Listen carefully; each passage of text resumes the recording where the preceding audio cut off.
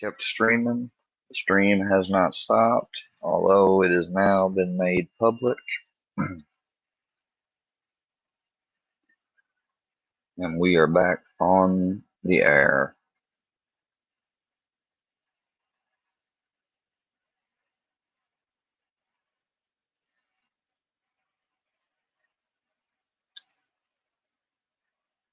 Fuck the work, you turds.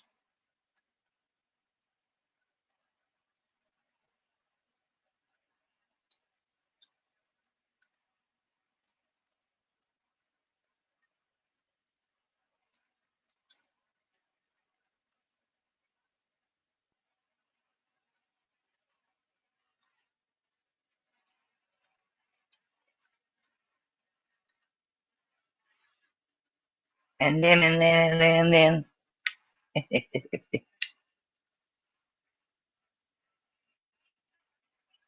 Oopsie.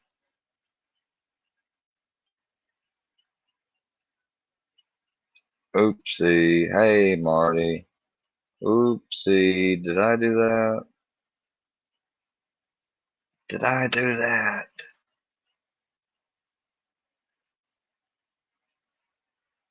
Oopsie.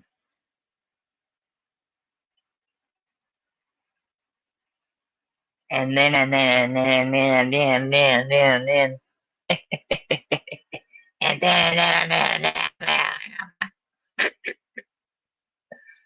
Oh, man. What's going on, Xbox? Hello, Flame for Jesus. Let me give you a wrench, buddy. Hope you have a good weekend too, my man. I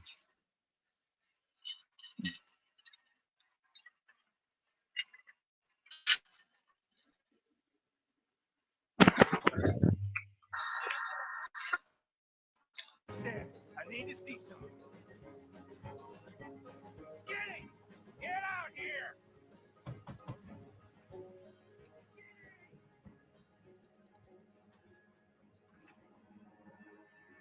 It ain't Skinny, Micah, it's Norman. Oh. You always was a letdown, you fat sack of crap. Excuse me, man at Arthur. Hold on a sec. Hello, Maddie. Did you miss me?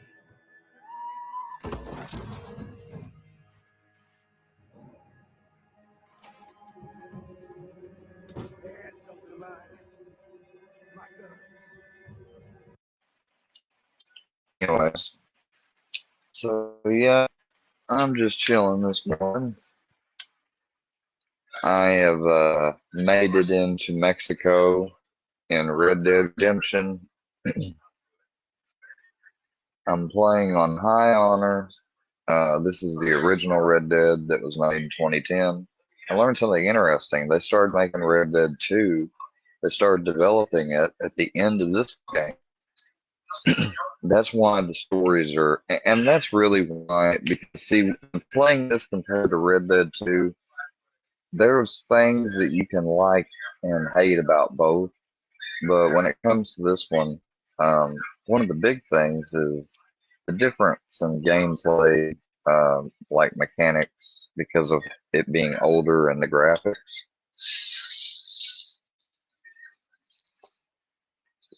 Those are arguably probably the two major things. Other than that, a lot of the other things are the same. They're just not as advanced. For instance, when you hunt animals, you can shoot them as many times or less. As long as you kill them, you're going to get the same amount of money out of them.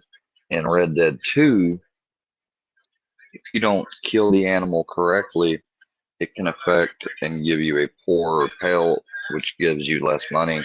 And you need an excellent pelt, so you have to kill them perfectly in order to get the pelts to craft certain outfits, special outfits. So there's a lot more detail on different things that's in 2 and difficulty in 2 that's not in 1, just right off the bat. But the story follows basically you having to go back and go after,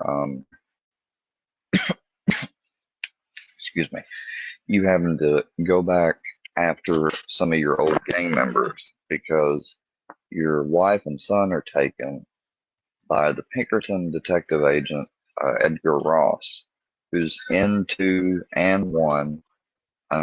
He's the agent that they didn't kill in two, that outlives Detective Milton, and because of that, he ends up going to get John, and he has John not kill necessarily unless he has to, but go after and capture or kill the gang members that he used to run with to get his family and freedom, supposedly. Um, that is the name of the game. So you're sent off on a task to basically become a bounty hunter.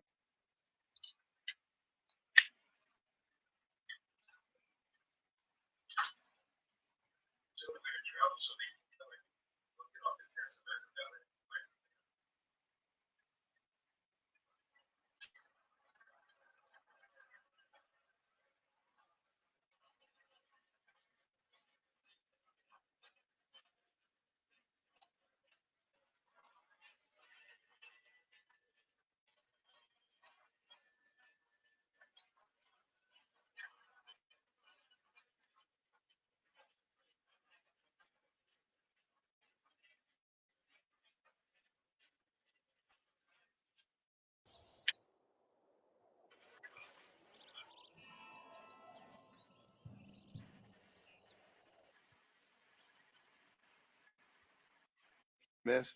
Yeah, but I saw you get on the train at Blackwater. You with those gentlemen in bowler hats? I'm still no city man.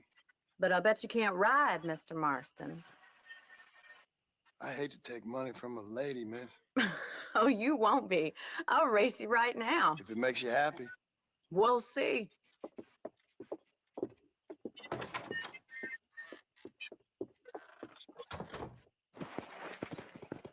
On the count of three. 3, 2, 1, go! I trust you're not gonna be a gentleman about this! You don't know me at all, Mr. Farland. Come on. Sorry, I didn't start it at the beginning.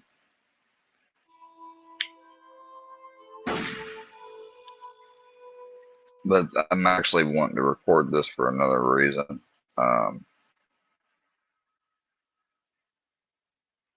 And you guys get to watch it. What's up, Books? Now you want to be in here and be cool, I see.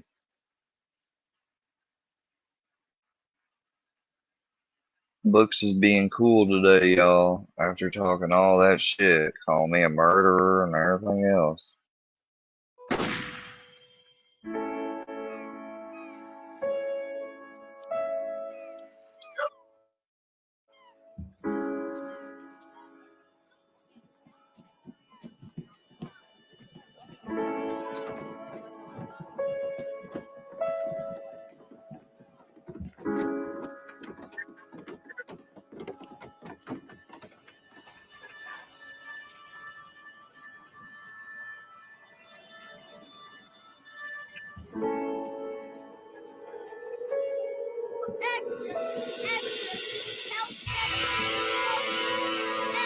And that's Edgar Ross on the right, and I forgot the agent on the left.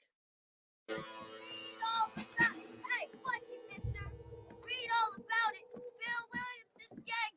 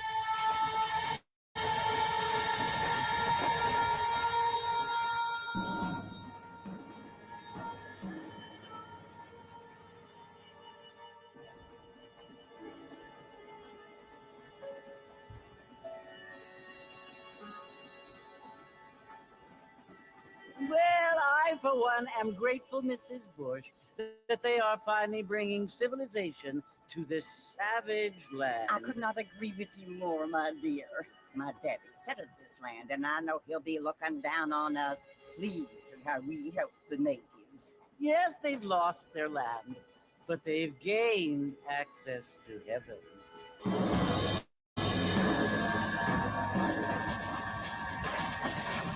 But, Father, do you mean unless an innocent receives communion, they're destined to go to hell? That hardly seems fair. What I mean to say, Jenny, is that there is a great deal of difference between an innocent and a savage. I never thought of it that way. Yes, they live like animals, but they're happier now.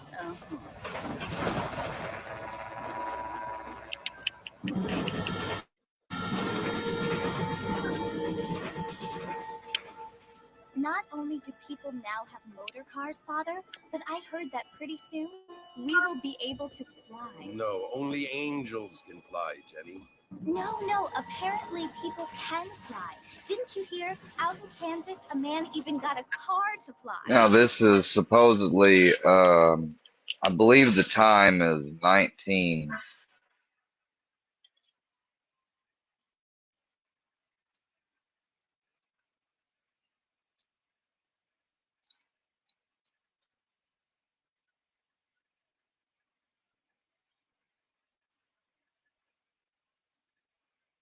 $1911. So this is just a few years before 1913, and so this is that tap. This is the beginning of the 19th century's time period.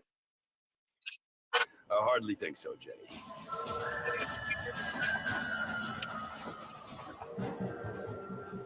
Apparently, Mr. Johns wants to run for governor, which is why he's so concerned with cleaning up the state.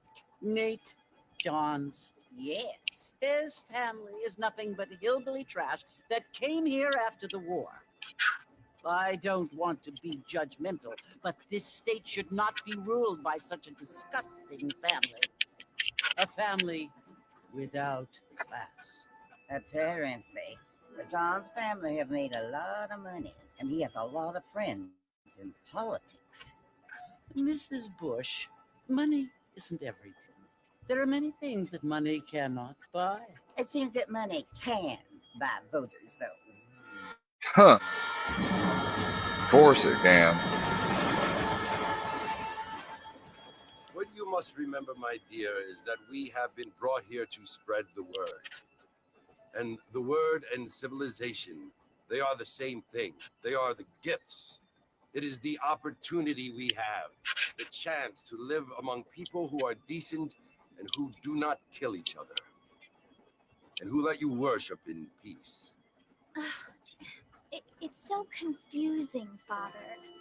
Sometimes I find it impossible to make the distinction between a loving act and a hateful one. I mean, they often seem to be the same thing. Yes, Jenny, it is confusing, but you only have to ask me if you need help. Indeed. Well, here we are, Mrs. Bush. Armadillo.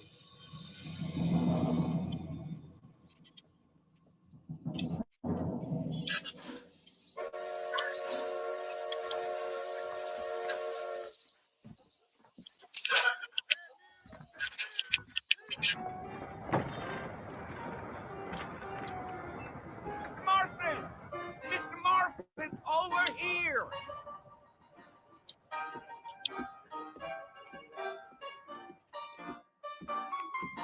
You must be John Marston. Sometimes. I'm Jake. Your friends from Blackwater hired me to guide you. They ain't my friends, but pleased to meet you, Jake. I got the horses saddled up and ready out front.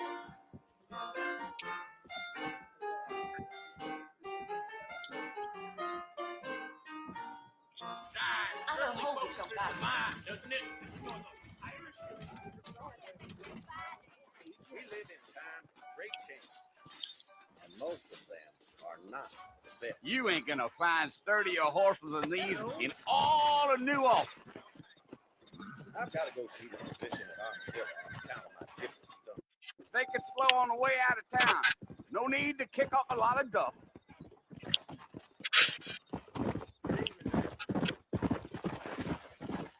Whoa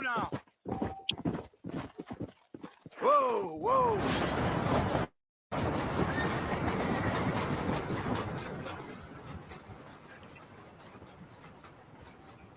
So it's Fort Mercy you want to visit? That's right. Ain't taking nobody up to the fort in a long time. Strange place for a decent fella to want to visit, if you don't mind me saying. Who said I was a decent fella? It's been abandoned for years now. Folks say it was built during the Mexican War. What kinds of soldiers around back then? Why'd they leave? I ain't entirely sure. I heard they had to go up north to fight Indians, or maybe they got tired of being soldiers and went looking for gold. You know how things is. So what are you doing up at the fort? I'm looking for an old friend. Well, like I said, you ain't gonna find many folk around those parts these days. Those you do find are about as sociable as most read effective. I mean, I ain't one to judge a man by the company he keeps, but... Well, he ain't been friends for a long time. Giddy up.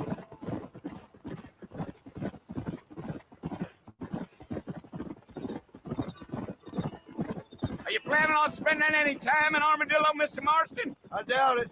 I ain't planning on staying very long. Well, if you're fixing for some female company, you can do a lot worse than Armadillo. Fine as cream gravy they are. Not like Thieves Landing. Dang, those girls ain't even fit for a drinking man to hole up with. I'm a married man, I'm afraid. Ain't we all? Huh. So this is the first guy you encounter when you start playing the game.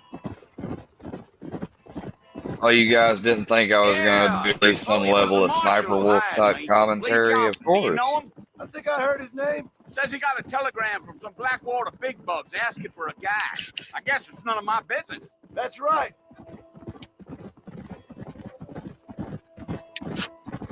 So if anyone hadn't figured out, you don't necessarily like the government. Nobody in this game does pretty much. I mean, instead of just asking you to help, which obviously they didn't think you would agree to, that's why they kidnapped his family, but still yet they kidnapped his family, you know.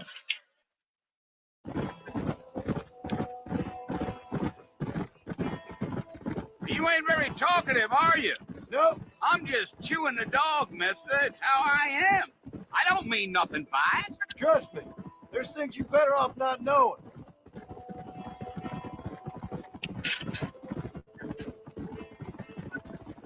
Damn coyotes. What a waste of good meat. Not far now. You'll see the fort when you get to the top of this hill.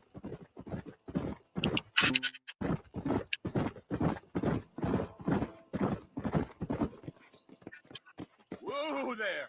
Listen, mister. This here is what's left of Fort Mercy. Some gang rode in and took the place over.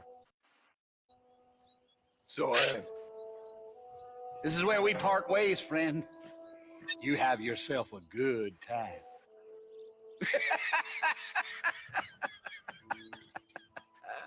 So the first person you're going after is a guy by the name of Bill Williamson, who he was in the second game.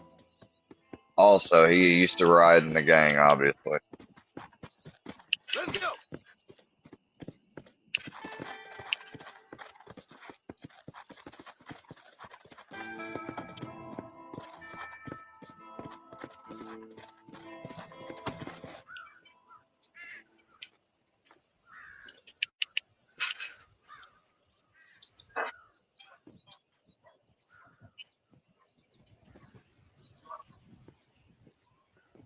Bill!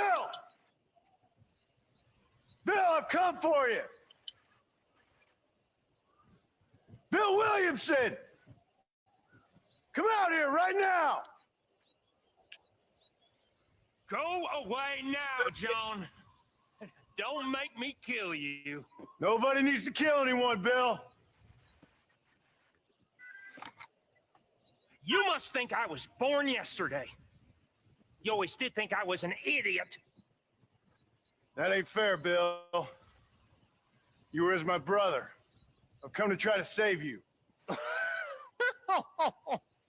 Oh. Do I look like I need saving? Bill, please. They want to kill us all. I can help you. Well, you never tried to save me before. You only seemed to save yourself. Bill, I implore you think about this. You implore me? You implore me. You always were one for fancy words. Oh. Well, things are different now, John. Now I'm in charge. No more Dutch. And no more you. Implores. I implores you to go back and tell them to send someone just a little bit more impressive next time. Well? Oh. Poor John.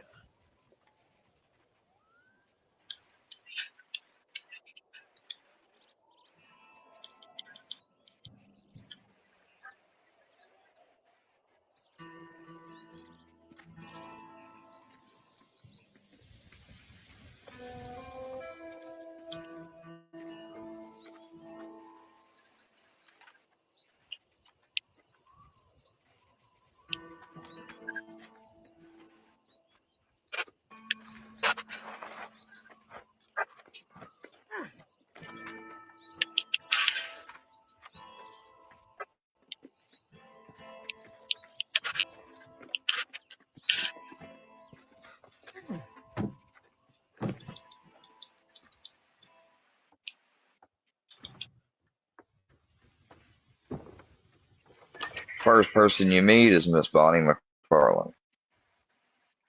Well, you're alive. She saved him. So it would seem. So, how do you feel? I don't know the polite word for it. I do. Stupid is the word we use around here. What were you doing? I was doing something stupid. Well, you'll be okay. Once you didn't die, the doctor said you'd be fine. He got the bullets out a couple days ago. Good. It cost us $15. I'm sorry, madam. You left me there to die. Did you want to die? I mean, was that it? Was that why you went straight out to Fort Mercer and picked a fight with the worst bandit in the county? To die, Mr. Mr. Marston. John Marston. Bonnie McFarland. Miss Bonnie McFarland. Well, you may be right, Miss McFarland. I don't know. So what were you doing? Just trying to give Mr. Williamson a chance. For old time's sake. You know Bill Williamson? Knew him. Long time ago. Well, what was he like? Dumb. Just like you. Thank you, miss. See my hat? I have. And what will you do now? Now I'm gonna take my time and go after him the less kind way. Well, that sounds very fun, Mr. Marston. Quite heroic, just like in those penny dreadfuls my brother used to read. Meanwhile, if you'll excuse me, I've got a ranch to run. Of course, if you're feeling better, why not take a ride with me later? Help me patrol the perimeter. You can earn back some of that money we wasted on doctor's bills. Of course. And thank you.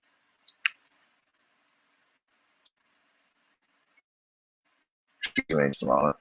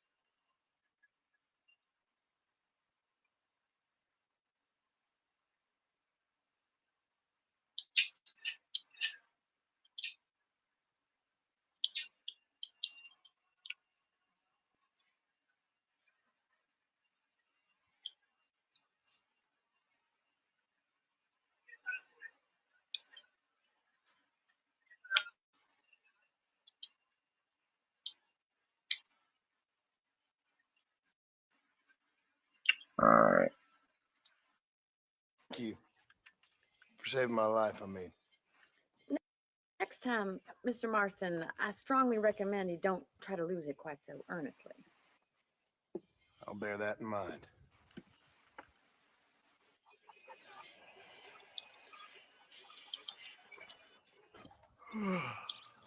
How about a cold drink, Mr. Marston? Thank you, ma'am. Getting shot, then riding a horse seems to take it out of you. I could use a rest. Sure. Come on in. I'll show you the house and then you can sit for a while. Thank you.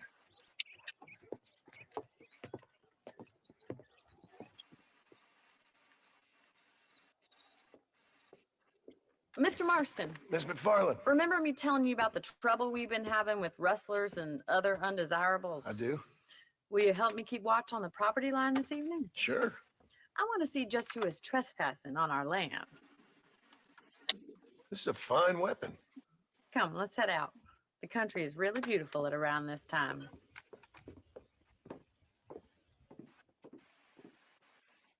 Thank you for your help, Mr. Marston. Makes me kind of happy I saved your life. Get some sleep and I will see you in the morning. Good night, Miss McFarland.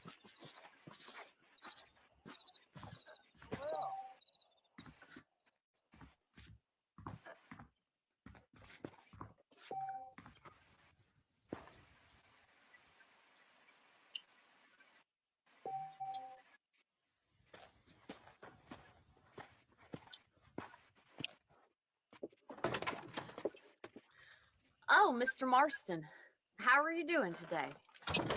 I'm well, Miss McFarland. Thank you. How are you? Well, I'm fine. Thank you. So, how are your ribs? Fine. A little sore, but apart from a couple extra scars, it'll be as nothing happened. Good. Come in, come in. You know, you never did tell me how you met that Bill Williamson or what you wanted from him. No, miss, I did not. Well, why not, if you don't mind me asking? I certainly don't mind you asking if you don't mind me not telling. See, it's a complicated and somewhat pathetic tale, and by telling you, not only would I be putting your life in danger, but also threatening the lives of some people that I hold very dear. Well, I apologize if I seem to be prying. And I apologize for my reticence. Hope you believe me when I say that it's simply out of respect for you. Of course, Mr. Marston. I understand that a city dweller such as yourself likes to have some exotic secrets, so us country folk are impressed. I'm no city man, miss. Yeah, but I saw you get on the train at Blackwater. You with those gentlemen in bowler hats? I'm still no city man. But I bet you can't ride, Mr. Marston. I hate to take money from a lady, miss. Oh, you won't be. I'll race you right now. If it makes you happy. We'll see.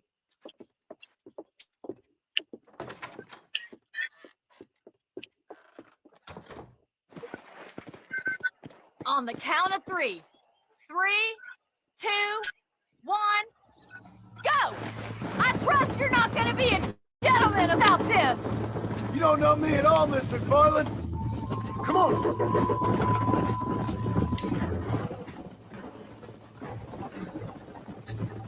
You're not as bad as I thought you'd be! How's it feel getting beaten by a lady?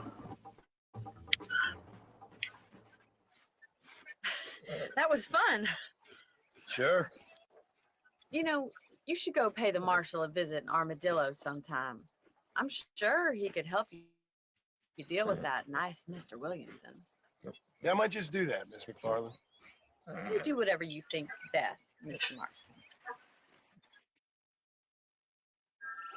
Ah, Mr. Marston, how are you? Good, Miss McFarland. How are you? I'm well. Would you mind riding with me to Armadillo? I've got to get some supplies and I could do with the company. Of course. You can take the reins. It wouldn't do for a terrifying bounty hunter such as yourself to be seen driven around by a woman. So this is Armadillo. Manhattan it is not, but it does okay for us.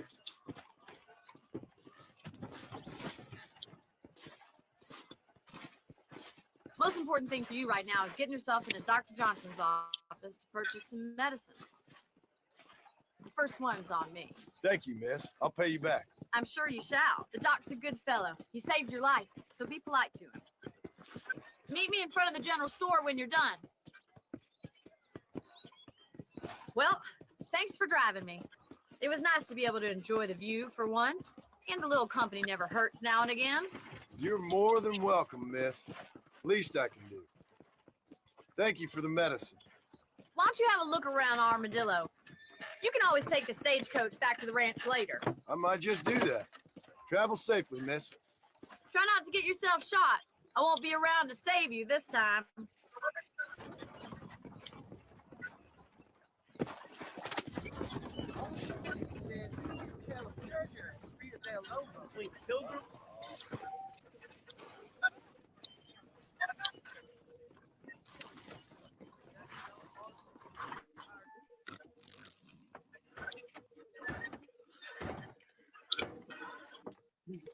Excuse me. Hey, you got a visitor.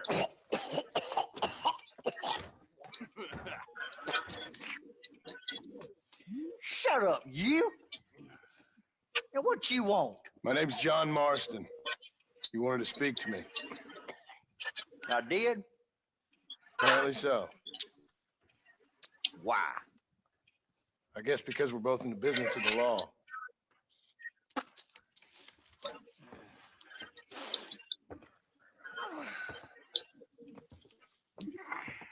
You that fella from the train company?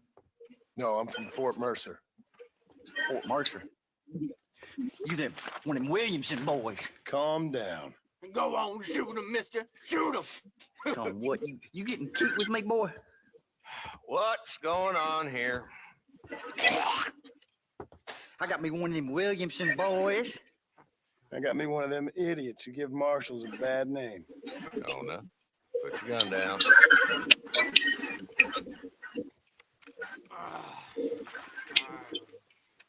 You must be the man from Blackwater. Yes, sir. Listen, that dog ain't too bright, but he seems loyal. Jonah, get out of here for a minute. Yes, sir, Mr. Johnson, sir. And you?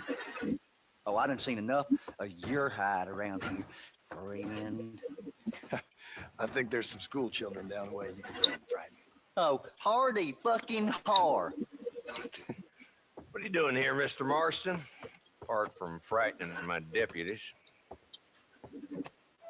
I'm here to capture or kill Bill Williamson. Okay. Can you help me? He's outside my jurisdiction. He's in the next county. Of course, Bill Williamson and his boys have tended to keep themselves away from my town. So you're happy to have him out there? I ain't happy, but I also ain't suicidal.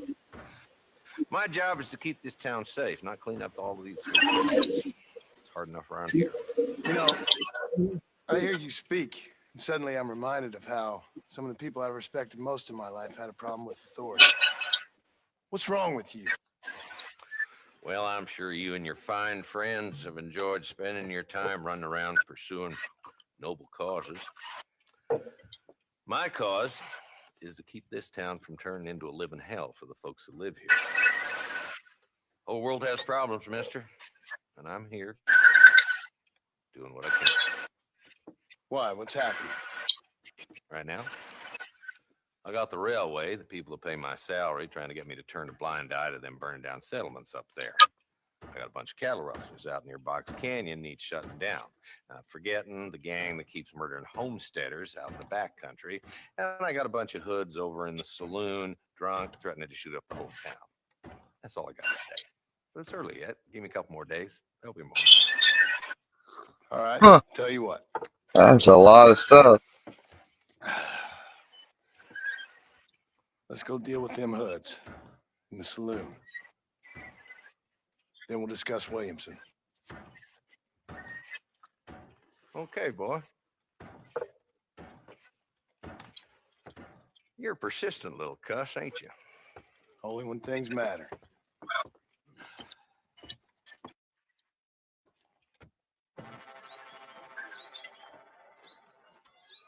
There's the dumb rat bastard. bastard now. Let's follow him. See what kind of hole he crawls into.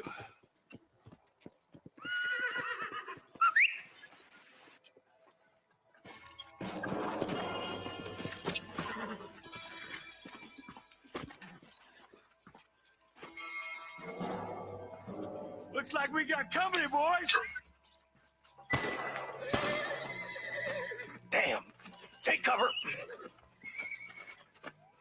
We'll work our way up this hill. Not a bad shot, Mr. Marston. Why don't you check in with me next time you're in town? I don't want to be no policeman, Marshal. Nor did I, my friend. I can promise you that. I'll see you soon, Mr. Marston.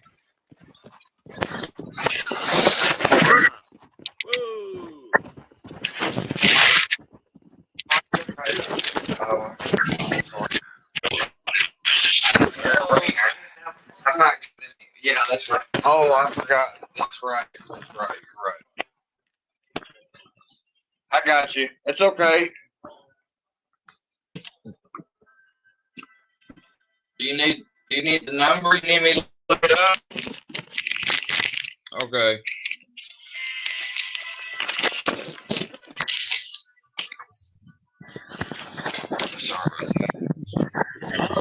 Hello? It's Armadillo 731. What is it with these things? Hello? It's a new line. Hello? Hello? Sounds fun. What's happening? I have no idea. If it's important, they'll send someone down like they did with you. Suddenhold is full of days. I remember when we first got here. We used to consider people from Dade County to be exotic. Now guys can get here from the Midwest, and they can do it in 6 days. Things have changed. Got no way from me. Hello? I don't understand it no more, boy. Honest to goodness. I'm not sure I do. Marshal! Marshal! Marshal! I just been up in the canyon, spying like you said. I think I seen me a couple of them rustlers. I think it was the Ballard twins and a couple of Mexicans. They up there right now? Well, it was a group of 4 men rounding up Mr. Gulch's livestock, and none of them looked like any of Gulch's hands, so yes, sir, right now. That sarcasm's most unbecoming, Eli. It's gonna hold you back in life, even worse than your lazy eye. Huh. All right, let's go. You ride with us again, Marston? Will you help me? I will try. It'd be my pleasure.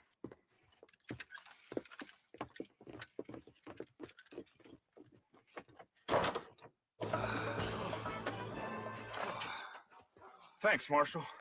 We're indebted to you with our lives. Just get them cattle back safe. All right. Oh, thank you. Oh, thank you so much. Thank you.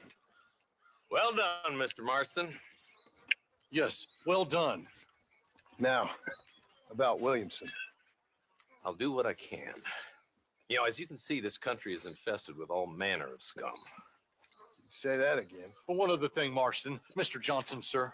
It's Mr. West Dickens. He's missing. Who? Mr. West Dickens, the tonics merchant. He was due in town last week. Oh, the narcotic and bat piss salesman who cons housewives out of their money with promises of eternal youth. Yes, him, but I think you're being a little unfair. He's helped a great many of the county, and many of the townsfolk are really missing him. You hear that, Marston? We just butchered a gang of thieves, and the town is up in arms about a missing snake oil merchant.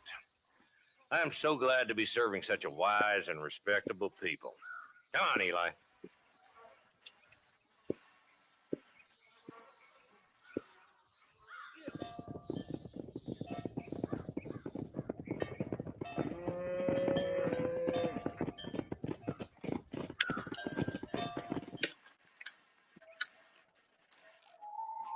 Mr. Marston, I've been hearing about your plans. Have you, Miss McFarland? Yes, from Lee Johnson, to settle here and build a life for yourself. I'm afraid those aren't my plans. See, I already have a life. Well, I had one, and I'm trying to reclaim it. Or maybe what you could say is I had 2, and I'm trying to end one of them so the other can survive. You do so love to talk in riddles, Mr. Marston. Do you do that? I wonder, as a substitute for having anything interesting to say? Probably, Miss McFarland. Oh, call me Bonnie, you fool. Call me Bonnie.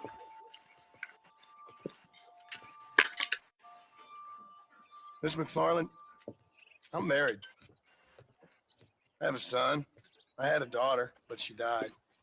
Years before that, I rode in a gang. We robbed banks, trains, held people ransom. We killed people we didn't like. Bill Williamson was in that gang. Now, if I don't capture my former brother in arms, great harm will befall my family. Now, I don't suppose any of this is very interesting to you, but I hope it explains why I wasn't so eager to talk about it. No, I do understand. I had no idea. You poor man. Even in this new country, memories don't really fade. My father was an illiterate Scot born on the boat into New York. He never saw his homeland, but to hear him talk about it, you'd imagine he only ever ate haggis and wore a kilt. And he hated the English for what they had done to his great-grandparents that he'd never met. People don't forget. Nothing gets forgiven. That's true, especially when it comes to money. And you know, even now, after all his labors, my father's debts are still terrible. I worry every day about us losing the ranch. It would kill him. My father died when I was 8 years old. Let's just say he was blinded in a bar fight south of Chicago. My mother died during childbirth. She was a prostitute and he was her, well, I don't know what he was. So I was sent off to an orphanage and ran away and fell in with a gang. My word. What a difficult life you've lived. The leader of the gang taught me how to read, taught me how to see all that was good in the world. He was a great man in a way. But you killed people. Sure. And I've suffered for it. And that's the life I left, or tried to leave. Said too much, Bonnie. I'm an uneducated killer, sent here to do all I can do well. Kill a man in cold blood so that another man may do his part to cut crime in an area, and a rich man can be elected governor on the back of these promises. Civilization is a truly beautiful thing, Mr. Marston. Listen, can you help me? Well, I can try. What do you need, money? No, nothing so complicated. I need an extra hand to take out the herd to pasture. Sure. Point me in the right direction.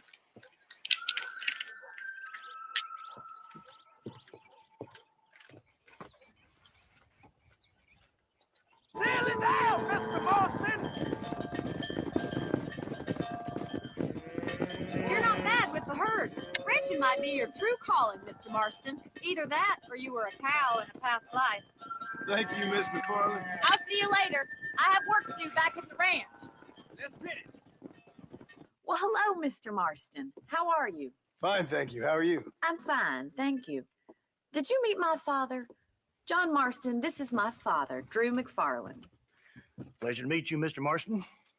Please. So, my daughter informs me that you're here on some secret mission to remove some undesirables from the county.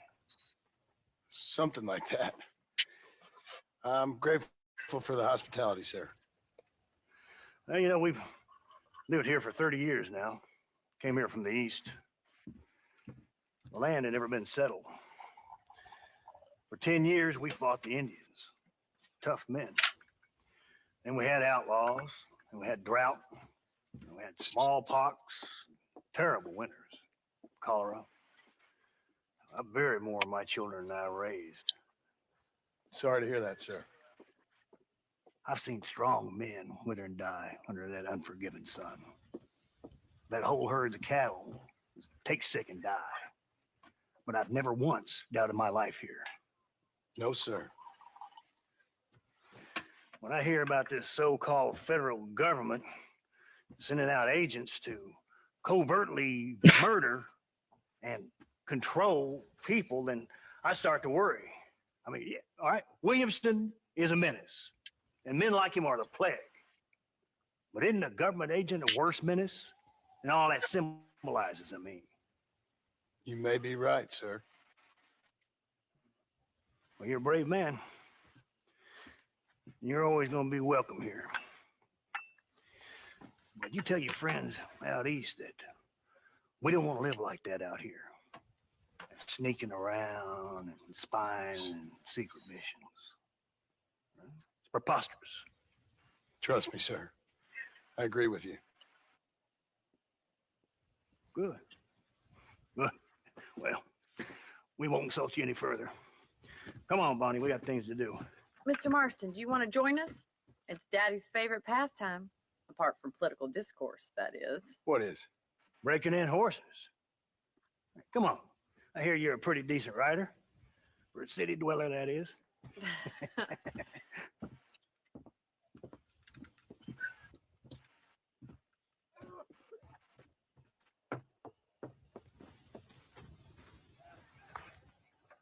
You're gonna need this, Mr. Marston.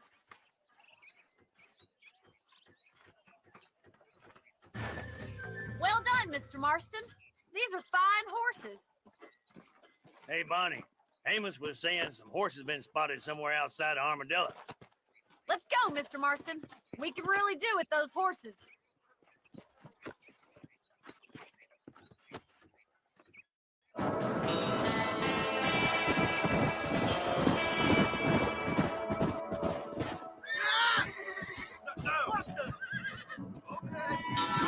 Looks like we got the lot of them. What magnificent animals they are.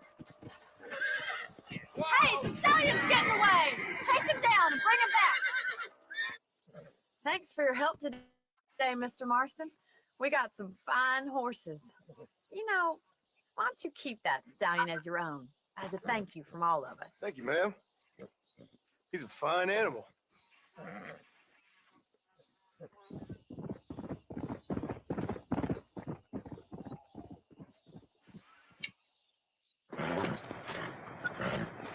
Come on, let's go! Get him in there! Come on! Amos! Hey, miss. I got most of the horses secure and the chicken. Well, thank you, Amos, but it's the herd I'm worried about. I know they're scattered all over the valley and beyond. The weather is coming in real fast. So what do you suggest, Amos? We leave the herd out there to be scattered by the storm and ourselves left here to die without a livelihood? Can I help? No, miss. If the men get caught out in that storm, they're gonna die. And if we lose our herd, we'll all die, you stupid man. Doesn't sound like we're left with much of a choice then. Come on, Amos. Round up your men. Let's get the herd. Dang. Go.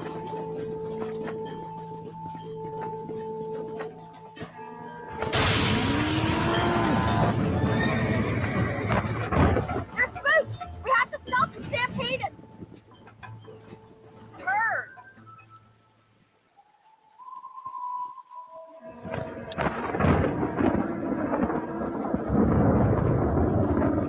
You saved the herd back there. You might make a decent rancher one day. Thank you, Miss McFarland. Come on, boy. Excuse me. Excuse me, sir. You need help? Mister, you alive? Fuck, God damn it. Good heavens. Excuse me? I said, no, I'm not okay. Do I look like I'm okay? You look pretty good for a corpse. Praise be. Move up, mister. Time to get you to a doctor or an undertaker. Whichever you need once we get to town. St. Peter, open up them pearly gates. I'm coming home. Oh, come on, mister. This is Wes Dickens. Come on.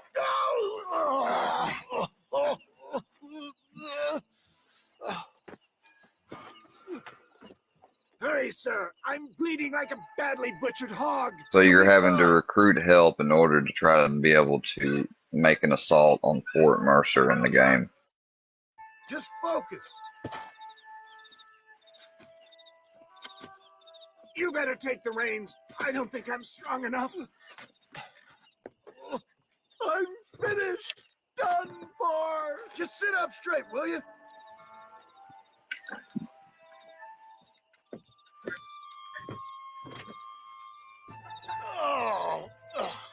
the devil are we? Armadillo. We made it safe, you'll be happy to know. Thank you, sir. Thank you. You're a gentleman and a true man of honor. Coming from you, I doubt that means much, but I appreciate the civility. I owe you, sir. And I always pay my debts. Jesus. But if I die, I'm sorry for it. If not, I'll be your man for... Let's get you fixed up first. Then we'll decide what you're my man for.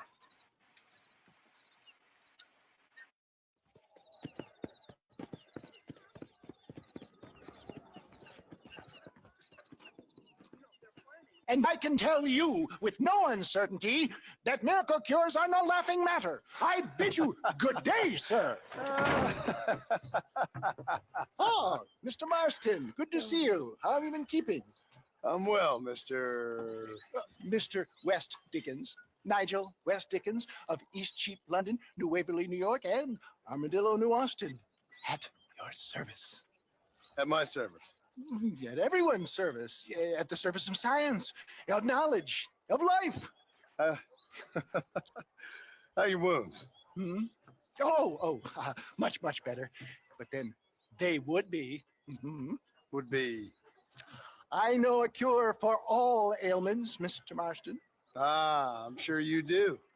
And I'm sure for just $2 an ounce, I could live forever.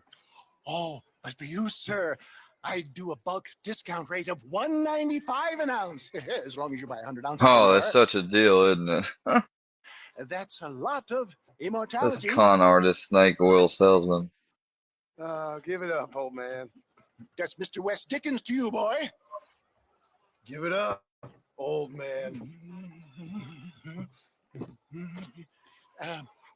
Listen, Marston, I'm broke, but this stuff is good.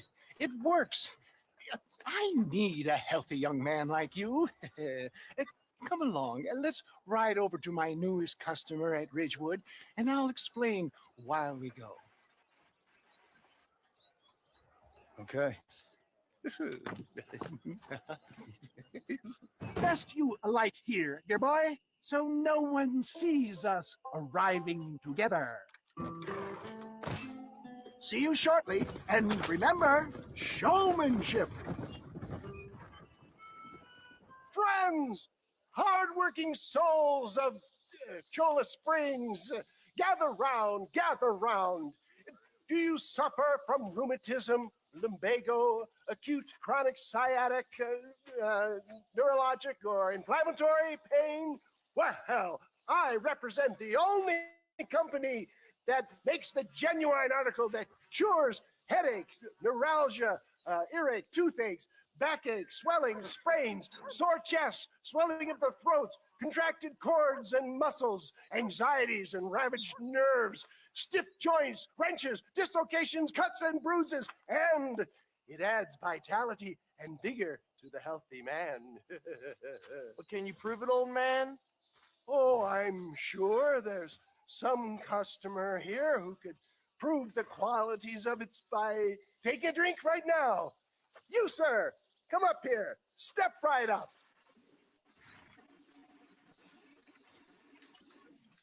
That's the spirit. Ladies and gentlemen, pay close attention. This poor, wretched volunteer, entirely unknown to me, will demonstrate the effects of Dr. West Dickens' own patent tonic. Be you a cowpoke or athlete, this miraculous elixir developed with the wisdom of the East keeps the muscles supple and relaxes the cords. It loosens the joints and gives a feeling of youth and vigor to the whole system. Not possible, I hear you say. Well, doubt no longer. Faith can move mountains, but I ask not for faith. I am a man of science, and today science will be vindicated. Your eyesight is greatly improved. Is that not so, friend? If you say so. That's right, it is. You heard him. What a good sport you are, sir. Now, gaze over yonder at that porch. If you squint, you may just be able to make out the skull that's hanging there. Go ahead, friend. Shoot that skull and demonstrate the miraculous eyesight. eyesight you now possess. Shoot it now! Remarkable! The eyesight of an eagle, granted by imbibing Dr. Westickens' own patent tonic. Anybody can make that shot. This man is a fraud. If your eye's so damn sharp, why don't you try shooting my hat out of the air? My friends, our test case has been challenged to shoot a gentleman's hat out of the sky above our heads. You can fool these people, but you ain't fooling me. Right. Let's just see how sharp you is with a moving target. Have you ever seen such an eye? Behold the power of the elixir, plucked out of the sky. Hey! Hey! What? You think you can put a hole in a man's hat and just walk away, do you? It don't work like that around here, mister. Come on! Are you a man or not? A challenge of battle has been offered to our volunteer. There it is, skeptics and dissenters, irrefutable proof. Do not let this opportunity pass you by. Look, he's over there. Go get him. This ends now. Watch out! He's got a gun! Who the hell do you think you are? You ain't leaving here alive. Marvelous shot! Dear boy, the kind of deadly accuracy that can only be afforded by the West Dickens elixir. Come, I have plenty for all. Fine. Get out of my way. Hey, where are you going? I want a bottle. Get me a bottle, please. One of them, right? No harm in trying one bottle, I suppose. Well, I think that went kind of well, don't you? I'm just glad that my normal job involves either chasing after cattle or murderers. Not the likes of you, mister. Don't be like that. Now, if you'll excuse me, I'd like to say my goodbyes, head on back to the real world. Wait, sir. I've been thinking about your predicament, and I think I may have an idea. I've been thinking I could be your cunning Odysseus. Beware of the Greeks bearing gifts, sir. Williamson had better beware. We will make them into Trojans. I don't rightly get you. I want you to go and see my old friend Seth. He can come across as a little curious, but I'm sure you two will get on. He's most often found at Coots Chapel. He's very devout. Why see him? Because between him and me, we can get those gates to open for you, and you can walk right in, just like in Homer's great Trojan yarn.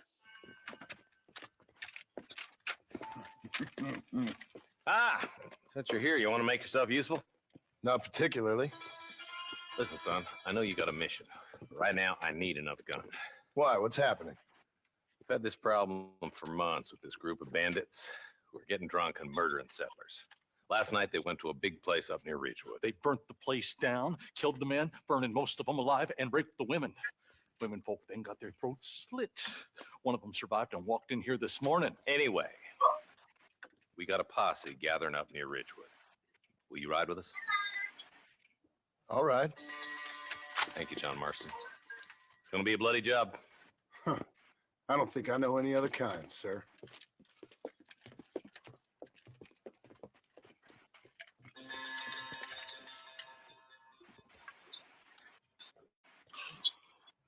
Hey, wait up! Ain't no survivors here, Marshal!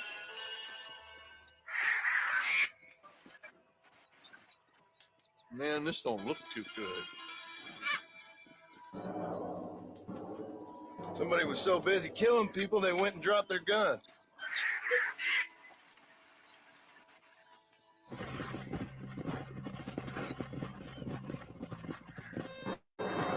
Man, more dead bodies. And the fire's still smoking. Those scumbags must still be around. Come on.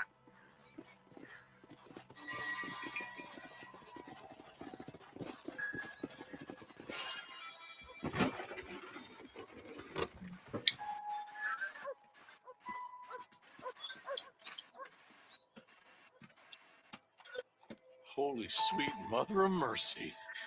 Please don't shoot me. Some bandits came by and took us hostage. They're holed up in the farmhouse. Some of my family is being kept hostage inside.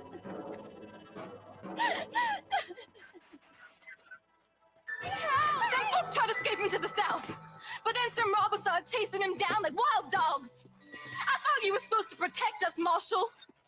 You folk ain't men. You ain't nothing.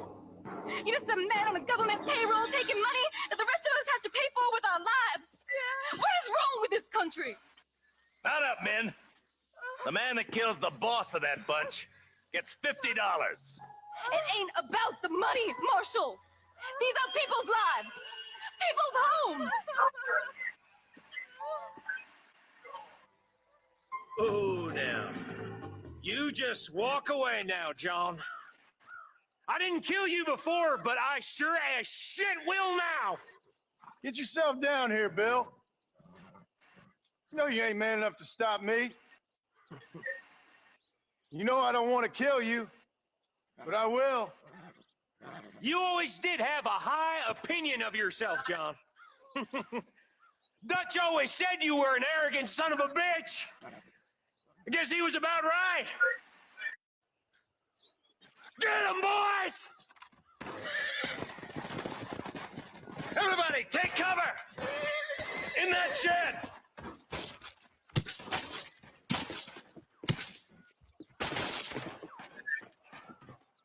Hey, look what I got here. There's something that you're still breathing. Come here, boy. Come on, Bessie. Give. Oh. Norman Deek.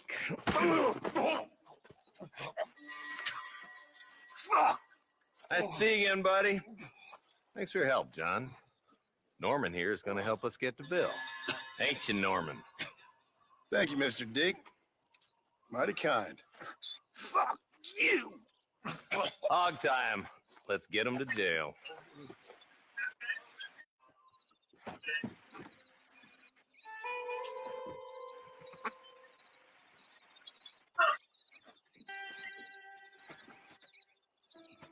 Excuse me, are you Seth? Who are you?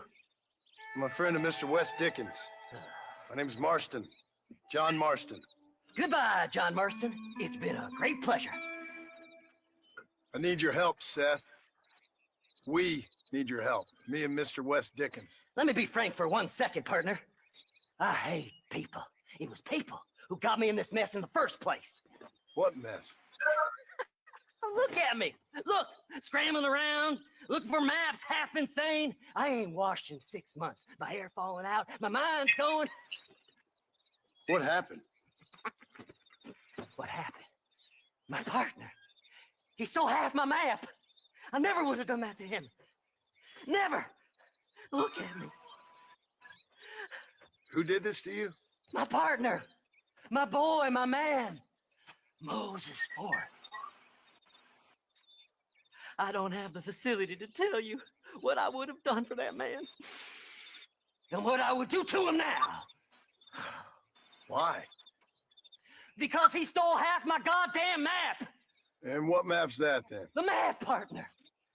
The map that tells me where it is. Where what is, friend? I ain't telling you that. I ain't. Don't make me tell, partner. It's mine. It's mine, all mine. Sure. And where's this Moses now?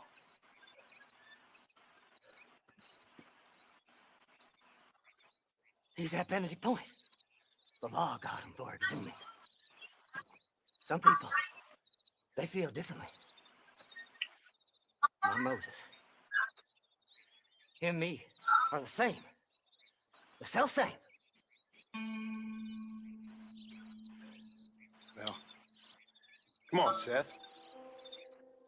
Let's go see Moses, get you your map back. Then maybe you'll help me.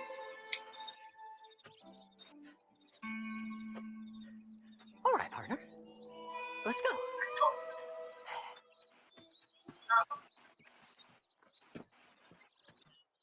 All right, this is it. Let's stop here a moment and come up with a plan. As far as I know, Moses is being held in that shack. There's a couple of deputies keeping guard outside. Can you distract him so I can sneak in for a quick parlay with that son of a bitch? I'm sure I can think of something.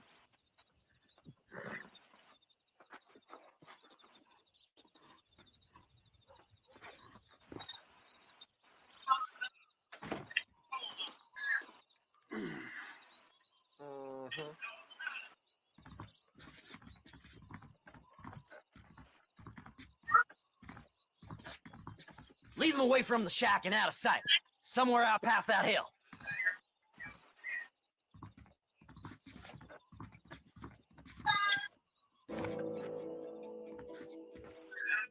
Good job getting rid of them clowns. Now keep an eye out in case they come back. Moses? Oh, Moses! You got a visitor! Oh my God, Seth. They arrested me. It weren't my fault. Ah! Get the hell away from me! Get that slippery bastard! I need him alive, though! Let me go! I'm begging you! Moses, you son of a bitch! Where's my damn map? Damn you, Seth! Damn you, Seth! You've always been a twisty little freak. I ain't telling you shit.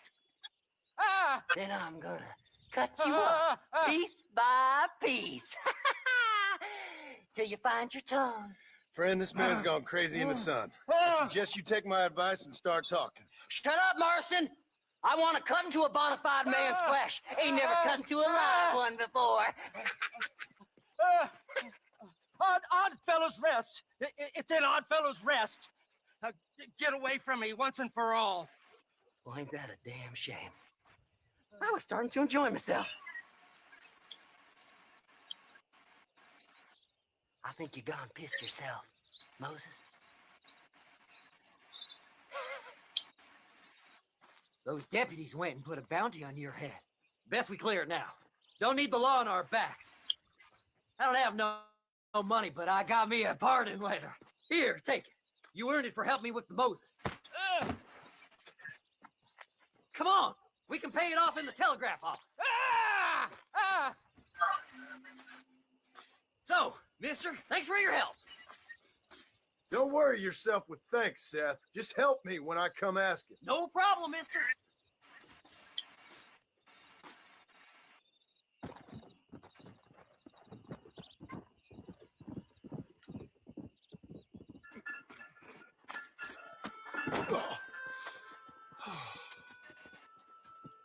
Mr. Marston, how are you, sir? I'm all right. I met up with your friend, Seth. Oh, Seth of the Dead. Yes, interesting fellow. You don't meet many men these days with the moral fortitude to cut straight to the chase like that, do you? Thankfully not, Mr. West Dickens. Yes, contemporary society is remarkably harsh on professional exhumers. But did you know that in ancient Egypt, it was an art form valued more highly than literature? I believe Seth comes from that school of thought. How very interesting. Look, you thought any more about our plan? Your plan, dear boy, your plan. I am merely the help, not mercifully the arbiter of wisdom. What you are, dear boy, is the man whose life I've saved twice now. A man who sells lies and deceit to unwitting people. A man who, if he doesn't help me, I won't think twice about putting a bullet through his skull, feeding to the vultures myself. You see, Mr. Marston, you have the exterior of a violent man, but the soul of an angel, and that is what I think I cherish most about you. That's what I thought. But before we can attend to your particular problems, we need some extra lubricant to oil the machinery of business. And this being America, that lubricant with which we concern ourselves is money. Money? What are you talking about? Oh, we need weapons. Armor plate for the wagon, extra hands, and I need some danger money. So, well, let's sell some more of these cures. Sell cures? Around here? Do you want to see me lynched? Oh, no. The sport of kings. Racing, my friend. The sport of kings.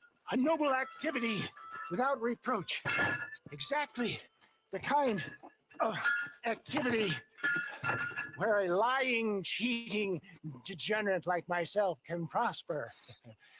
But come, let's finish the loading and we'll discuss it as we drive.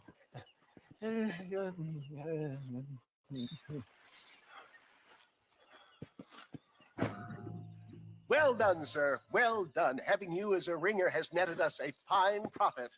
We seem to be wasting time, old man. Oh, patience, my friend. The Trojan horse cannot run before it can walk, if you'll forgive the metaphor. Next, we need to procure some grand and overwhelming firepower. And for that, you need to contact an old friend of mine. Goes by the name of Irish. Irish? Yes, he's an interesting kind of fellow. He usually can be found in Armadillo or some other town around here on some bacchanalian revel or such. Great. An alcoholic arms dealer. What could be better?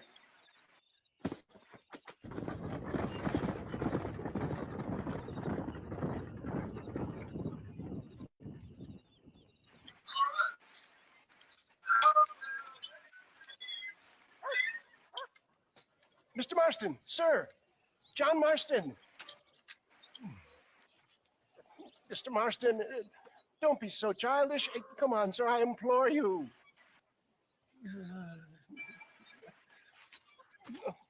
Okay. So I made a few innocent mistakes when last we met. But my plan is still sound. Together we can conquer, if not the world, then certainly Bill Williamson.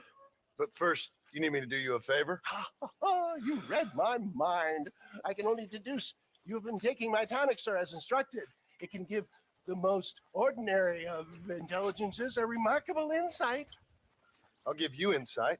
I'll show you what your guts look like. Please, sir, this show of petulance is nothing short of embarrassing. Think for a moment, sir. Think.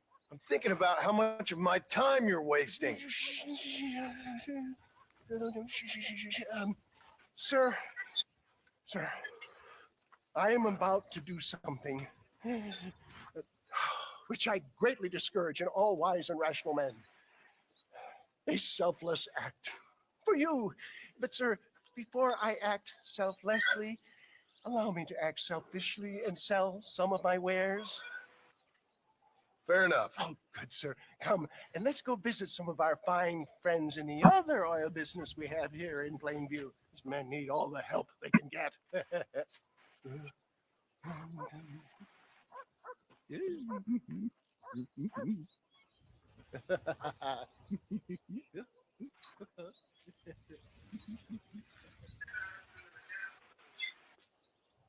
Friends, hardworking souls of Plainview, do you suffer from rheumatism, lumbago, acute chronic sciatic, neurologic, or inflammatory pain? Well, I represent the only company that makes the genuine article which cures headache, neuralgia, toothache, earache, backache. Well, this man is a fucking charlatan. He just got done swindling us down at Cho Springs with this song and dance. I say we tar and feather him right now. I say we shoot the I bastard. think it's time we take our business elsewhere. I apologize if science is not your forte. Good day, one and all.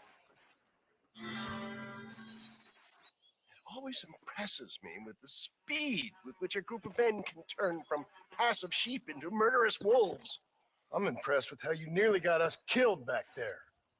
Yes, perhaps we should shelve the tonics business for a period. What say we try our hand at racing again? There's a meet at Rathskeller. You're trying my patience, Mr. West Dickens. Well, I'm sorry, dear boy, but I'm only an aging vendor of exotic elixirs, not the bloody U.S. cavalry. Forgive me if matters take some time to prepare.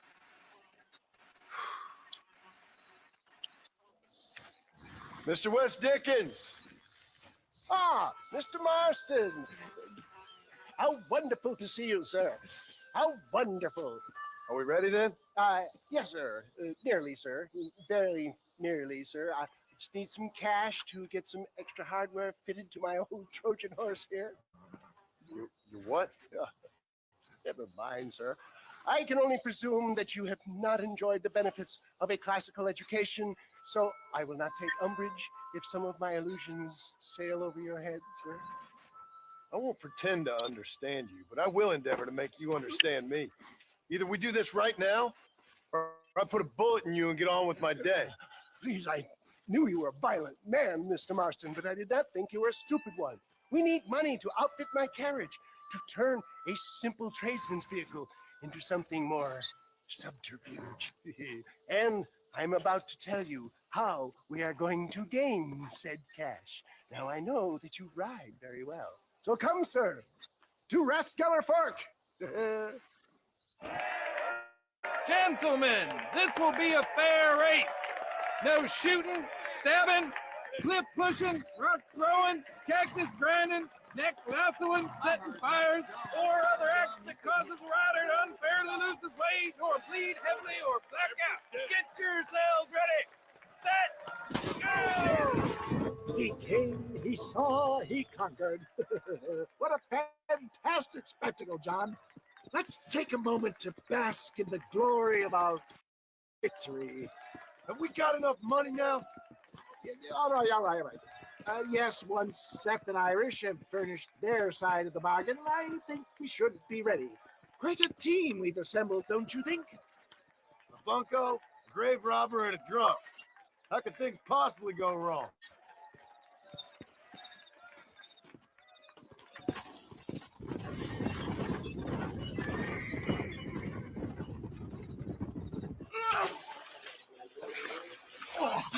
Yes, boyo, you messed up properly this time, didn't you? You little paddy bastard. You thieving McCunt. You got it all wrong, Welsh. All wrong. It was French, I promise. He said he was going to rip you off. Now he's ripping me off. Here, keep on talking there, Irish. In about 15 more seconds, your whole world's gonna turn black. What's up, boys? Fuck off, boyo. This don't concern you. When a man with a sing-song voice tells me to fuck off, it always concerns me, boyo. Look here, this Paddy bastard stole our guns, tried to steal our horses. Law's clear on the matter. I never stole nothing, sir. Never did. Not in all my life. That French cunt is playing with the Welshman's tiny and ineffective mind. Hush your mouth. Anyway, you all got horses now. No one needs to die. Leave them be. Who do you think you are, boyo? The bloody cavalry? Your voice is really starting to get on my nerves, boyo. And you're getting on my nerves. Yeah. Mr. Nigel West Dickens said you'd help me locate a machine gun. And since I just saved your life... I can't thank you enough for taking care of those two degenerates. Untrustworthy, poor in personal hygiene, lacking in the finer qualities of a gentleman. What about the gun? It'll be my pleasure. She's magnificent, government issue. It'll be a bit of a ride, but we'll get there soon enough. Follow me, fella.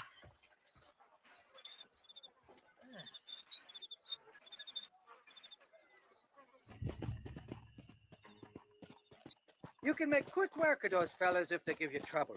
The gun's stored just inside that shack. What about you helping me out? I'll cover you from the range. I'm better from long range. It'll be a piece of cake, fella. Trust me. It's not here. That lying sack of shit. Seth, Hey, John. Hey, partner. you what you need? Ready to help me? Not quite. Not quite ready. Yeah.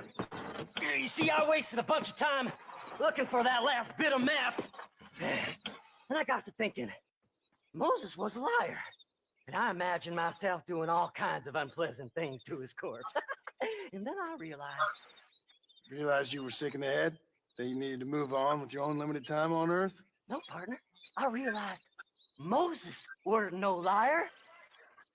The issue was Aiden O'Leary, who said he had the body. Aiden died in that flu epidemic, and the bodies weren't even buried yet. Got the body sitting in the back of that wagon behind you? Yes, sir. You're not even gonna wait until they're buried before you...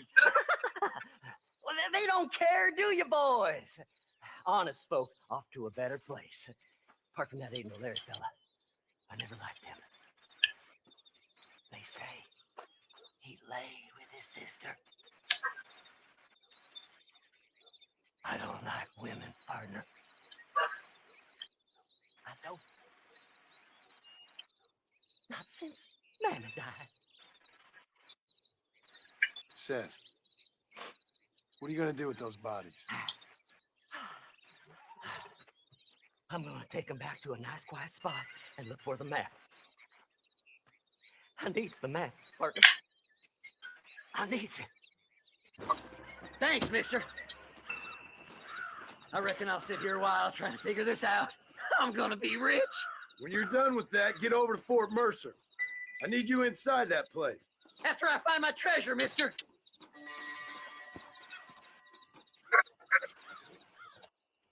Oh, it's like that, is it? Huh? Not talking to Seth today? Oh, the old silent treatment. Oh, whoa, whoo. That's quite a stint. Hey, Seth. Seth, come back here. Oh, hey, partner. I was just looking for you. Looking for me? What? Over there? How you doing? I'm good. Well, see you later, partner. Where you going, partner? Nowhere. Okay. Nowhere wouldn't happen to be where that thing you're looking for is kept, would it? No, sir. No, sir. Come on, partner. Okay, I was just fooling. Partner, you know, the thought of that treasure does funny things to me. Yahoo! Finally, I see the light at the end of this very long, long tunnel. Seth's gonna be rich after all these years. It's silk sheets and Parisian whores from now on, mister.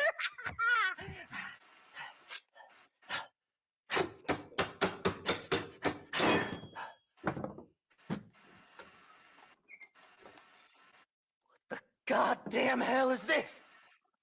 A glass eye. I'm sure whoever that belonged to treasured it very much. Stupid liars. Those stupid chicken shit maps. Making a damn fool of me. A glass eye! It's a glass eye! Stop with the tears and help me with Williamson's gang. And you can come up with another excuse to go exhume one of your old friends.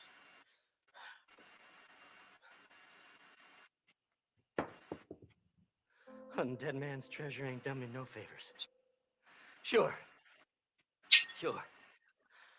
I'm ready for the living. I'll see you and Mr. West Dickens over at Fort Mercer when you gentlemen is ready.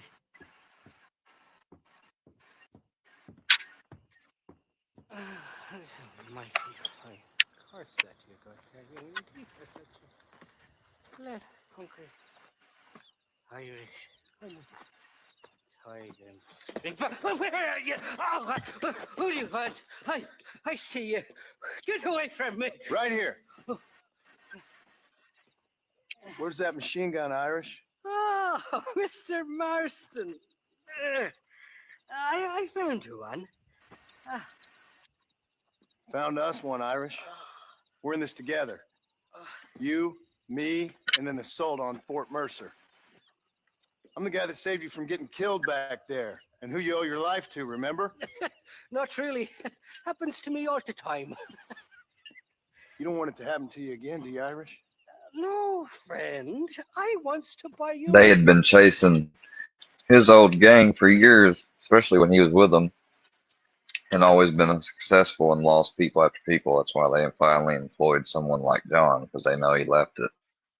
Drink. I wants to tell you how much she means to me, how special he is. And I want to tell you that if you don't produce a Gatling gun within the hour, you'll wish you'd been killed back there. It's the whiskey, sir. It gives me the memory of a newborn babe, as innocent as can be.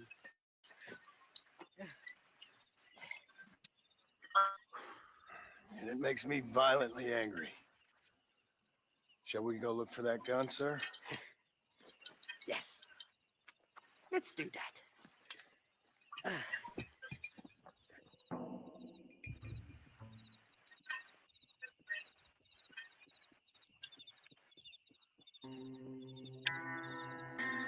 The entrance is plain to see, and there's a shaft them bastards use to haul out heavy ore.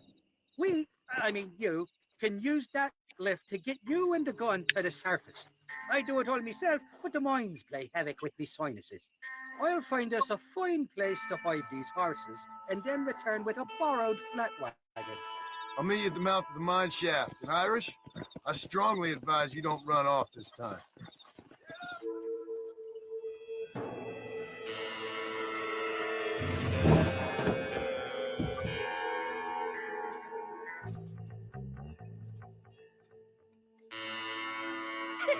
I thought I'd be looking at your carbs being hauled up this lift. Load up and I'll engage the gears.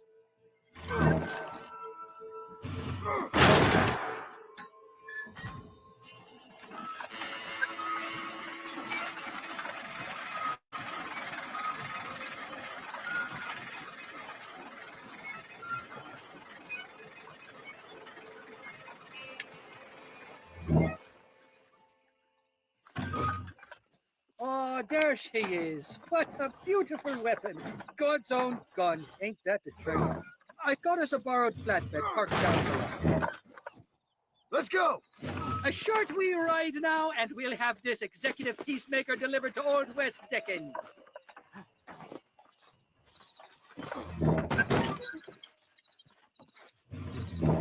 Just make sure it doesn't fall off on the way.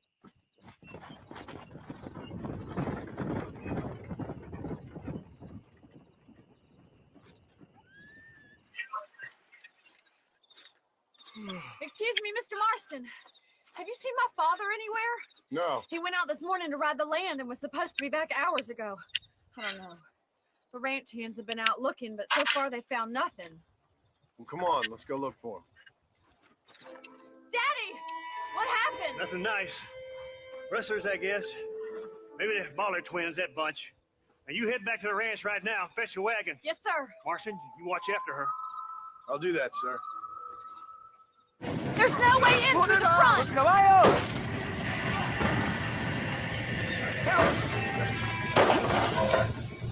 Well done! Now let's save the horses! Somebody get them horses out!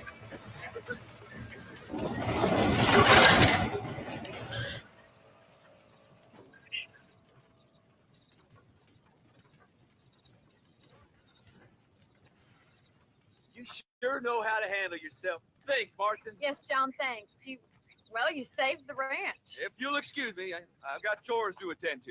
Hey, hold on a second over there. Sincerely, John. Thank you. Well, did all I could, Miss McFarland.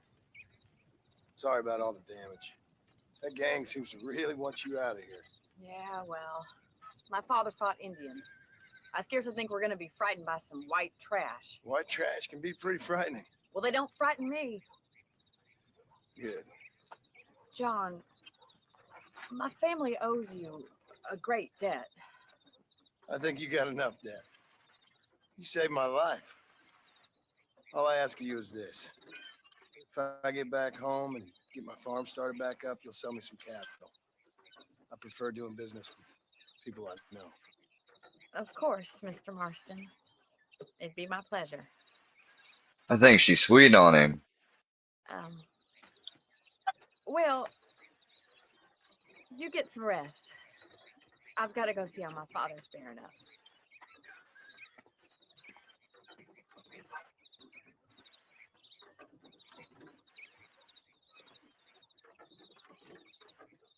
I don't have a clue. All right, but it's got to be something to do with that government boy. We'll talk to him, find out what he knows. Fucking is. Where is she, Marston? Who? Who? My daughter, you fucking scum. Where's Bonnie? I don't know. I haven't seen her since after the fire. Why? Why? Because she hadn't been seen since yesterday afternoon. I don't think I can cope. If I lose another child... Now, Drew, nobody's lost anything yet. I'm sure she's fine. Oh, Mr. Marshall! Mr. Marshall! Come out, wherever you are! Who the hell's that? Hey, buddy! That'd be your next fucking mare. Even better. Good day, Mr. McFarland. Get down from that horse, boy, or I'll shoot. I wouldn't recommend that, mister. Not if Drew McFarland wants to see his Bonnie back in one piece. Hey, Mr. McFarland! This is a nice girl you got there. Get out from there! You know, part of me's got to thinking I should just marry her myself. Give her a baby and that. What do you want? That's better. I want Norman Deke. I want him set free. Then you'll get your daughter back, mister. We don't do deals with outlaws, boy. Yeah, you do. Let's not waste each other's time pretending otherwise. Old government themselves ain't much more than a bunch of crooks. This is the land of opportunity, mister. And I'm giving you the opportunity to get your daughter back before 15 friends of mine take out all their anger and their loneliness on her. Where the hell is she? Where is she, boy? Bring Deke up to Tumbleweed in a couple hours. And don't get no funny ideas, or I will slit that whore's throat myself. You boys have a pleasant afternoon. Yeah! What do we do? We do as he says. You and me, Marshal. Mr. McFarland, I'll get you your daughter back. I owe her that. Please do.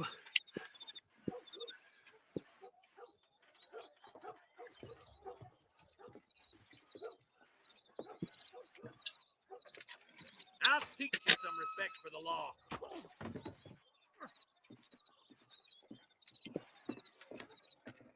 Hurry up, boy. Let's go. Quick as you can, deputy. Make sure he's tied on good. Stay with me, Marston. I won't let anything happen to her, sir. Easy there. John, you'll be exchanging the prisoner for Bonnie in the middle of town. Keep your eyes open. I sincerely doubt these scum plan to play fair. Fair my ass. You bet. Besides, Norm here is going to be my shield, ain't you, Norm? It'd be my pleasure.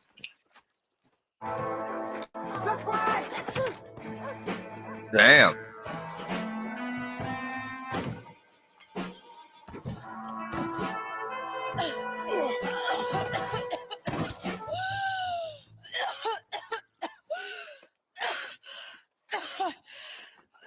Bonnie, are you okay? I'm fine now, Mr. Marston. Thank you. Thank you. What the hell took you so long, you stupid man? Well, you weren't exactly helping me. If you think I'm gonna lower myself by making a joke about being all tied up, you got another thing coming. Come on.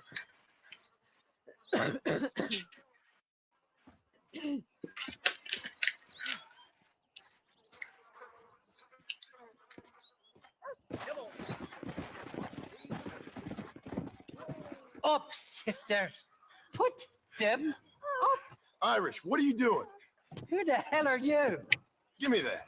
I'm your old friend Amnesia. Oh, good. Blimey. And I've come to tell you, if you ever pretend to forget my name or your debt to me again, I'll make sure you reach heaven before these two ladies. Now get down there. Oh, Mr. Marston. How are you? Ashamed. Ashamed to know you. The hell's wrong with you, robbing these gentlewomen and ladies of the Lord? I thought they was doxies. Ladies, I'm sorry about this man. He's unfortunately lost his mind to the demon drink. At least I hope he has, and he wasn't this stupid all along. So, please excuse us.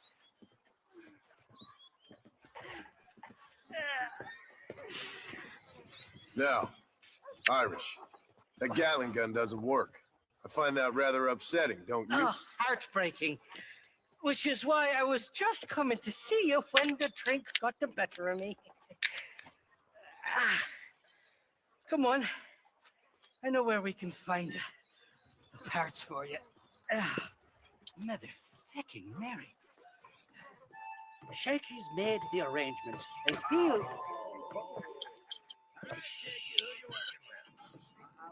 Oh, shite. Sounds like Shaky's only gone and got himself found out. All right. Now all we have to do is find out who you work with. You hear me?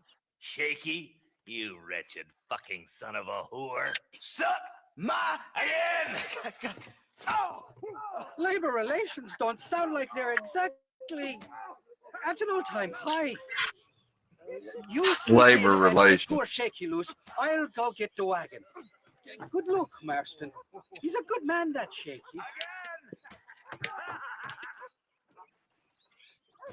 I don't know if I could trust a guy named Shaky.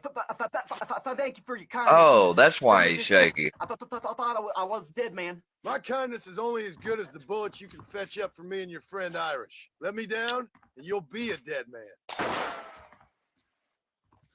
This is gonna be one hell of a fight. Yeah. Now we're even.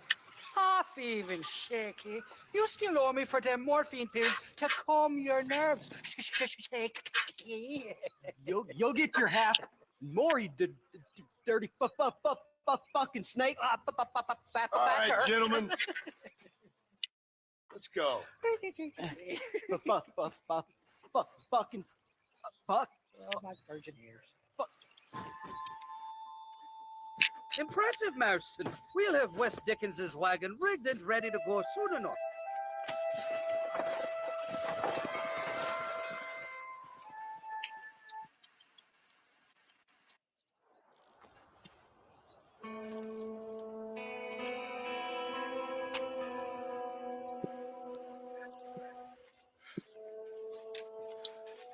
John? Marshal? Gentlemen.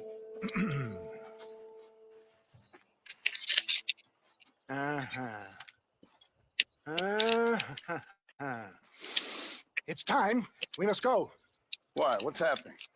Seth has managed to get himself inside. But we can't leave it too long, or they will soon realize how very curious he is and remove him from the premises. Or slit his throat and watch him bleed to death. But for a minute, he will delight and amuse them.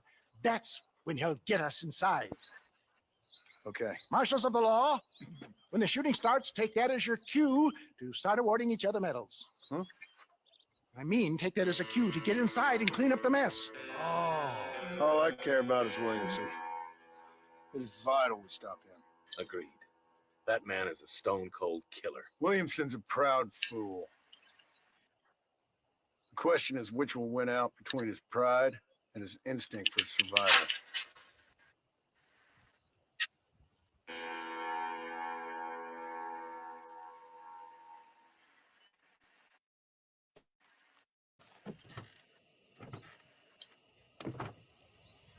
Ensconce yourself in the back of my wagon, John, so that we can make our grand entrance.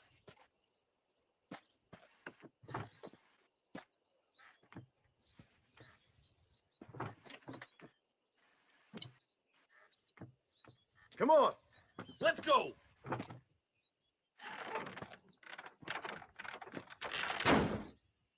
All right, good. Now just stay put till I tell you otherwise.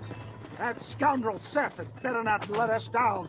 Once we're inside and I lull our adversaries into a false sense of security with some beguiling sales matter, I will give you the signal. What signal?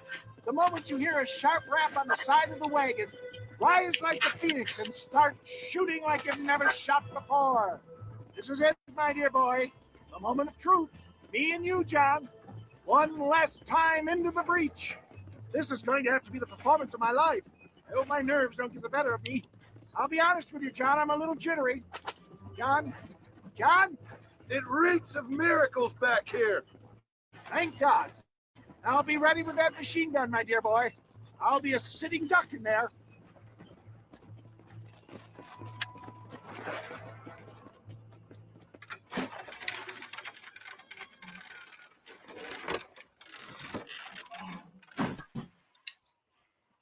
Hey there! Come on in! Come on in! Welcome to my humble abode! Come on! Yeah! Greetings, my good men. What would you say if I said immortality was at hand? What would you say if I told you I could teach you to fly? What would you say if I told you I could turn a man into a beautiful woman? Impossible, yes, once, but no more. Gentlemen, I bring you wisdom from the East. I have here in this wagon some of the finest goods, the best medicines, and the newest inventions available for you and your families. Exotic trinkets from the far reaches of the earth, elixirs that give vigor and strength. And for you men of physical skill and athletic physique.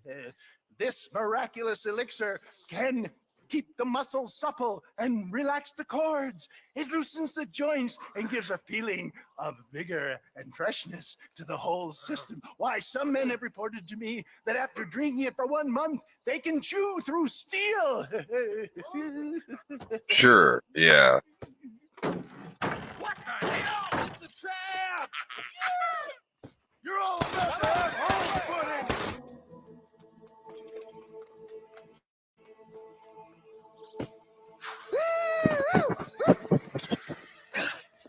Fucking dang pig. Them cock-sucking son bitches escaped the other side of the fort. All right, let's go. That's the last of them. We still can't find Williamson anywhere. Hey, it's the snake oil guy. Gentlemen, let me in, for goodness sake. That fool must be hiding. Men, it is time to start tearing this place apart and find out where he's cowering.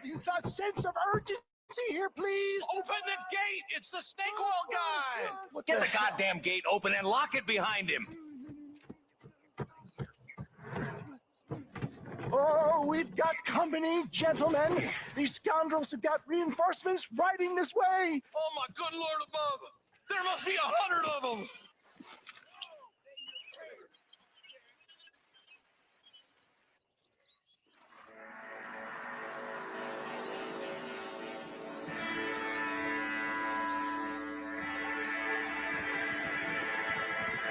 Bill ain't here. We looked everywhere. Hold on. Hold on, I've missed it. Mr. Marston, we got a live one. He says, Bill's already run off to Mexico yesterday morning. You'll never get him. Javier Escuela. He's gone to see Javier Escuela. That should make things interesting. Where in Mexico? How should I know? Oh! Where in Mexico, you little shit? Someplace near Chuparosa. I think he said. That's bandit country. Chupa feckin' Rosa. Well, I'll take you there, John. I'm real popular down there. You just meet me at the ferry. I've got lots of friends down south. I'll see you at the ferry, Irish. I'll just get me things. I'm sorry about this, John. I guess you'll be heading to Mexico.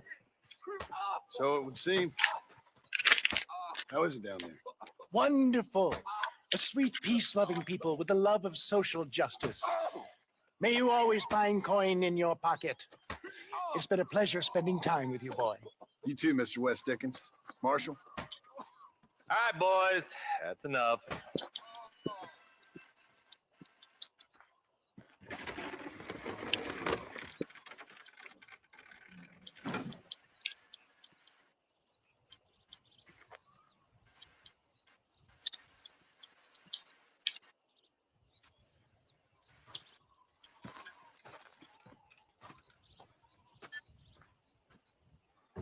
Yes, well, that's what makes you such an interesting fellow, Mr. Irish. Ah, Mr. Marston, I've come to wish you well. How are you, sir? I'm okay. It seems that our friend Mr. Irish here is well connected south of the border. Oh, it's true. They love me down there. It's like a second home. I've got more friends than you could shake a stick at, should you so desire. So you know the way? Oh, it's easy. We just get on me raft here and let the current sweep us away to paradise. Come on then, Dubby. I'm not sure your idea of paradise and mine are quite the same, Irish. Relax. We'll have a great time and we'll find your man Williamson, no bother. I hope so. Hey, come on now. Look at it this way. I know we ain't exactly old pals, but, you know, have I ever done you wrong? No, but not through the lack of trying. Hey! Well, you boys have fun down there. I shall miss you, John Marston. Thank you. Where are you headed? Oh, me? London or Paris or maybe Peking. I'm a traveling man, sir. This land is much too small for the likes of me. Well, try not to get yourself killed. Oh, well, yes, we men of science are not a very loved bunch in this land of myth and superstition. I'm off to the civilized world where men like myself are revered and given medals. Have fun. The same to you, sir. The same to you.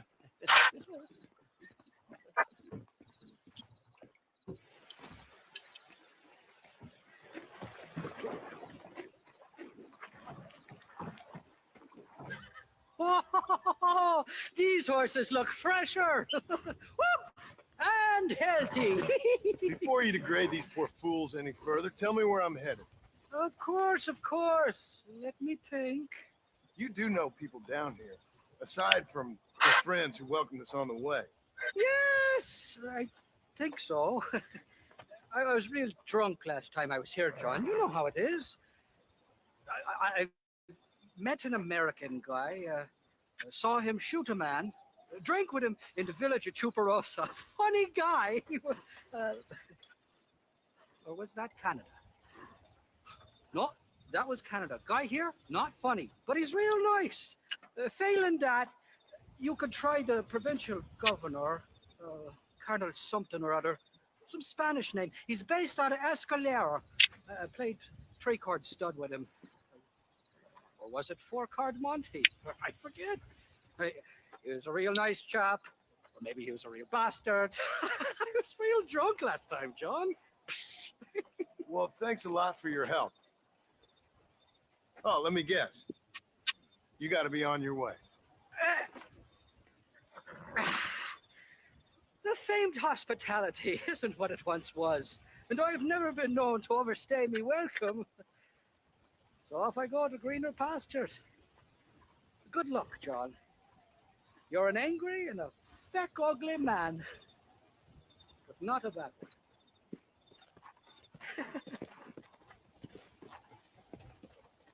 Con el otro, interrumpas, pendejo, dejen la casa. Y les digo, de aquí para acá, chingan a su madre. Cállese, güey. Y de aquí para acá, sus pendejos.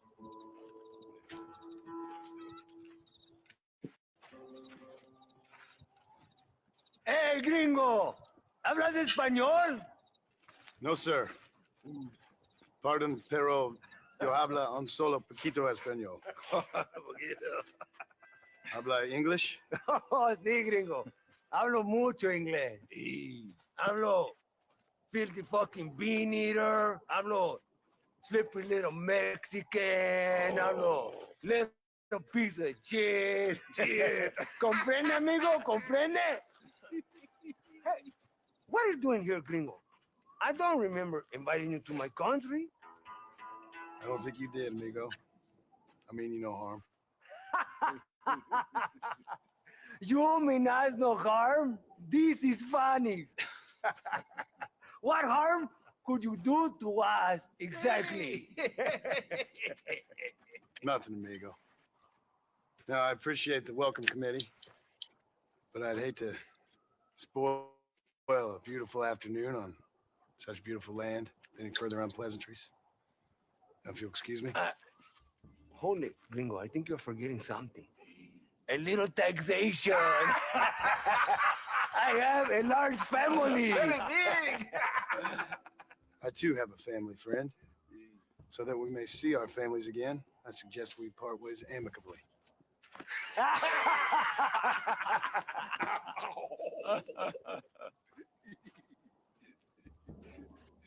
Can I see the boots, gringo?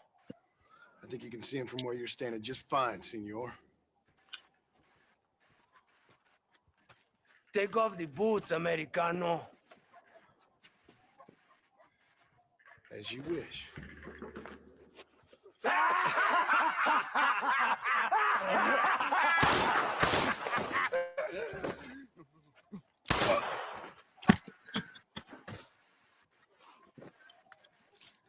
Oh, very good.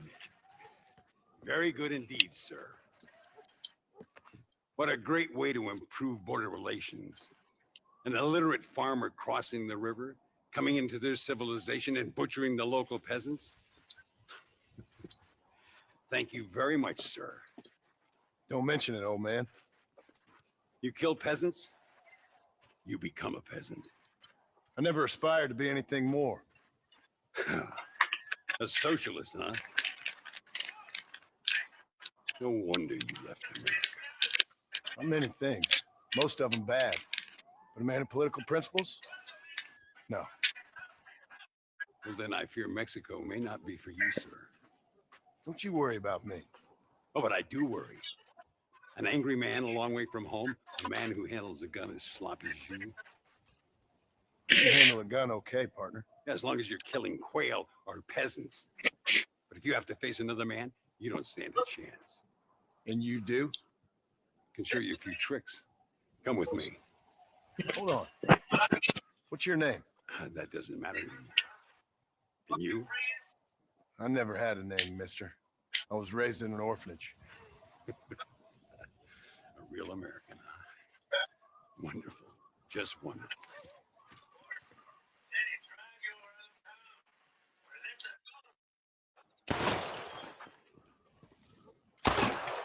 Well, you won't make it in the circus, but you can shoot.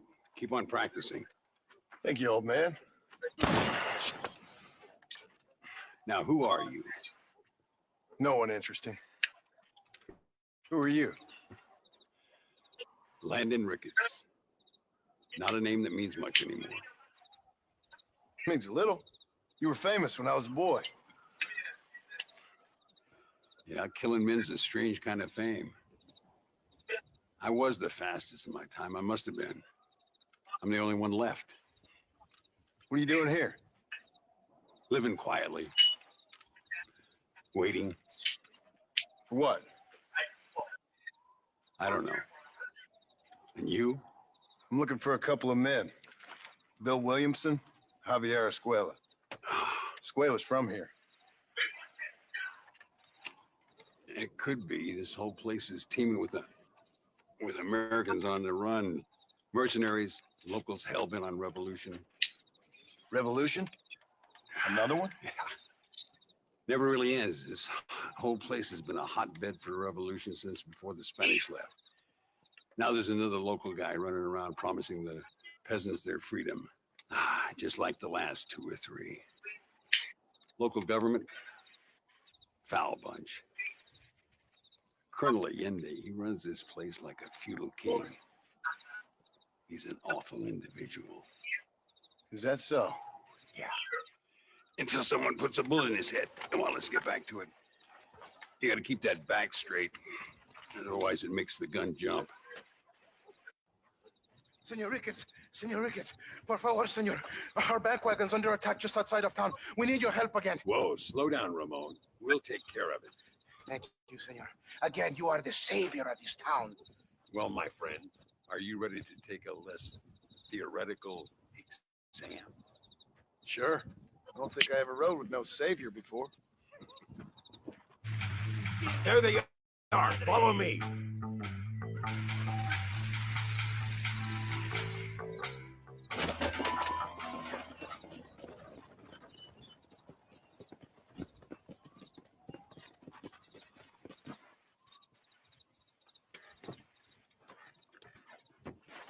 Sano y salvo. Nunca podré agradecer lo suficiente. Buy me a whiskey later, and we'll call things about even. What do you want, gringo? What are you doing here? Have you heard? There's a war going on. My name's John Marston. Been sent here to retrieve a couple of men. Can I speak to your commander? You want to talk to my boss, gringo? I guess. Because I'm not good enough for you? No, sir. You think you're better than me? You come to my country, my poor little country, and you think you can be friends with the president? Oh, sir. I'm sorry, sir. Things must have come out wrong. Maybe you can help me. You'll be sorry, friend.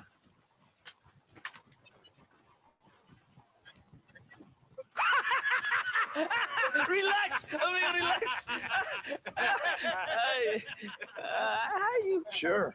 Somewhere between a threatening stare and the soldier's arm to the teeth. Yeah, you had me. Welcome to Mexico, amigo. Let's come meet, drink, and then we'll talk. My name is Capitan Vicente de Santa. John Marston. My country is in pain, John Master. Terrible pain.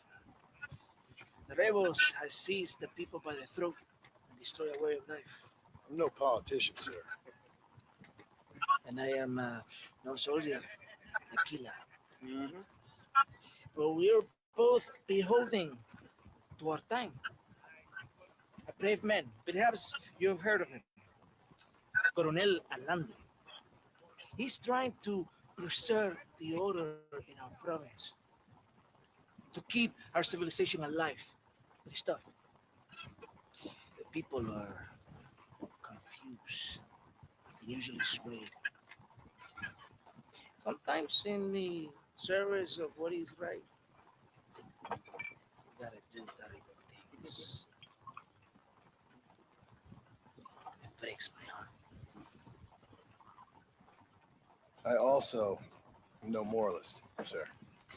I wish I enjoy your freedoms, Mr. Marston. I'm trying to find a man, an American, an outlaw named Bill Williamson. I believe he came here to seek protection from another outlaw named Javier Escuela. You're no moralist, but you hunt outlaws? So it would seem. You heard anything of these men? I am the government, or what is left of it. Outlaws seek each other. They're possibly hiding with thieves and killers who pose as freedom fighters in the hills around here. They're united under one traitor named Abraham Reyes. Where could I find this Reyes? If I knew, I would be there, haunting him with everything that is true within me. Reyes finds you. Like cholera. Something like that. But it's possible, though. My men are trying to lure him into a trap. Possibly you could ride with us. And if everything goes okay, I'm sure the Coronel will help you. Okay.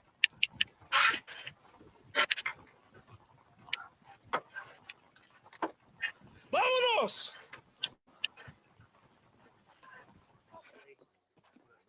Todo bien, compadre? You did a good thing for Mexico today. Coronel Allende will be very pleased.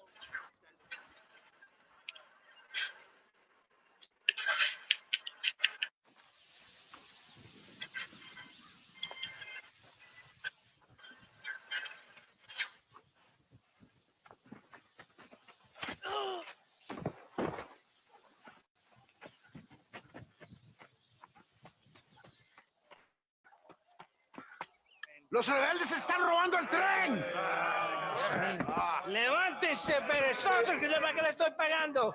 Marston, you're gonna have to do something. What? You have to go out there and start the train before it crosses the bridge. Yeah. ¡Todavía levántese! ¡Usted también! ¡Que ya muévase! ¿Qué le pasa a usted? ¡Ay, Dios mío, levántese! ¡Ya mismo!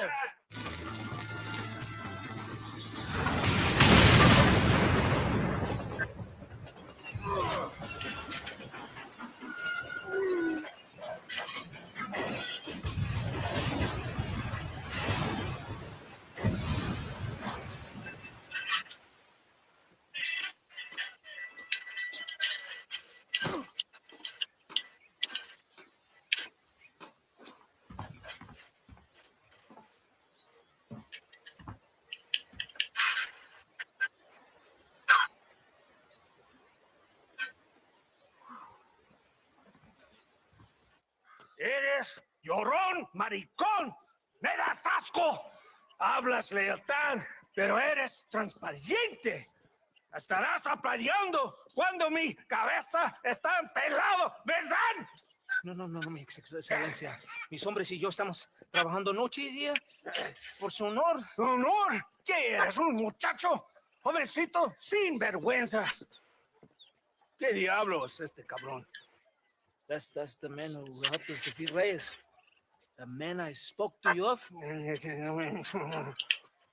A friend of Mexico. Hello, sir. Hola, gringo. So you are the bounty hunter, huh? Have you found your prey yet? No, sir. Perhaps you come to hunt me, huh? Your country loves to make trouble in mine. Perhaps, but it isn't so. Perhaps I should tie you to a horse and let it drag you around town Or let the dogs fight you, huh? Then see what you say. I'd say the same thing. I'm here to bring two men to justice, nothing more. Your politics or ideas of entertainment are not my concern. I suppose not. Pero son tuyos. Sinceramente, espero que me encontraste alguna compañía más interesante que esa bruja que me traíste anoche. Let me ask you this, sir.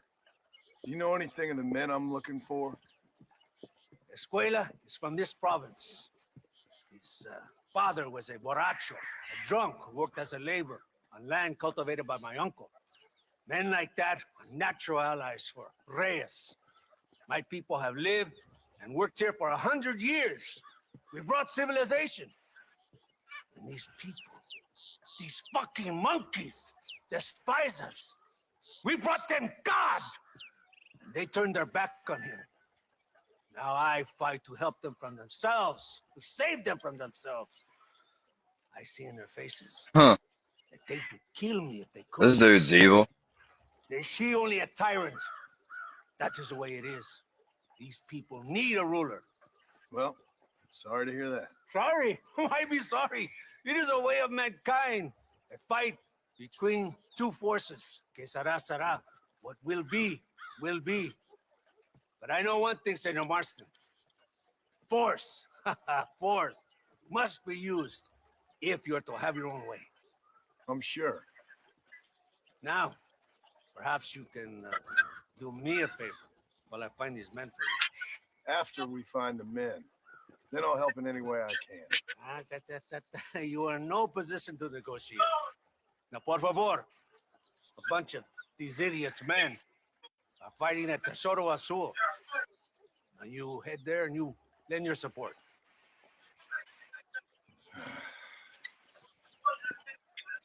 Baboso, ¿cuántas veces voy a decirte? No ponga detrás de mí. ¿Qué eres, cabrón? No está mi sombra. Vaya. ¡De Santa! ¿Por qué tardaste tanto? ¿Quién es este gringo? Octavio, por favor. Cada hombre ayuda. I hope you fight better than this little girl, gringo. Come, let's have some fun.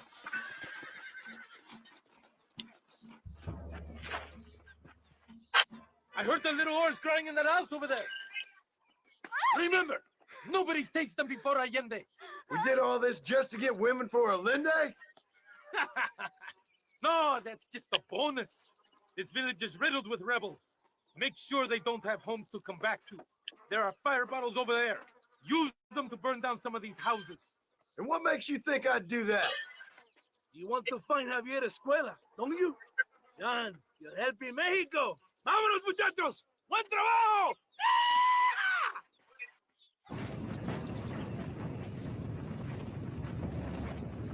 Isn't that beautiful?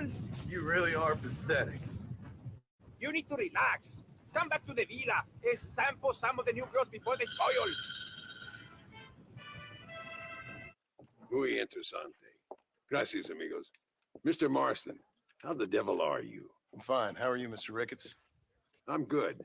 I'm glad you're here because these men were just telling me about Mr. Escuela. Javier Escuela? Emilio, let me ask you something. His nombre is Javier Señor Escuela? Is Javier to see? No sé, señor. He doesn't know. I got that bit. Ask him, was he about 5'8"? Mustache? Did he have an American in tow? A big American? Emilio, the Stabacon, Grande Americano? Yo no sé. No. Again, I got that. But they do have his sister. Emilio's, I mean. She's a fine young woman, a teacher, a human being, not the clothed vermin so many people seem to have turned into. Tell him I'm sorry. When a man's family is involved, you need a little more enthusiasm than mere apologies. I have enough worries, sir. This man's problems pain me, but they're not quite my own. Those who sit on the fence make a choice in their own way.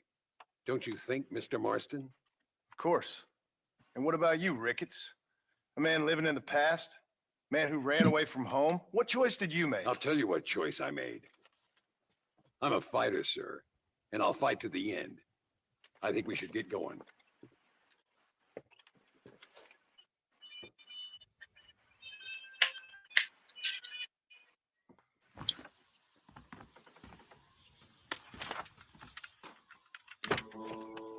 It's the only way to travel, so they keep telling me. We'll get off at Casa Madrugada and ride from there.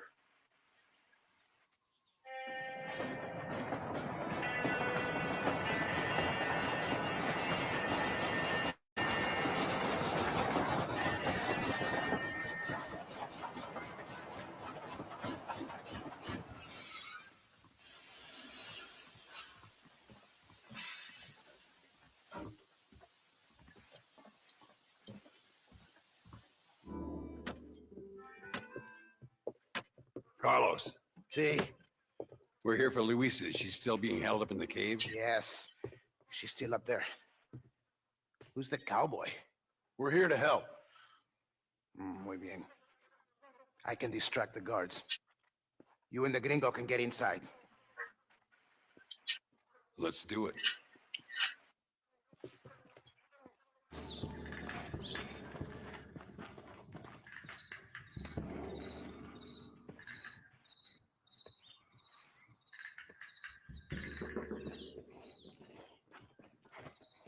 Stand back, damn it! Here goes.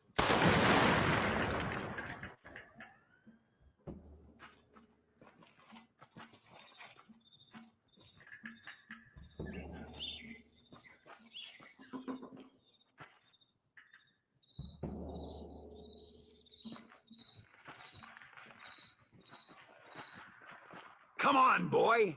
Poor girl's barely alive.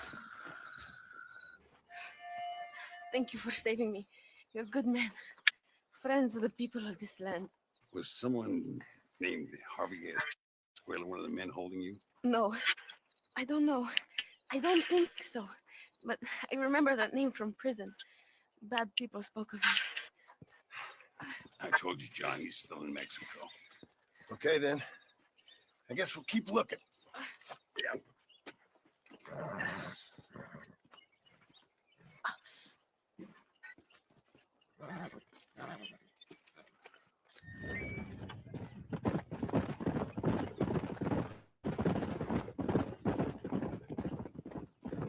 Mr. Marston, ride with us. We've been betrayed. What's happened? There's no time. Ride with us. Then we'll find the man you seek. Come. Wake up. We're drawing near to Torquemada.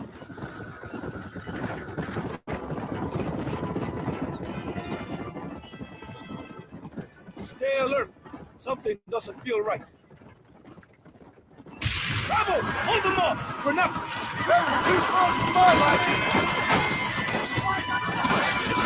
You shoot like women! Mierda! They're behind us!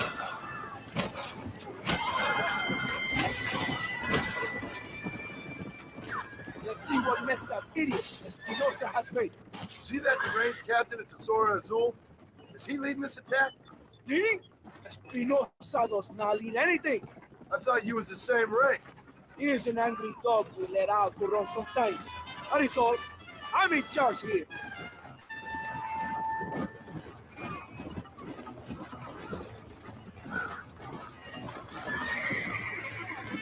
Follow me. We will leave the wagon here. ¿Y dónde carajo están los otros que necesitamos? ¡Nos van a masacrar con estos bocos! La verdad es que tú y tus hombres se habían encargado. Nos atacaron. Ten cuidado con ese turno. Master, come on. Ignore this committee. Shut your mouth off his boy! Gringo! Take that sniper rifle over there.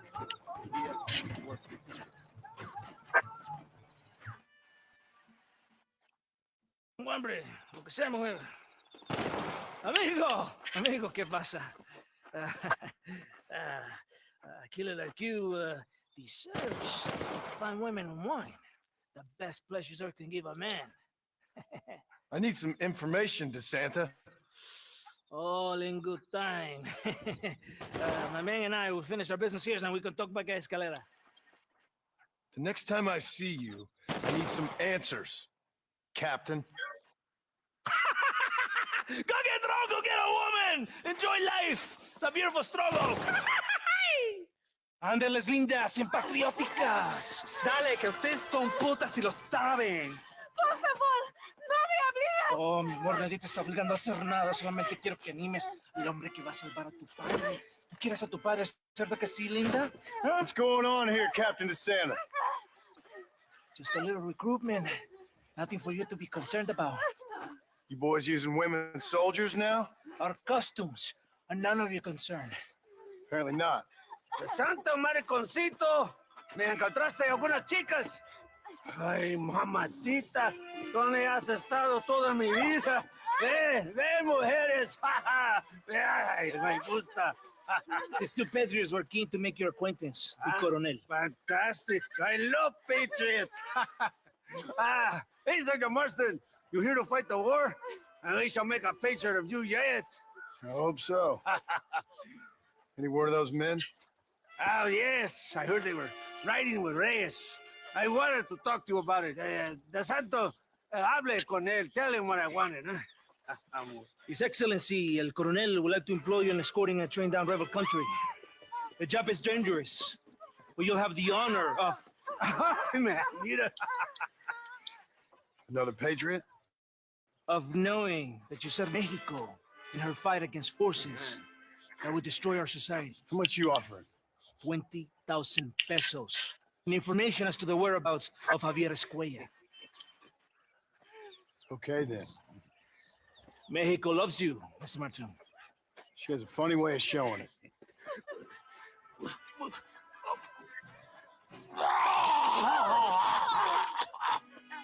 Huh. That dude is fucked up. He's not likable, that's for damn sure. Last of the rebels. You recruits can't win a fight like this. But the guy that voiced John, he's actually pretty, I mean, I think he's pretty talented myself. Not question me, gringo. Just do as I say.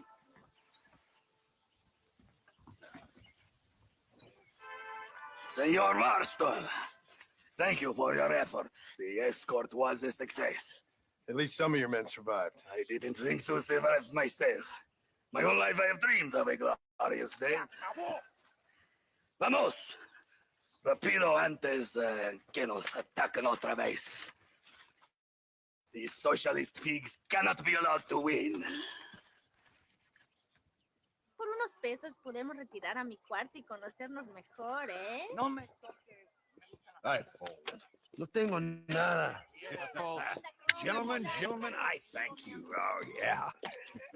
Hey, Mr. Marston. How you keeping, sir? Just fine, thank you. And you? Oh, very well, sir. Thank God my wife died. Unlucky in love, lucky in cards. Tarzan, champagne for everyone. Keep playing, Mr. Ricketts. Oh, I'm sorry, Herr Muller. I'll keep playing you in servitude for the rest of your life on Earth, if that makes you happy. Yes, I shall indeed, sir. Well then, your deal. Oh, Marston, would you like to join us? I don't think so. I'm just gonna have a drink. Oh, come on. Sit down. Sit down. Okay, then. Gentlemen? See? Namach schon.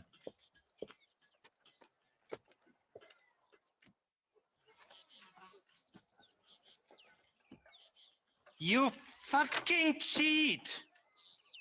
Excuse me? You fucking looked in my fucking cards, you fucking cheat! Now, Herr Muller, let's calm down. There must be some mistake.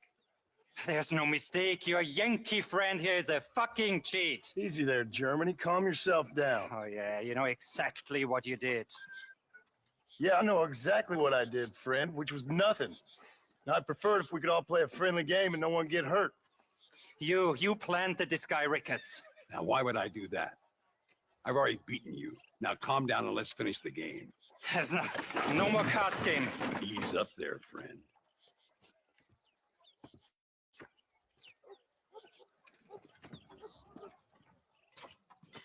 There must be a name for this.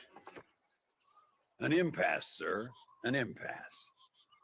We could all die here and now. I'm not fighting you, Ricketts, but the Yankee him I don't like. He's done you no harm, Muller. He's done me no good either.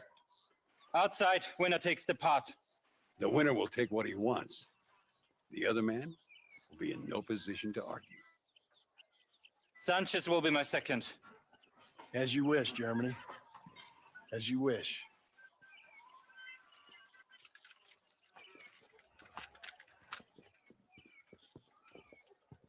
What I told you. You should have stayed home, Yankee.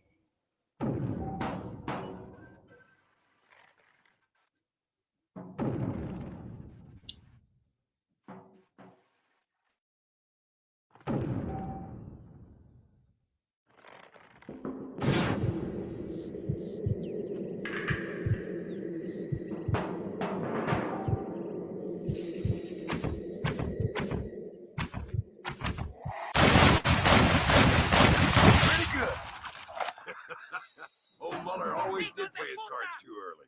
Come on, we've earned ourselves a drink. I think Mr. Muller's buying. Your health. You, the man they call Marston, see? You like killing? Watch me cut her throat. Nice friends you got here, Mr. Ricketts. Tú y yo, Marston. Peleamos ahora, We fight now. Better not miss, partner. No puede ser.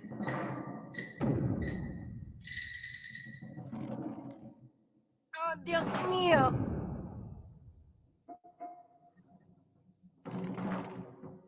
Ayúdame, alguien.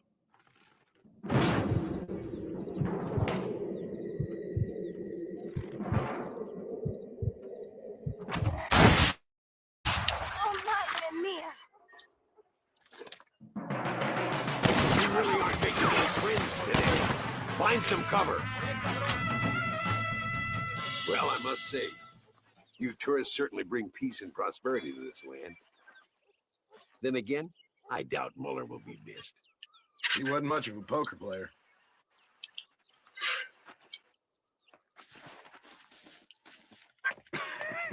Hey, Gringo. Mr. Ricketts. Come on in. Sit down and have yourself a drink. Sure. Say, any word of Javier Escuela? No, nothing yet. Say, why are you after him anyway? We're old friends. We was kind of educated together. So what is this, some kind of high school reunion sort of thing? Something like that. Well, you've killed people. You lived a life. That I have. And I tried to stop. I mean, I don't know. I tried to go straight. I did. I left the gang after the gang left me. Left me to die after I'd been shot. They'd all gone crazy anyhow. Our old leader, fella you probably heard of. Anyway, he more or less lost his mind, went and shot a bunch of people unfair like. I got shot in a robbery. They left me, and I left them. Well, that's how it goes.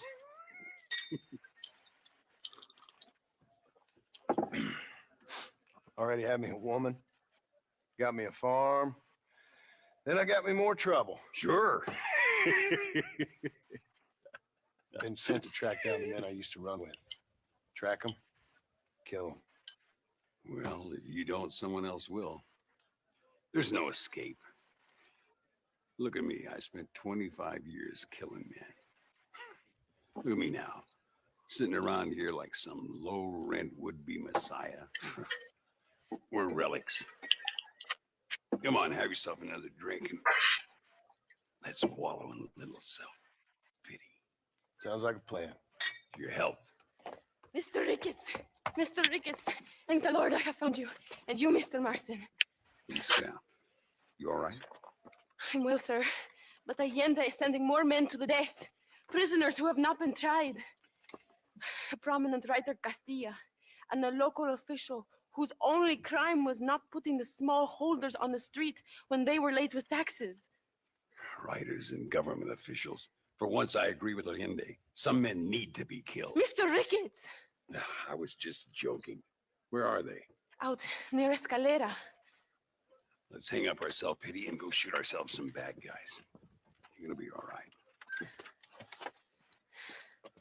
Thank you. Both of you.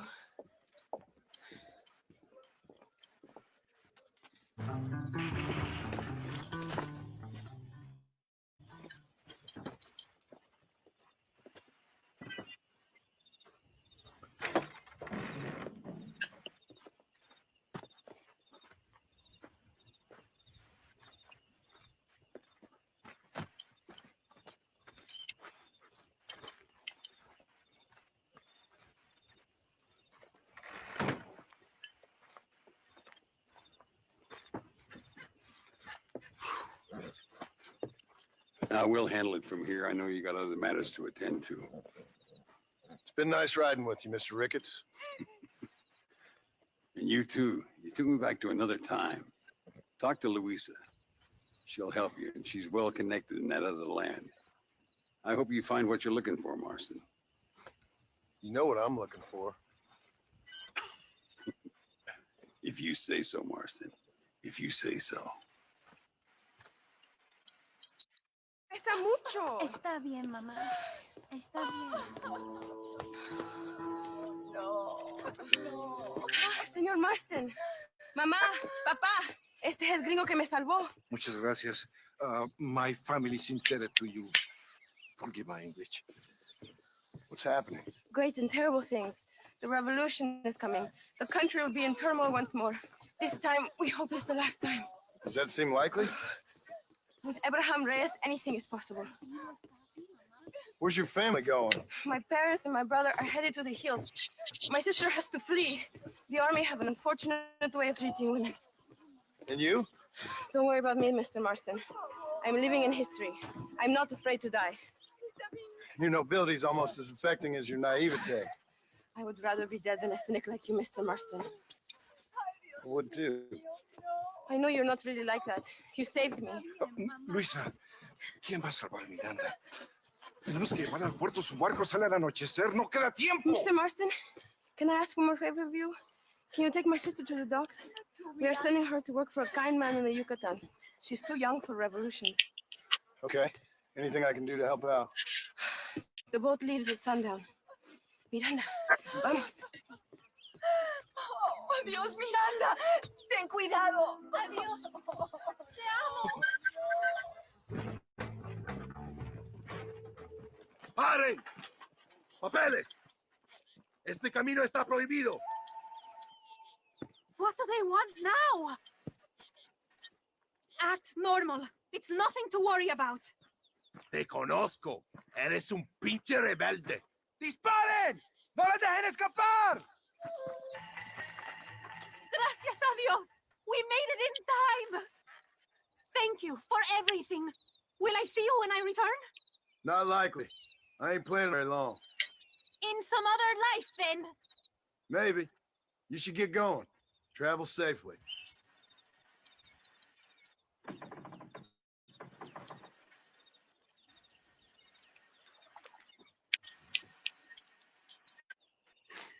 Oh, Mr. Marston.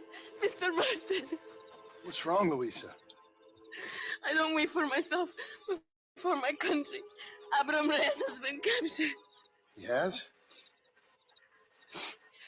He was coming to meet me at Roca Madera. It's a very romantic spot. It was a beautiful night, yet he was ambushed by patrol.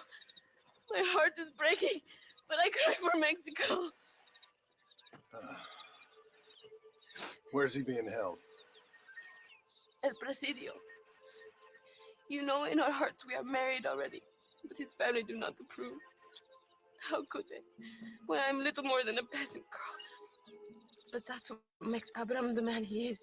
He doesn't care for their bourgeois, snobbery, or elitism. He sees the real me, the woman. I'm sure. I'm going to go and rescue him or die trying. Oh, whoa. I don't think that's such a good idea.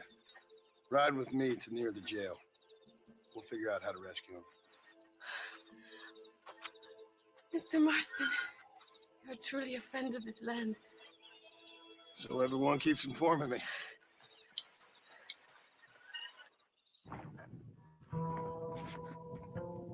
Luisa sent me. We have to meet her by the river. ¿Qué? Luisa, the girl you're marrying.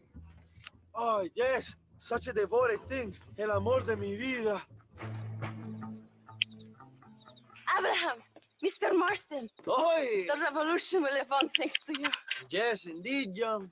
You are as a brother to me.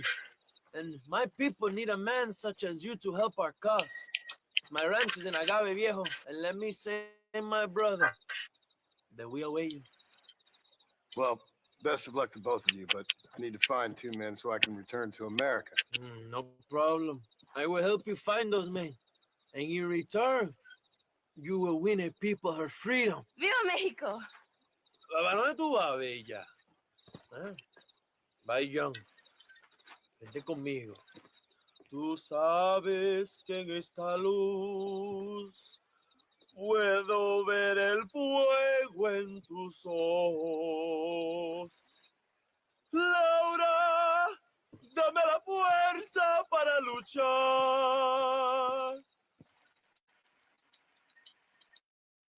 Your Marston! Good news, good news. The Coronel himself wants to speak to you. Come. Dámelo, dámelo, besito, besita. Don't be so conventional. Look at that ass, huh? Magnificent. I'll save her for later, or I'll kill her and all her family. They're probably rebels anyway, huh? Anyways, it's good to see you, amigo. Good to see you. You know, you are a rare find. A gringo, who is also a friend of our country. Bienvenido. We welcome you. Okay. Relax, relax. I have some wonderful news for you. Quite wonderful, in fact. You know the men you hunt? They have been captured in Chuparosa. I want you and DeSanta to ride out there, and then you can take possession of them. It is my gift to you for all your help, senor. Although part of me wishes that you would remain here and enjoy more of our hospitality, huh? Thank you. If it's all the same, I'd like to collect the men. I have a wife and son at home whom I miss. Don't we all, amigo? Senor Marston. Vámonos, cabrón, go! Adelante! Mi amor! Mi amor!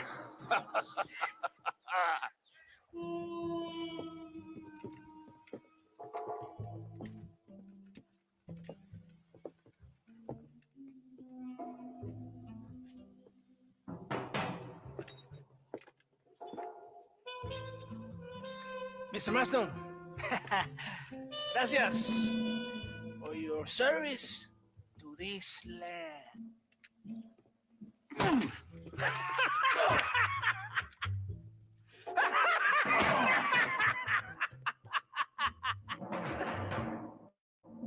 ¡Levanten esta pizza, mierda! ¡Levántalo! Marston! Hey! Marston! You have betrayed this land enough. I hope you have a clear conscience, because you're about to meet God.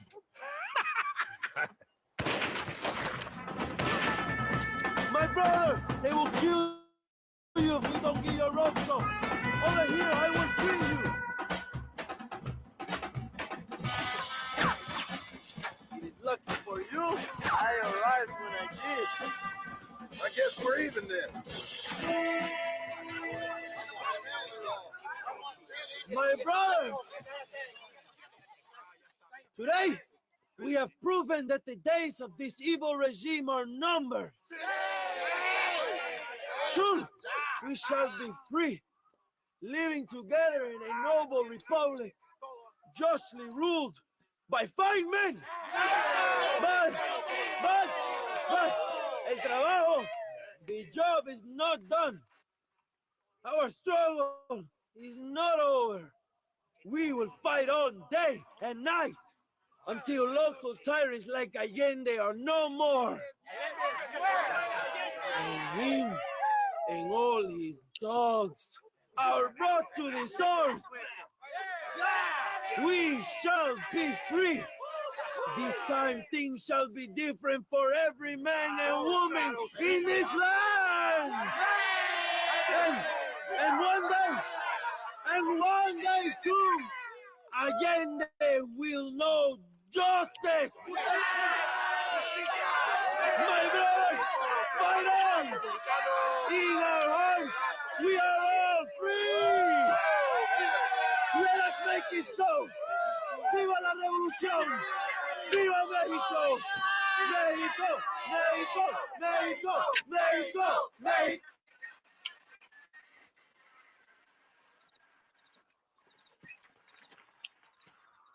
Hey, señor. You want trouble, friend? Manos arriba. Antelas. Tranquilo. Tranquilo, amigo. Tranquilo. Ya lo tengo. Muévese, cabrón.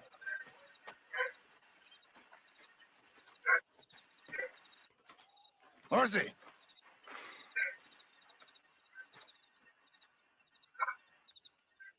El mundo es muy difícil. Tenemos que jugarlo bien. Ah, Mr. Marston, I knew you would come. Thanks for the welcoming committee. I'm sorry, we cannot be too careful. The world is very dangerous. Especially when you greet it with a gun. Please.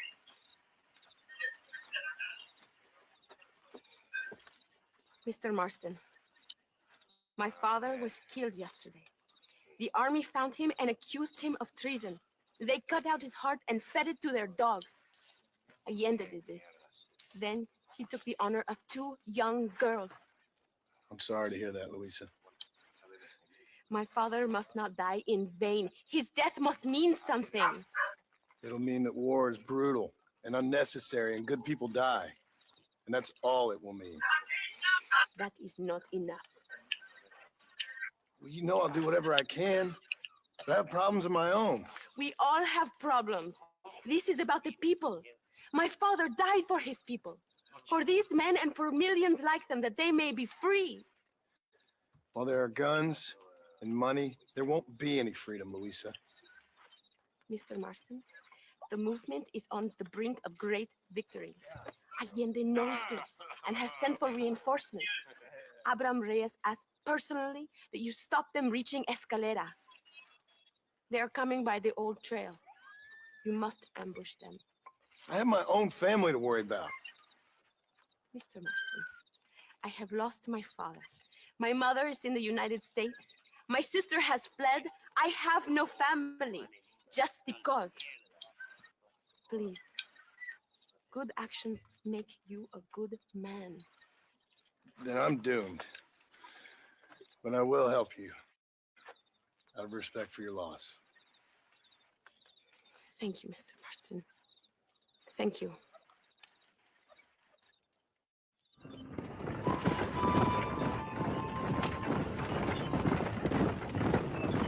It is not far now. The army convoy will be coming from the east.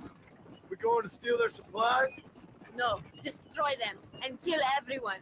Abraham wants to send a message. You have experience with explosives? A little.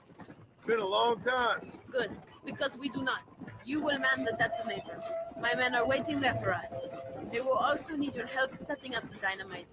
I'll do my best. We will do this for my father, John.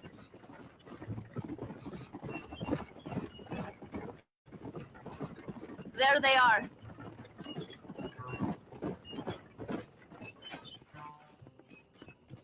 These men will help you rig dynamite on the road. Please tell them where to place it. I'll be waiting up above, watching for the wagons. Okay, follow me, gentlemen. Allende will fall eventually. I have faith that could move mountains. Thank you, Mr. Marston. We are a step closer to power. My father would be very proud. I hope it was worth it. I must return to Campo Mirada. Meet me there when you can. I will do my best to return the favor.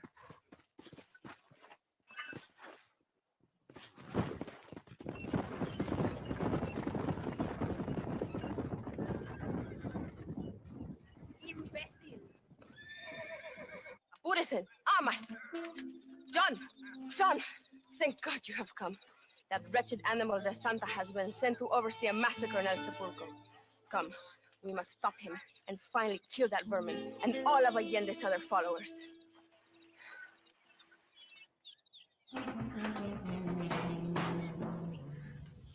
Tell your men not to open fire till I make a move.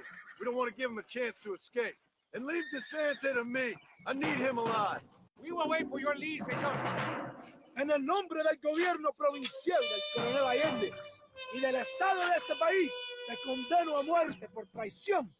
¿Tienes algunas últimas palabras? No. Come on, quick! ¿Qué esperan? Ayúdenme! Spare me, and I will make you a rich man. Think about what you are doing.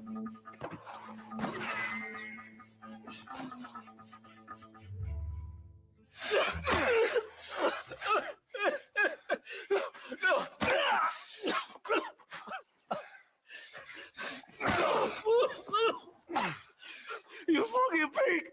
Go back to your country! Where is Javier Escuela? Wait. Okay, all right. Shit. All right. Casa Madrugada. It's all down there.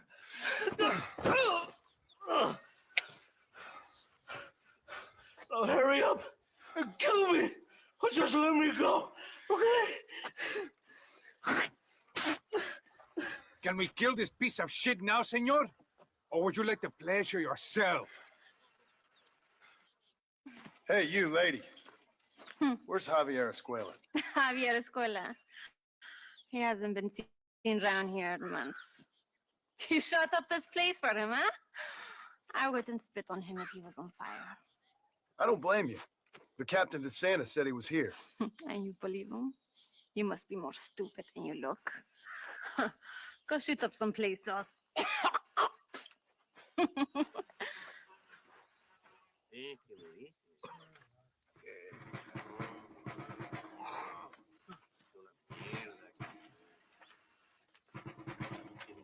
Tenemos que movilizar fuerzas en el extremo sur de la llanura para que los flancos del este y el oeste. Where is Abraham Reyes? Here, amigo, here. Well, look who it is. The American bandit turned bounty hunter who is about to win the Mexico Revolution. I don't know about that, mister. No, but I do, Mr. John Marston. I do. A man like you, or me, with just a few such men, I tell you, I could rule the entire country. Hey, hermanos unidos, set my people free! Libre Mexico! Libre Mexico! Viva la revolución! Their energy is it's like food to me. I feel I was sent for them and they were sent to me. Good for you. When I rule these people, I shall be fair and judicious and wise. How so, you ask? Very simple. I know these people. I know this land. In short, I can make them better. It must be pleasant to be a man so at one with his destiny. Ay, Dios mío, I don't do it for myself, John Marston. I do it for my people. Well, exactly. Sarcasm, my friend, should be beneath a man such as you, don't you think? Very little is beneath a man such as me. Okay, well, in that case, I assume a little robbery will be a pleasant day's work. All in a good cause, of course. Come, my brother. Let us strike while the iron is hot.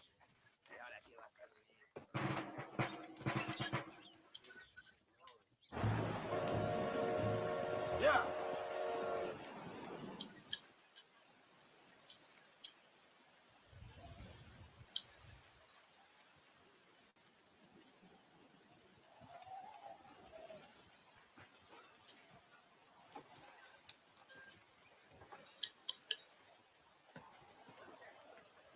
So listen, this train is filled with valuable supplies we need, but it's also filled with government troops. We'll set up a very loud distraction. You can board the train, and then you can disconnect the army car, huh? Okay. Okay, but listen, we've got to get this done before the train rolls out of the station. You make it sound so easy. Well, did I not promise you fun times, amigo? Eh? There are too many soldiers. We must surprise them. Here, take this knife. You can use it to kill the guards quietly. Wait until I distract them. Then get on that train as fast as you can, John.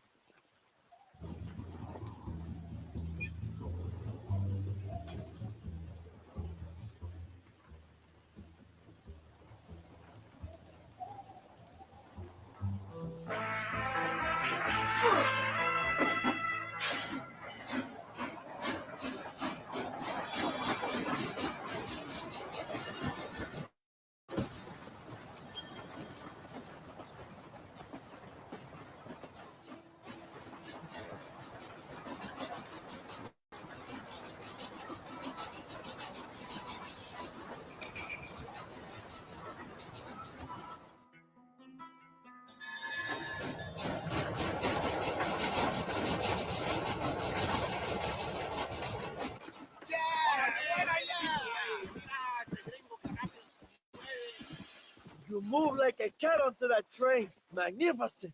Go ahead and blow the armored car and take whatever you need, my brother. Vámonos.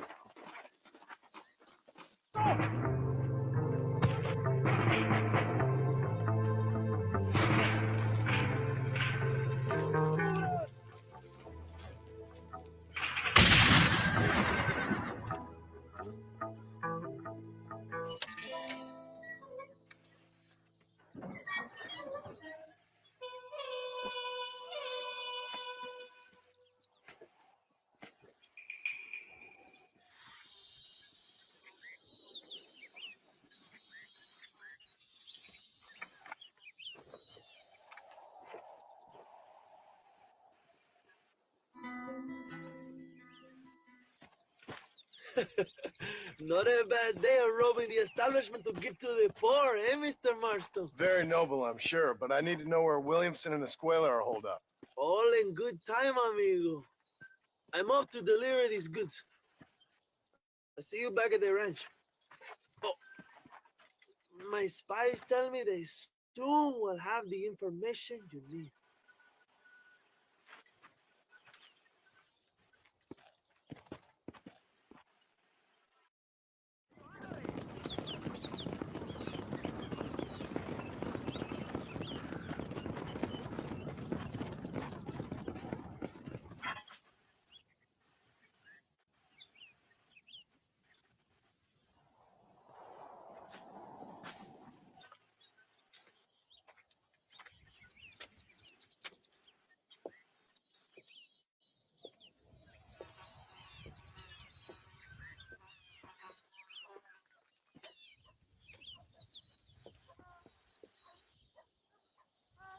¡Ay!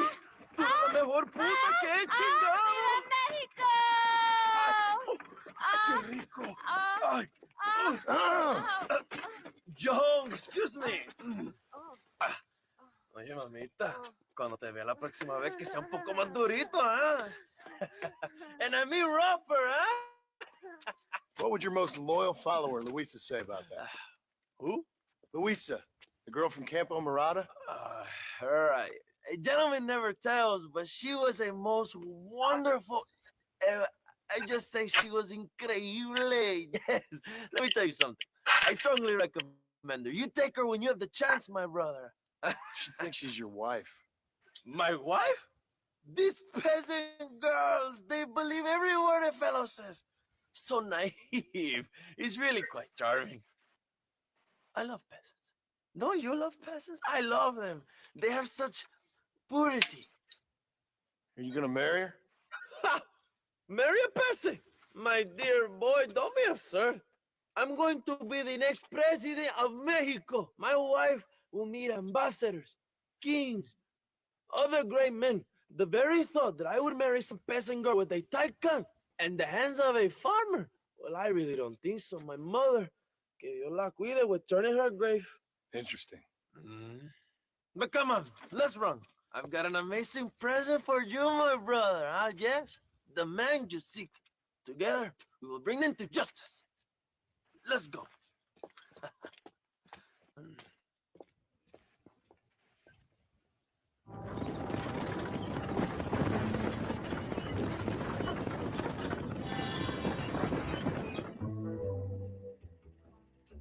My men will launch a ruse attack on the side entrance to the fort.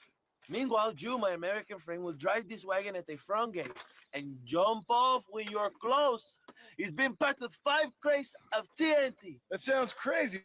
How long's the fuse? Yes, like I say, fun times. It's plenty long enough, I think. I'll see you in there, amigo.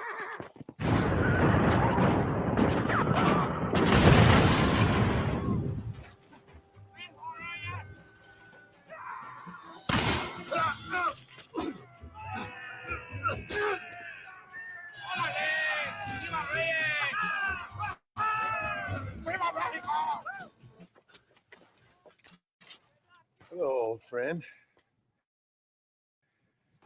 It's been a long time. Hello, brother.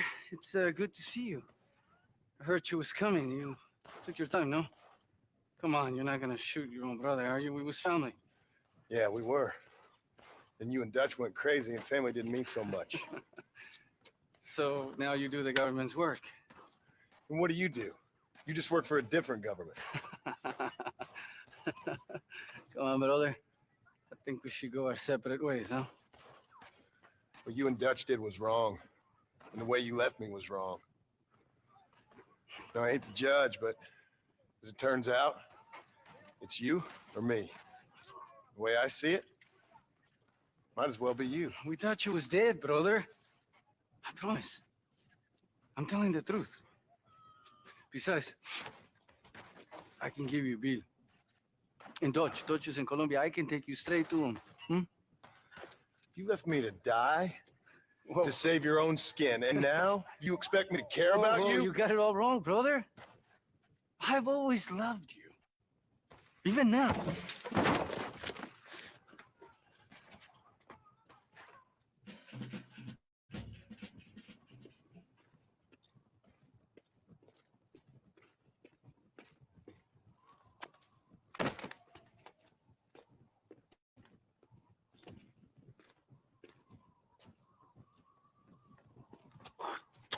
Marston, come with me. The army sent reinforcements. Come.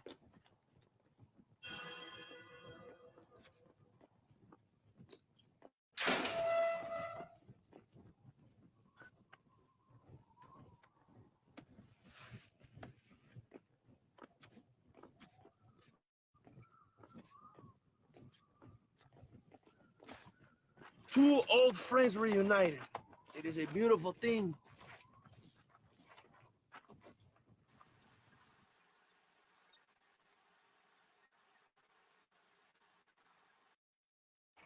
Mr. Marston, fancy seeing you down here. Well, it is a pleasant surprise, I must say. He's not looking very healthy. We told him to keep them alive. You should be glad to have him at all. Just remember your obligations to the government, Mr. Marston. We need you to find Williamson and head to Blackwater as quick as you can. We have reason to believe that Dutch Vanderland is in the area. Your wife sends her regards. Asshole.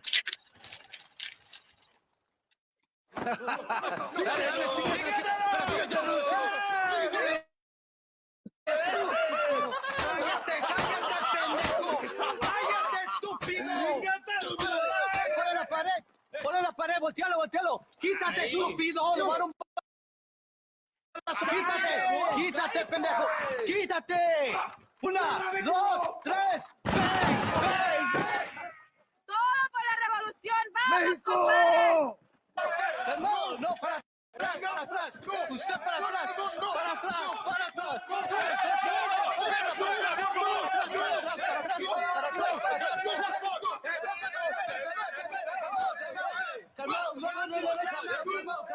¡Escuchen, rebeldes! Escuchen cómo cantan los niños. ¡Otra vez! Welcome to Mexico. My brothers and I are just discussing the future of our country. Okay, let this man go. And who are you, gringo? I'm no one. But unless you want this town to tear you and your boys to shreds, I suggest you let him go. And you think you could tell me what to do, friend? Oh, you should listen to him, friend. Look at that. You want to risk it? The American is a drunk.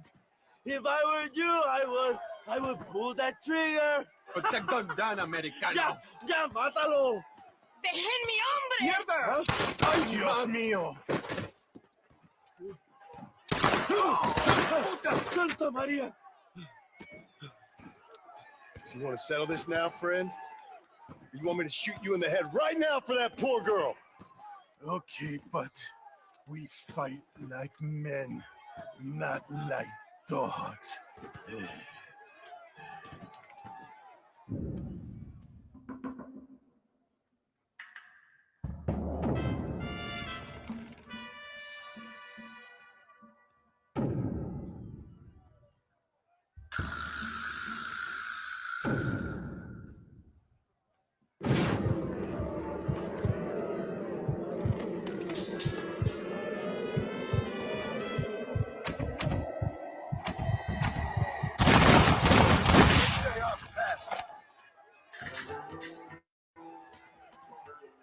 Thanks, my brother. Now the people are finally ready. Today we overthrow the Coronel. Senor, there are prisoners in jail who will fight on our side. Can you save them? Some of my best men are held in Allende's jail. They will be a great help to us. Come on! We can still get to my stagecoach! Go then. I'll cover you. ¡Vámonos! ¡Date prisa, cabrón! What the hell are you doing? Find my freedom, pendejo. Now shut up, you dumb ape, and get out of the wagon. Apúrate. I'm coming out! Don't shoot! Here, take Williamson. Just let me live. I will leave the country, I promise. You always was weak-minded. You're the one who let Dutch drive you insane! Dutch wanted you dead. We all did. Well, I'm going after him next. I'll outlive all of you. You always was a traitor. You bastard orphan. No, let me go!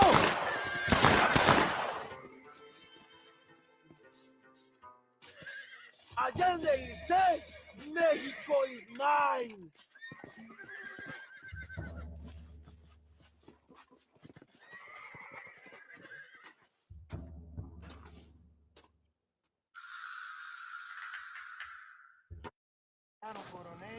My people are free, and it is all thanks to you, John. And to the people who laid down their lives. People like Luisa. Oh, yes. She's very brave, and she will be missed. Who was she again? Your peasant girl wife-to-be? Oh, yes, of course. She will have a day named after her. Laura's Day. Luisa. What? Oh, yes, I know Laura as well. Magnificent girl. Like riding a pompous bull it was, amigo. You never saw anything like it. Anyway, enough about sport. Let's get back to politics. I trust you will join us in riding on the Capitol. I'd love to, but with Williamson dead, my jailers need me back in Blackwater. ¿Qué hacen? Levántense. Well, I must say, I'll miss you, John Marston. I doubt you'll even remember me, Abraham, but it's been an experience. Good luck with the revolution. If you win power, remember why you wanted it. Well, travel safely, amigo. Vámonos.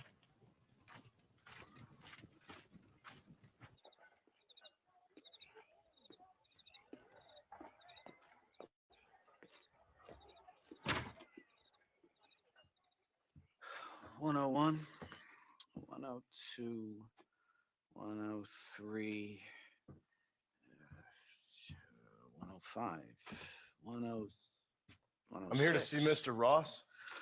107, 109. Edgar Ross. 113. Upstairs on the right. 114. 115. 116. 117.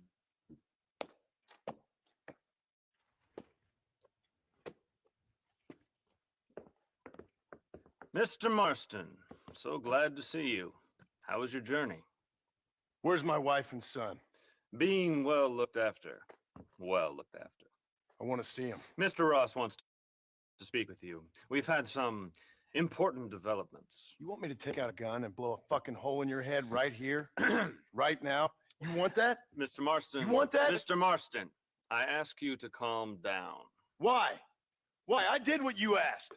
I got you Williamson and Escuela. It's over. Stop playing games with me. No one's playing games with you, Mr. Marston. But if we were to play some games, there'd be some interesting ones we could play. Thanks, sir. Like hanging you for murder, or confiscating all your property, like that little farm of yours, or having you put in an electric chair. Those are the sort of games we could play. But we choose to play a different game. So calm down and play along with us. Where's my wife? You know, I forget, but I hear it's very nice this time of year. Mr. Marston, please, I've never insulted your meager intelligence. Do not insult mine. We've done this little deal for your freedom in exchange for all your men from your old gang. You gave us Williamson and Escuela. We still don't have Vanderlyn, but now we know where he is. Then go and shoot him. No, sir. I want you to shoot him for me. And then I'll let you be. The last thing I want to do is make martyrs out of all these people. He could be killed by some petty squabble by another lowlife. We believe Vanderlyn is holed up with a group of renegades near the wreck of the Serendipity riverboat. Ah, yes. Another group of renegades. Obviously, the first group, your group, has, shall we say, been disbanded? Disbanded. Anyway, Mr. Ford and Mr. Marston, shall we go? Oh, Mr. Marston, your wife and son are doing well. Let's both try to ensure things stay that way. Okay? After you, sir.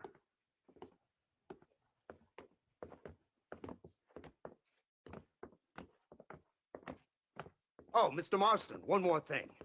This is for you. You're too kind. See, I have nothing but your best interest at heart. Let's hope it doesn't go off by mistake. 343.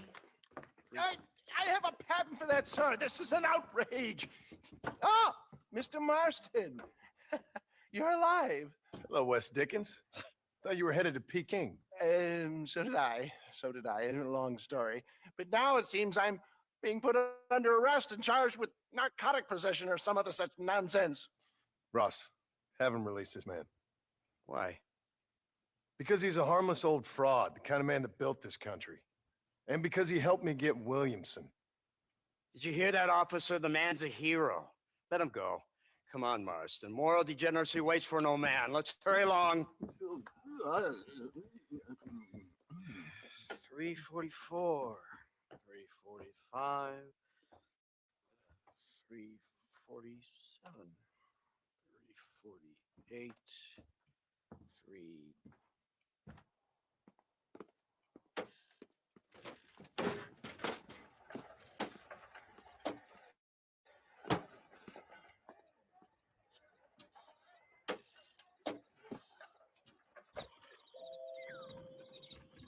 Over here! I found him! Good God, that's our informant. Gnostics, what the hell's going on here? It's a trap. Shit, Marston, you'll have to carry this man. I don't think he can walk. Devil! Marston, lift this fellow into the back seat. Put him in the car so we can get out of here. Let's go. There might be more of them.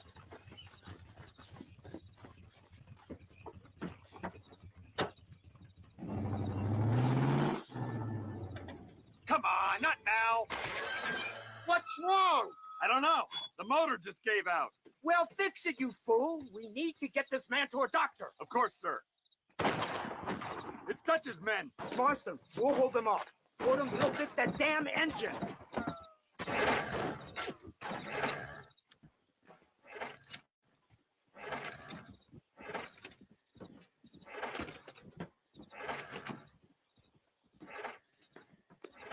I can't see any more of them. Fordham, are we ready? Yes, sir. I think so. Come on, let's get back to Blackwater.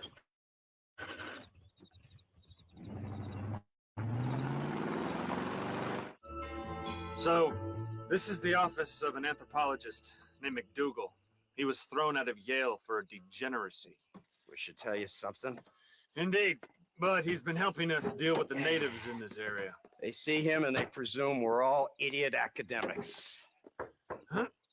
Give me a hand here, Marston. Ah, Mr. Ross. Mr. Fordham? Good day. Good day. What on earth's going on here? Kid got shot in the leg. Beat up pretty good. We'll send a doctor. Now, McDougal, we need information from this fellow about Dutch Vanderland. Can you see what you can find out for us? Do my best, sir. Make sure you do. Professor McDougal has been a good friend of the U.S. government, Mr. Marston, just like you. Why don't you see if you can help him in his study of the native problem in this county? That's a good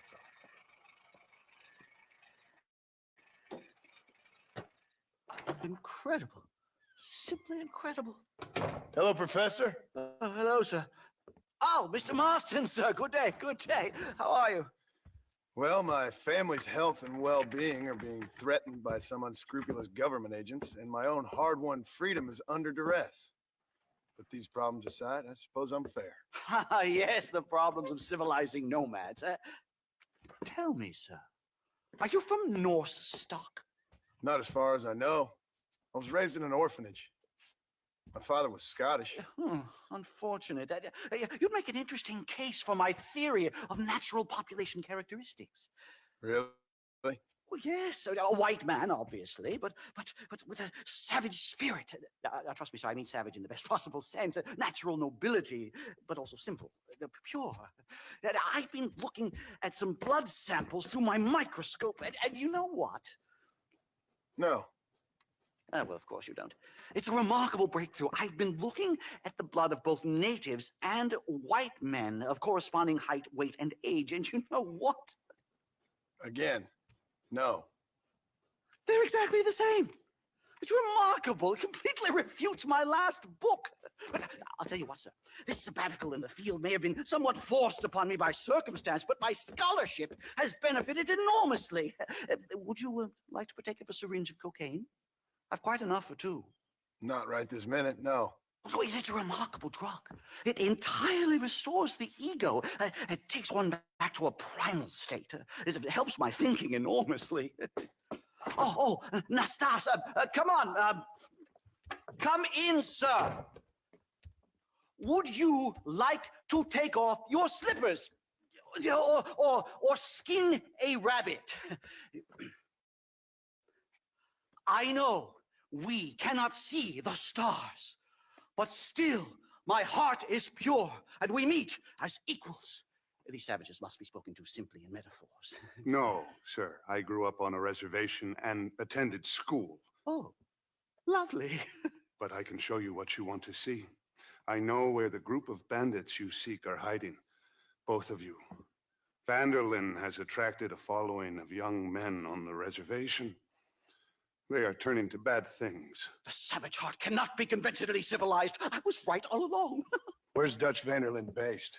In the hills, in Cochene. Let's go. I know a way there that is not guarded. Marvelous. It's simply marvelous.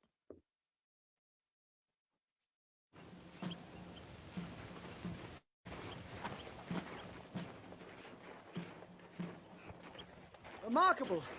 I'm afraid I don't really have much of a head for heights. More of a head for highs. well, anyway, I'm sure Nastas will help you. I must be on my way. I've got work to do. Thanks for the help. Goodbye, gentlemen. Enjoy yourselves.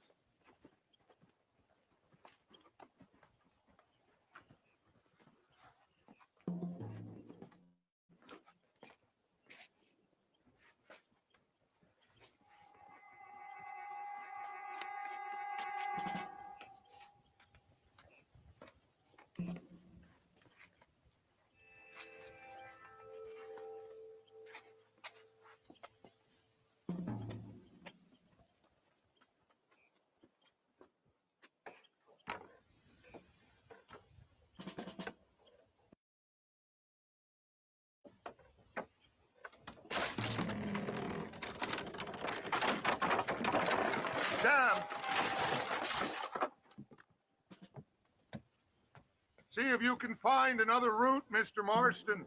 I will have a look around.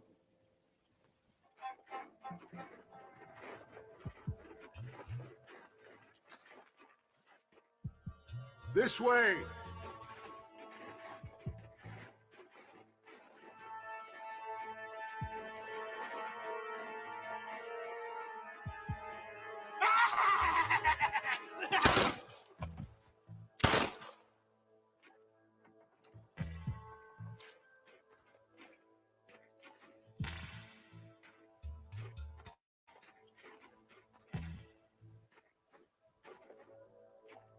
I'm hurt pretty bad. I don't think you should go any further. I'll be fine. But you go ahead. I don't want to slow you down. You sure you're all right? Just need to take it slow. Go on. I'll catch up or see you on the way down.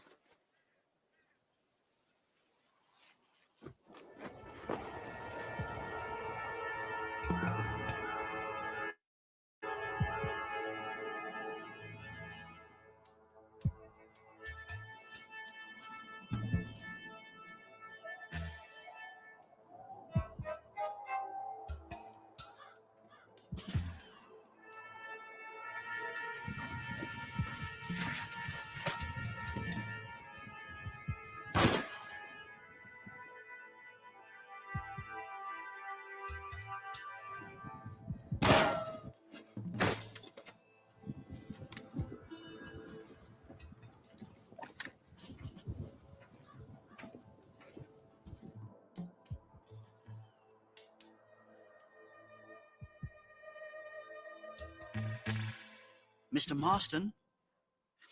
Mr. Marston! Mr. Marston! Here you go, Mr. Marston. Get stuff away. You banged your head. Nastas and I carried you down. Nastas heard the shots and he hurried up to rescue you, and he carried you down. I improvised an escape plan. I'm more of a planner than a man of action. Thank you, gentlemen. Friends of mine are with Vanderland. We must try to reason with them, sir. Vanderland's gang contains several natives. We must meet with them and try to save them from disaster. My people have already endured many disasters. Before, this was all our land. And now we have brought you civilization. Well, sure, it hasn't been easy, but it hasn't been easy for anyone, Nastas. Why, I knew a man in Yale whose father once shot 18 natives in one afternoon out in Wyoming. Oh, the man was quite traumatized. He took to lying with choir boys. For a wise man, you are a very stupid man, mister. Gentlemen, I'm going to leave you to figure out right from wrong. You are simple-minded, sir. Thus, I do not blame you for not understanding reason. Then again...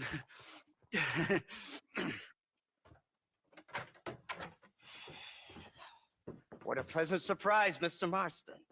An informant just told us some interesting news. Our mutual friend, Mr. Vanderland, is about to pay call on his bank manager. What do you say to having a little financial discussion with the fella? This way.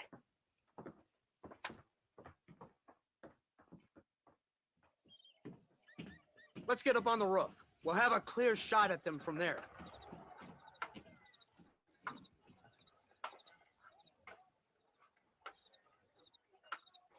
That door is the only way in and out of the building, so cover it tight.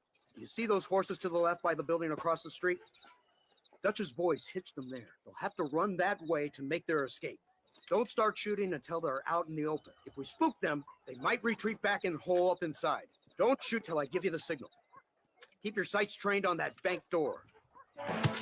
Marston, head into the bank with Hopkins and Manning. Get Dutch. Be careful. There may be some innocent people there.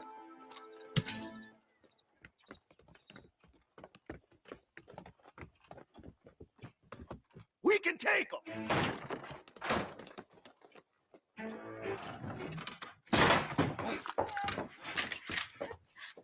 Oh, it's nice to see you, John. Hello, Dutch. How's Abigail? Well, I hope. Ain't seen her for a while. Because you've been chasing me? Let the woman go, Dutch. Of course. Of course. How's your little boy? He ain't so little now. No, he must be what? 15? 16? Doesn't time fly? Don't adjust. It's over, man. Of course. Of course. I surrendered, John. You're the master now. I've been my master since you left me to die. We all make mistakes, John. I never claimed to be a saint, but equally, I never took you for an errand boy. Just trying to help my family, Dutch. By making compromises, we all have to. Now let her go. It's over. You want the girl, John? You always were the romantic sort.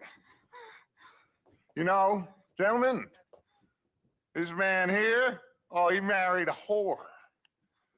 Used to ride with us. We all had her. Oh, but he married her.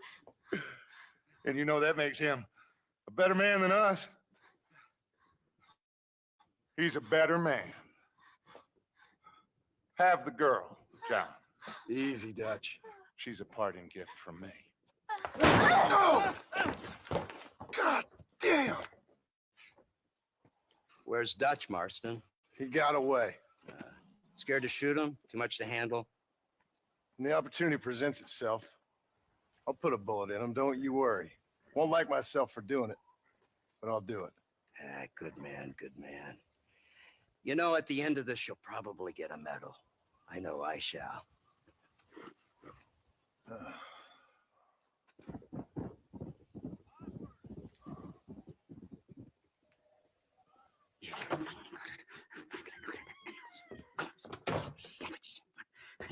Yeah, Marston, sir. It's good to see you, Albin. Good to see you. And you too, Professor. Forgive me. I am in a state of remarkable agitation, partly due to standard narcotic impulses, but also due to the fact that I have finally solved the riddle that has tormented my mind these past 8 years. What's that? The nature of the savage soul. What makes some societies great, like ours, and others, yeah, not worse. I would never use a pejorative such as worse, but lesser. Meaning? What makes these beings less human than us? Closer to beast on the continuum between animal and God. You know, I argued with Fortescue at Yale about this. It caused a minor scandal. But I shall be proven right, sir. I shall. Mark my words. I shall show them all what civilization is all about. The redskins and the nubs at Yale. Come, sir. I have a way to sate both our desires. I will bring you, Vanderlinde and me, the evidence of savages reverting to type. Come, sir.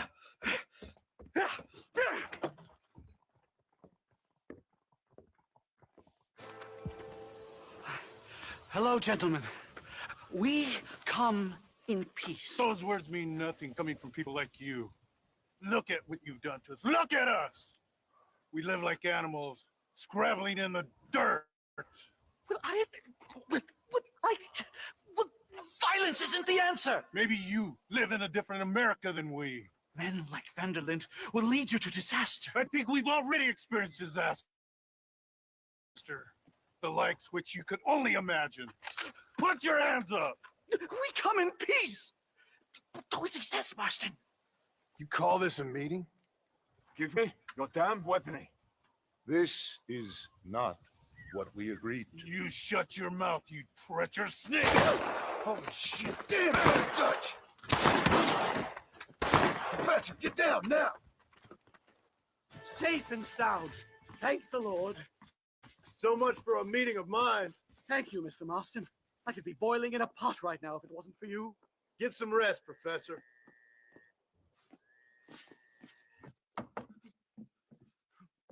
Professor!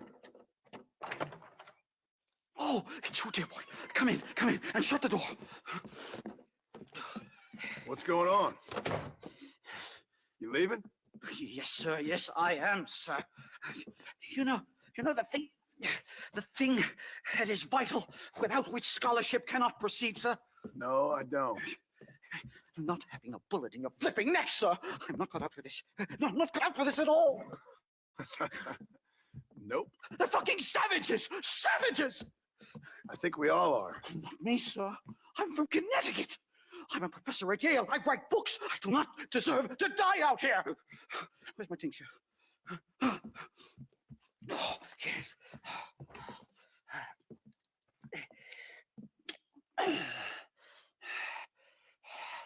You okay, Professor? Dandy, sir. Just dandy. Oh, great heavens above! Is that you, John? Hello, Dutch. I think that's what they call two for the price of one out here in this wonderful place. Maybe so, Dutch.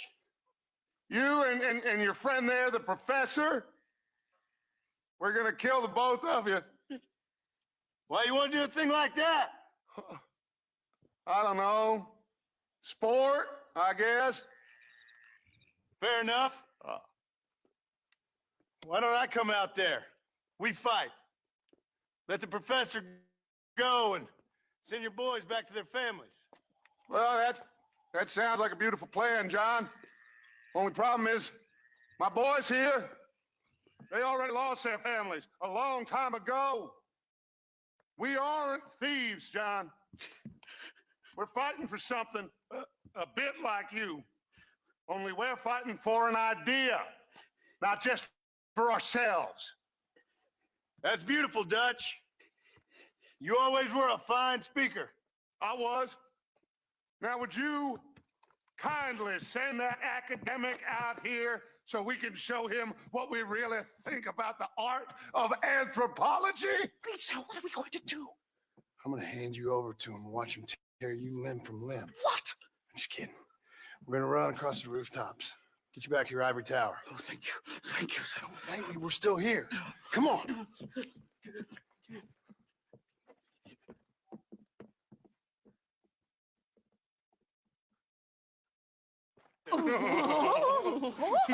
Yes.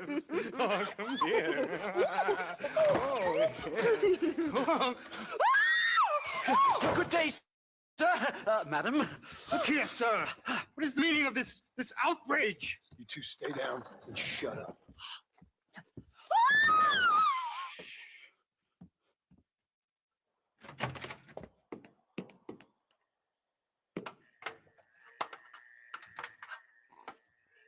Come on. We can get to the roof this way. My research is complete. Much as I thought. There's no civilizing this savage land. I could have told you that for nothing. Ah, but they'll give me a prize in New Haven for this. Well, they bloody better. Well, goodbye, Mr. Marston. Best of luck, dear friend.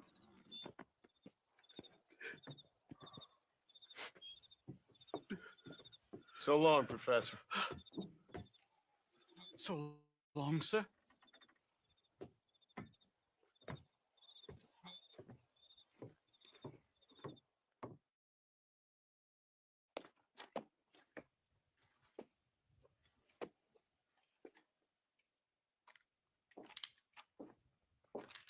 What do you want, Marston? My family. I've done what you asked. No, you haven't. This is the land of opportunity, and I gave you the opportunity to save your family, and you failed. How could I possibly reward you? Marston, you're a public menace. We should have had you killed. I wish you had. But since you didn't, where's my family? Oh, spare me the noble savage fall on the sword tripe, will you, old boy? It's nauseating. You don't wish to be dead. You're an insignificant creature desperately clinging on to life like the rest of the scum in this town. Yeah, I know it's tough. You like Dutch. He's a charming fellow. He makes sense. He's like one of those nature writers from back east. Only he takes things a tiny little step too far. Rather than just loving the flowers and the animals and the harmony between man and beast, he shoots people in the head for money and disagreeing with them. He's a goddamn killer. Now, I'm not a great intellect, but the metaphysical leap from admiring the flower to shooting a man in the head because he doesn't like the flower is a leap too far. So, I know it's easy. You see, me and Archer, we're the bad guys. We enforce the rules. Now, while the rules may not be perfect, they're really not so bad. Exactly. What's the alternative? Yeah. See, I'll tell you what the alternative is. It's not complicated. It's about one man and his gun versus another man. Sure, civilization may be dull, but the alternative, Mr. Marston, is hell. And the way you enforce this civilization, this freedom for men to like or not like flowers, or whatever in God's name you were just talking about, is to kidnap a man's wife and son? Well, I know there's contradictions. I'm not going to lie to you. Yeah, as I said, I'm not a great intellect. Now, after the debacle with the army and the bank, we have to put Mr. Vanderlyn to rest ourselves. Will you help us? Do I have any choice? Now that you mention it, no. Then what was that pretty speech in aid of? I don't rightly know, but it sure felt good saying it. Shall we, Mr. Marston? Let's go.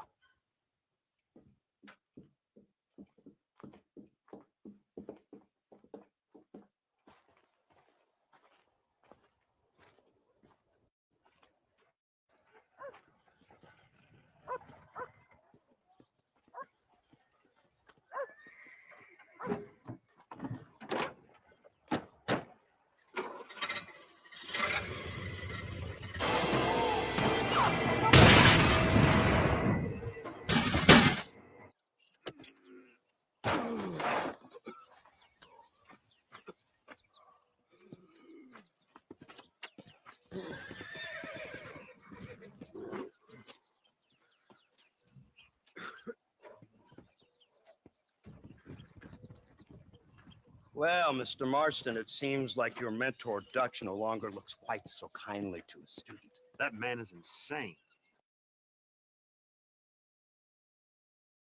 So it seems.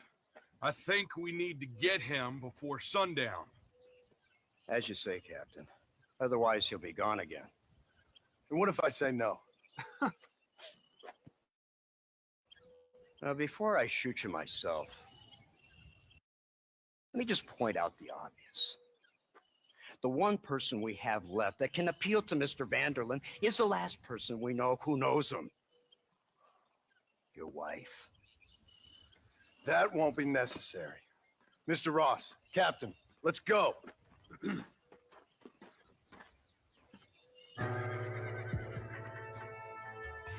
You, blow that gate open. Move, soldier.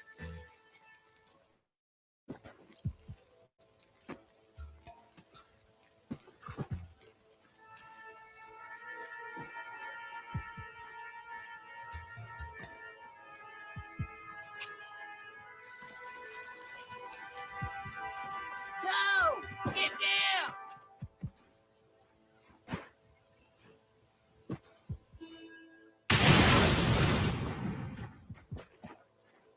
Forward! Move in!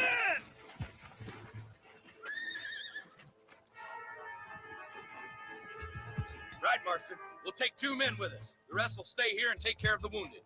They'll plant charges at the gate. You and I'll provide the cover fire. You tend to your wounded. I gotta face Dutch alone. Looks like it's me and you, John. You should have stayed at home. Son of a bitch! God damn it! You'll never take me alive, John. It's over, John. I ain't leaving here without you.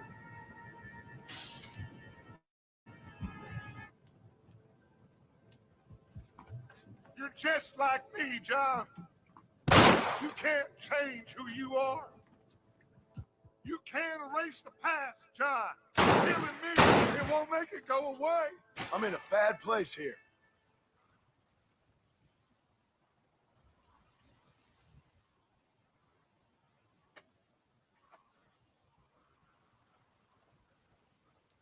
Hello again, John.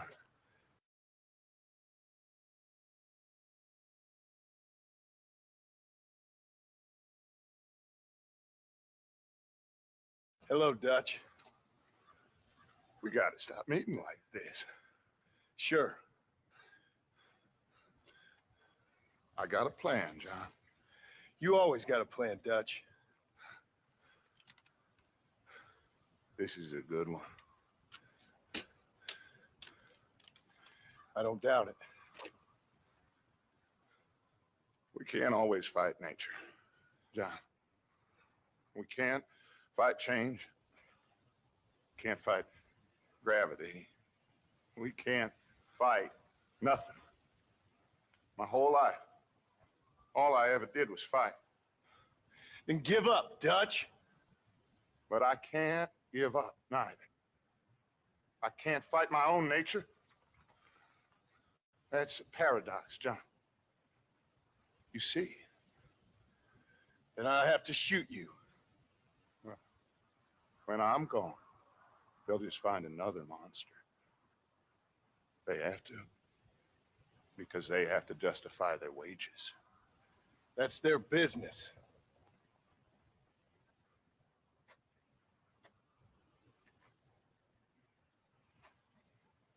Our time has passed, John.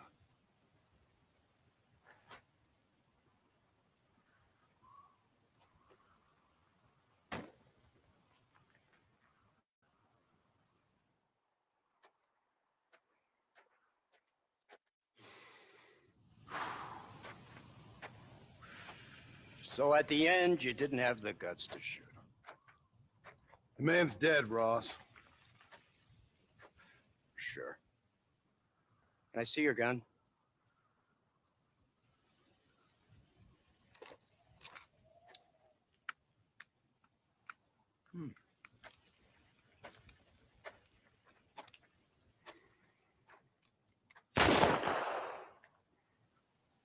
Oh, trust me. It looks better in the report that way. Where's my family? Your wife was killed in a prison riot last week. So, I'm only joking, dear boy. They were sent back to that Scrabble ranch of yours in Beecher's Hope. They're quite safe and sound. They better be. Thank you, Mr. Marston, for everything. I know this wasn't easy for you, but I have to say, you've done your country proud. Yeah, exactly. See you around, John. Try to stay out of trouble. Come on, Archer. Let's go find somebody else we can annoy.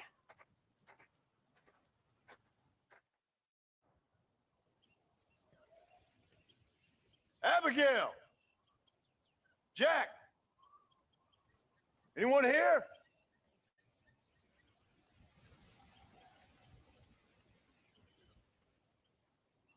Anyone home? Oh, darling. I never thought I'd see this day again. You no good hillbilly piece of shit! I thought you was dead! I thought you was dead, John, huh? Where you been? Where you been? You know where I've been, darling. You know. You saw Dutch, didn't you? Yeah, I saw him. And Bill? Yeah, I saw him too. And you didn't go back to him? I left that life. Just as you left yours. How'd they treat you? Oh, I can take care of myself, John. One guard got funny on me one time, but I wasn't so ladylike and he didn't try it again. Or no one else. How's the boy? Oh, like you. And like me.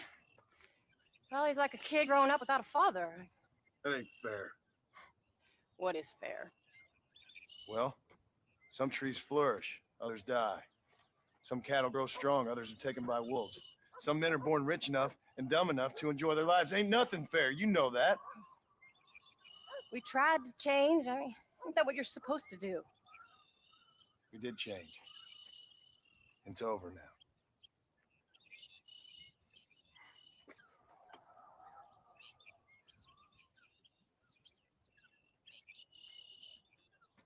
Jack!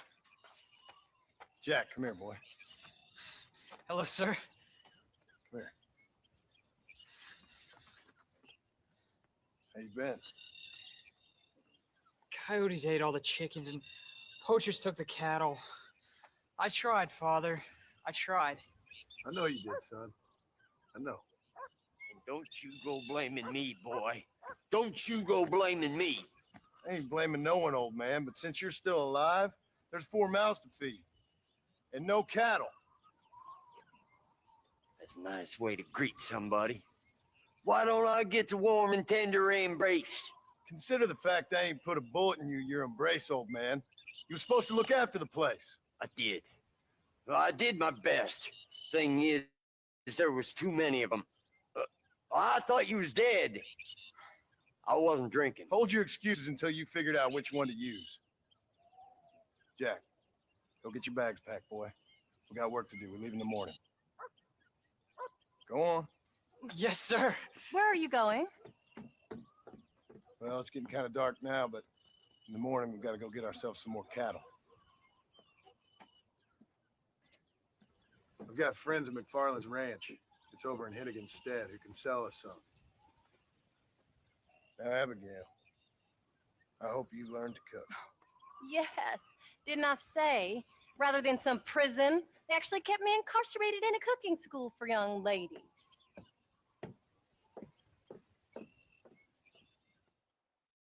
There you go. John Marston. Now, there's a face I thought I'd never see again. Some of our public servants in Blackwater sent you back on another homicidal errand to protect and save us from Lord only knows what. Thankfully not, sir. I was hoping you might still be able to sell me some cattle. My boy, it would be a pleasure. Bonnie's out in the crowd now. She'll be more than happy to help you. Good Lord, do my eyes deceive me? A devil walks among us. I said I'd be back when this was all over, Miss McFarland. After the barn fire, you remember? Of course I remember. I just didn't believe a word of it. So, you've come for some cattle? Yeah, I'm finally starting up my farm again. Or trying to, at least. You'll be fine. You've been taught well. Come on, then.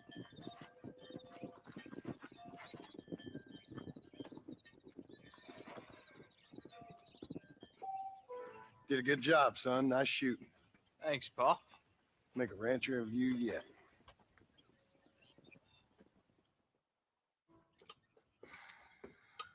What you cooking?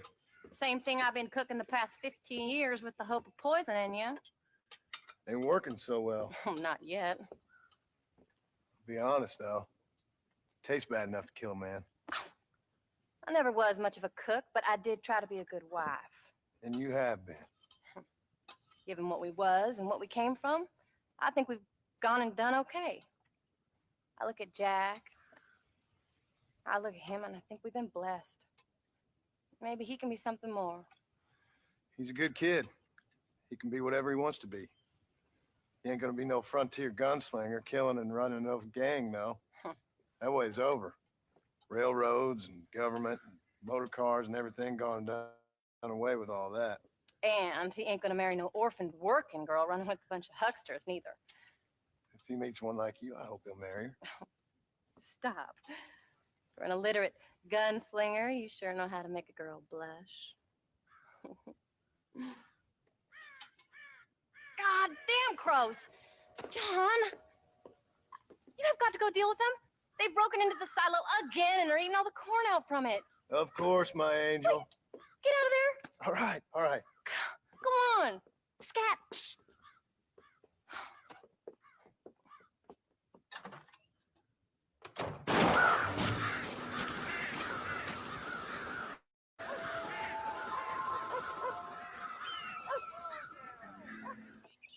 John, We got a telegram from some lady friend of yours, a Bonnie something or other. Something you ain't telling me? Bonnie McFarland. She's a friend.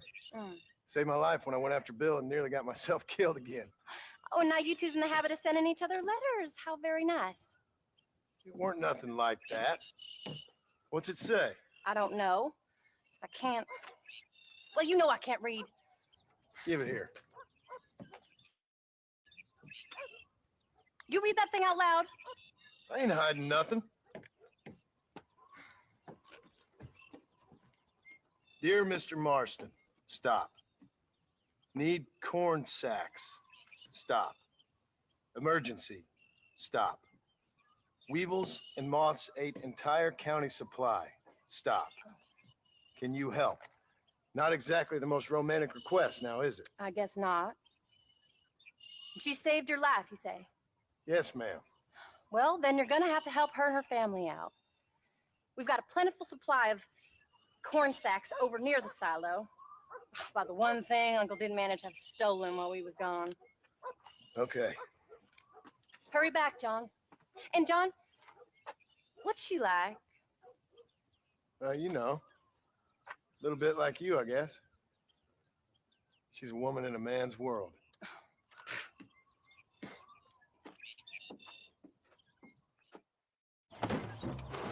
John, wait! I changed my mind. I'm coming with you.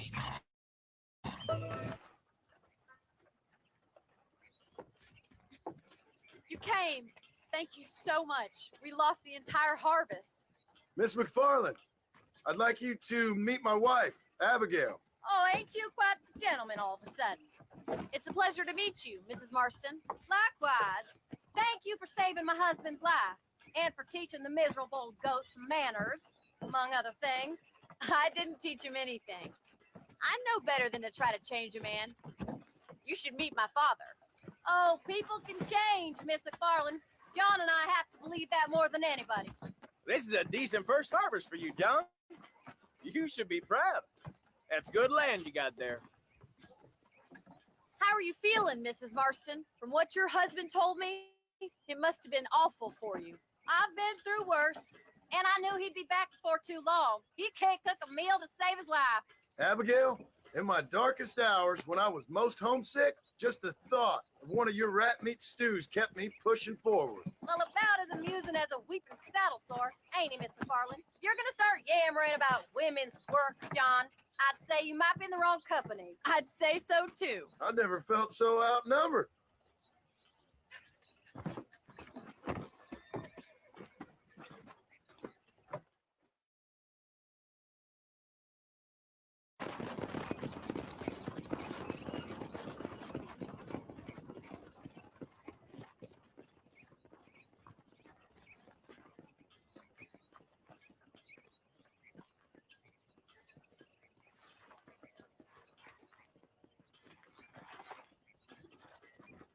Ma'am?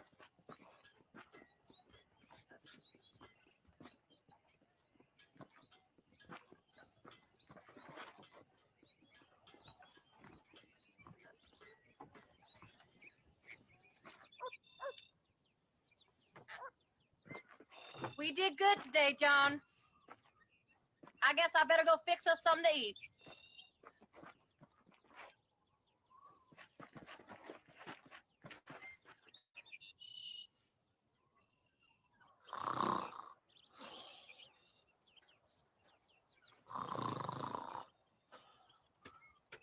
Get up, old man.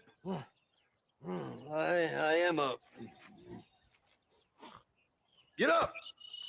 Oh. There, I'm up. Well, thank the good Lord you're back.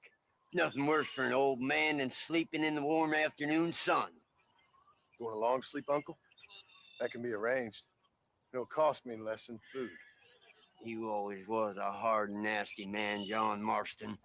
You always was a useless, conniving thief. And where's them cattle? Did you take them to pasture? It's coming around to that. When exactly? It's easy to pick on the elderly. It's easy, but it ain't dignified. Come on, old man. Do this together.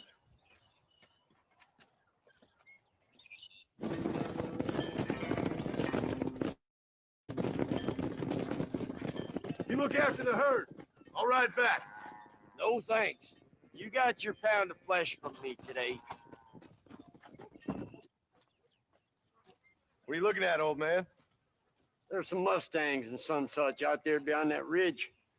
Wondering if it's worth getting you and going to round some of them up. Fair enough. We're nearly out of money. Ranch is in turmoil. We may not make it through the winter. What could we possibly want with some good quality horses? Come on. That tone of voice ain't so becoming on you. Makes you seem all pent up and angry like some Blackwater would-be business tycoon with a bad case of hemorrhoids. I'll give you a bad case if someone just shot me in the head if you don't hurry up. Make sure there's enough fresh hay. We need to keep them strong. All right. Damn, a little gratitude wouldn't kill you. Not a bad day's work.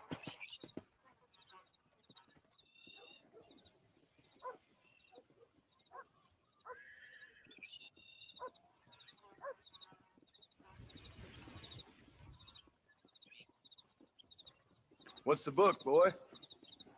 Nothing, sir. What's it about? Well, it's an adventure, sir. Set out in the West, and it tells this amazing story of how people killed the savage Redskins, and how this man, this brave man, hunts the man who killed his father. I'm glad you're enjoying it. Talking of adventure, how'd you like to learn to track elk? Really big ones in the valley this time of year. We could use the meat. Well, I know you'd rather read your adventures. Trust me, this can be very enjoyable in its own way. I suppose maybe it's a little less dramatic. So, let's go, come on. You may get to see me get gored by some massive wild beast. Then you can write a story about that. Very funny, Paul. I've forgotten how funny you was. Grab your things.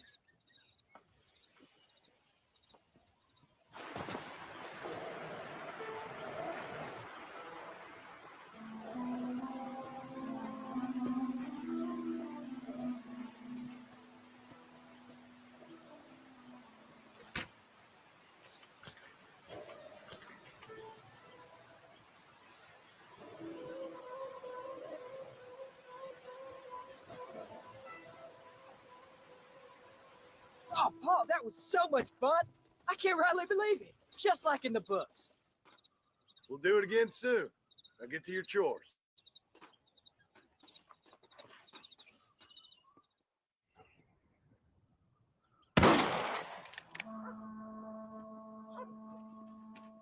You're tensing up. I'm not. You are. Your back's tense and it's making the rifle jump. You're holding it wrong. Here, let me show you. I don't need you to show me, Paul. I guess not. Don't show me and you'll just run off again or something. It's better I teach myself. I ain't going nowhere. Whatever you say, Paul. Don't be like that. Sorry.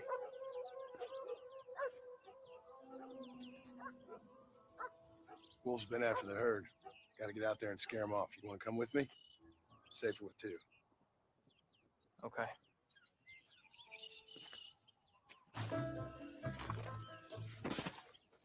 You're turned into a decent hunter, son. But try to stay out of trouble.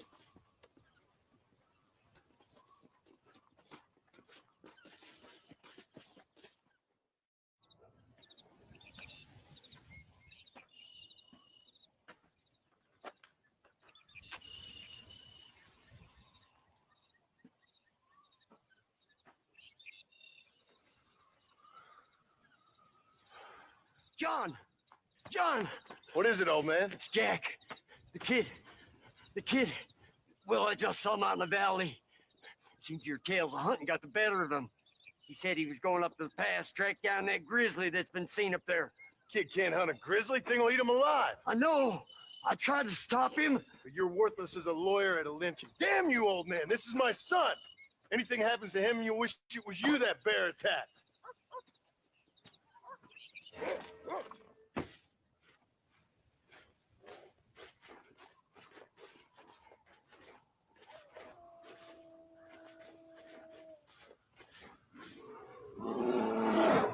Paul, help me! I'm hurt! Jack! Stay down!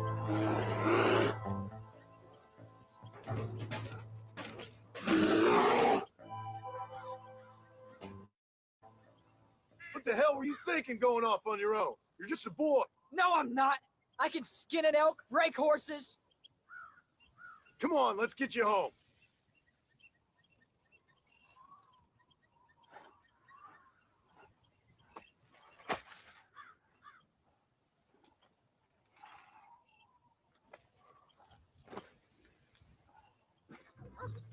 I'm sorry I made you worry, Paul. Don't be too eager to grow up, son. Ain't as much fun as it looks. When you're ready to hunt bears, I'll take you.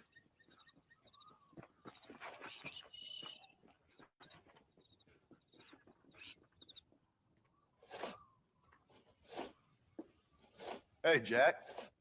Hey, Paul. Need a hand with that? No, sir, I got it.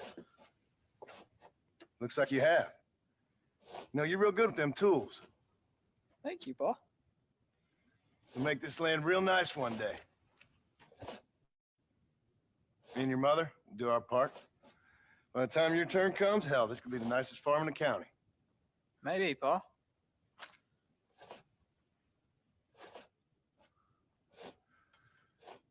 Just gotta learn to shoot straight or you'll get yourself eaten by some animal. Very funny, Paul.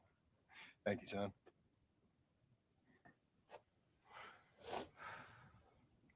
Soon it'll be quail season. We should have some fun then. Is there anything you don't like shooting, Paul?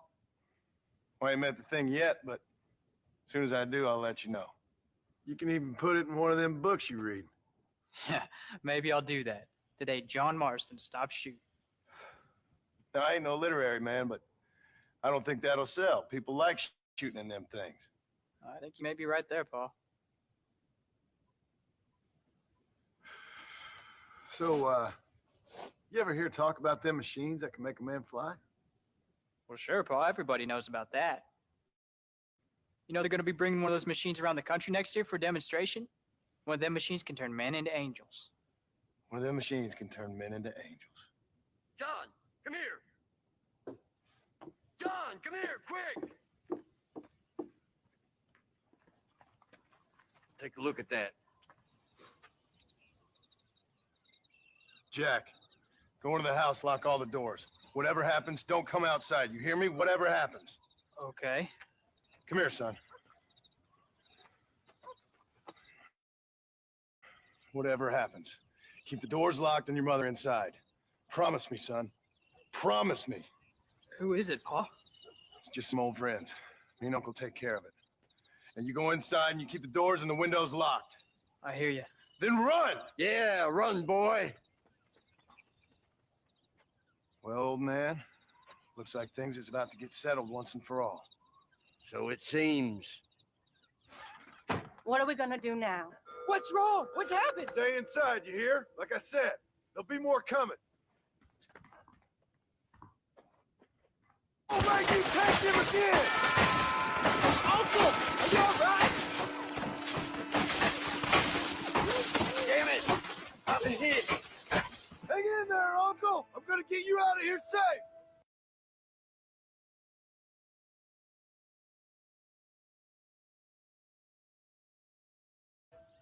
Ain't time, John. Ain't gonna make it off this porch anyhow. You take Jack and Abby. Take them and... Don't worry about me. Let's get him out of here. No! Uncle, please! Oh my God! They killed him! Come on, son! Ain't nothing we can do for him now!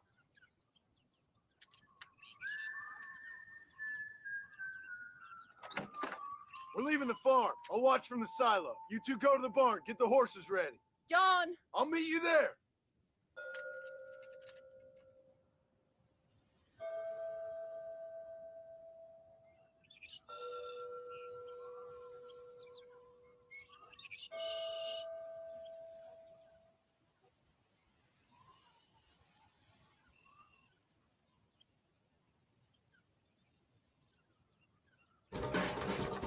Hey, come on. Now listen, Jack, darling, get on this horse. Get out of here. Go find a place to hide. You're coming with us, Paul. I'll catch up. You keep riding and don't look back. And don't be worried about me, you hear? Now get going. You stay out of trouble, John. Ain't no trouble, Abigail. Ain't no trouble. I love you. I love you. Now go. Get!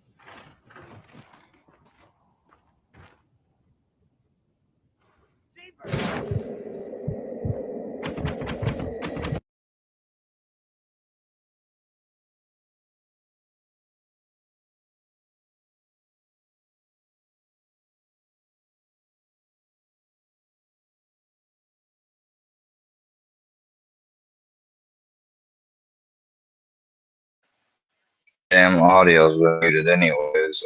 Government corruption, y'all, at its finest. I am so sorry. Y'all have not been able to hear me at all. I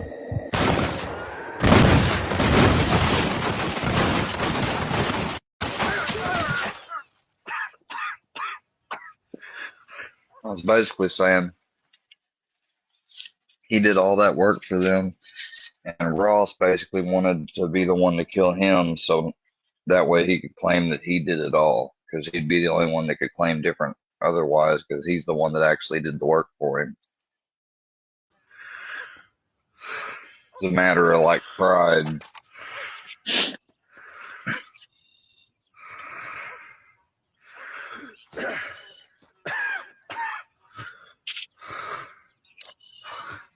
Asshole.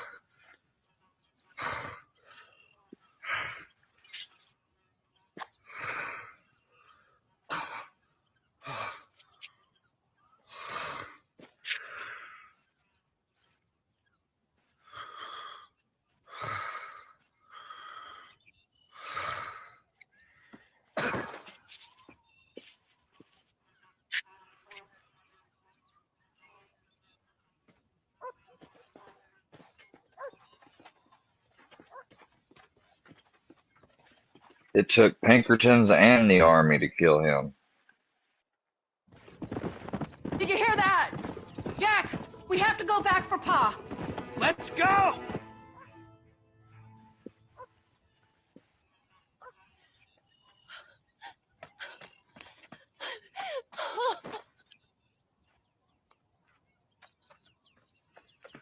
No. No.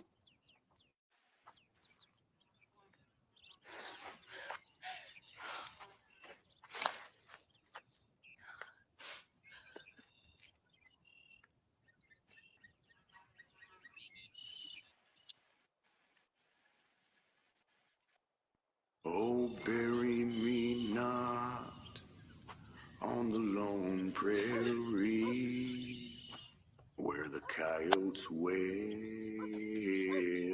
and the wind blows free. And when I die, don't bury me 'neath the western sky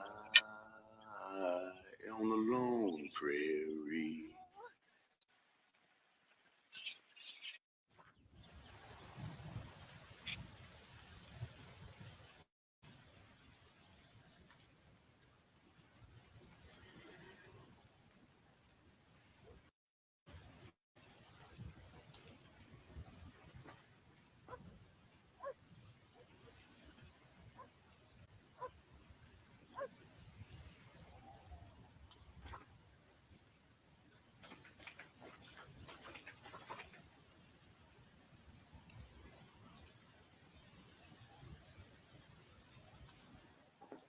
Hello, sir. You work with the government? You one of them agents? Sure, son. Why you ask? Did you work with a man named Edgar Ross? I have something for him. Edgar Ross? No, but well knew of him. Fine man if he wanted results. Won himself a chest full of medals. I think he went and retired about a year ago. Last I heard, him and his wife moved out to a cabin on Lake Don Julio. Lucky guy, getting to take it easy. He's fighting crime in this dump, that's for sure. Thank you for the information, mister. Excuse me, ma'am. Hello, young man. Hi. What are you doing out here? Are you out visiting the lake with your family? No, ma'am. I was looking to deliver a letter to Edgar Ross. Oh, that husband of mine. That bureau just won't get its talons out of him, even though he's retired. Edgar gave them some of the best years of his life. They ought to let him retire in peace. They'll not rest till they've killed him with worry, and he's such a sensitive man. I'm sorry, I shouldn't get so angry. I don't suppose any of this is your fault. There's no need to worry about him nowadays. Well, where is he? He and his brother Philip went hunting on the south side of the San Luis River. Be careful crossing over. They were saying it was dangerous. I sure will, ma'am. And don't worry about a thing. I'm sure your husband will be just fine.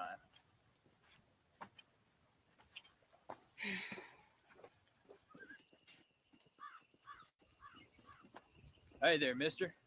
How's the hunting? Well, pretty good, son. Got me a few rabbits, coyote, elk. Still looking for some trophies for the parlor. I've got a letter here for Edgar Ross. You know him? I heard he was down in these parts with his wife. I know him as my brother. Gone down river, duck hunt. Must be a pretty important letter to have come all this way. Oh, yes, sir. Real important. I'll be on my way home as soon as I deliver this message. You best be off there. Just don't get on his bad side. He's got a filthy start. For you.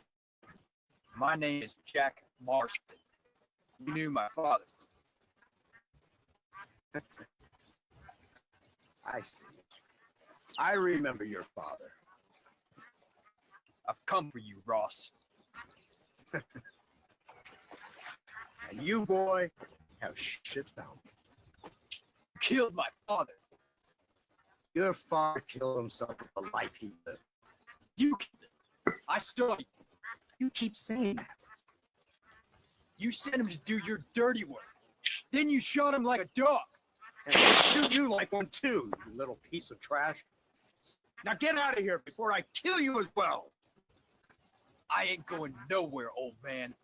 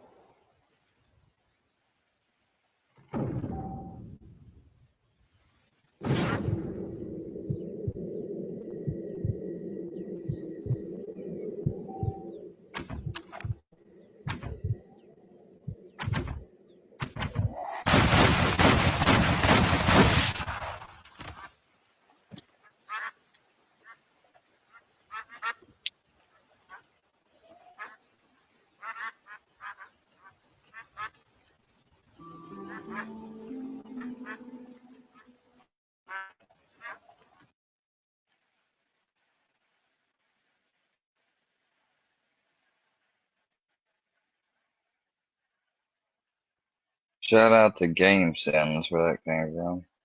Oh, Sniper Wolf said something back. We gotta check this out.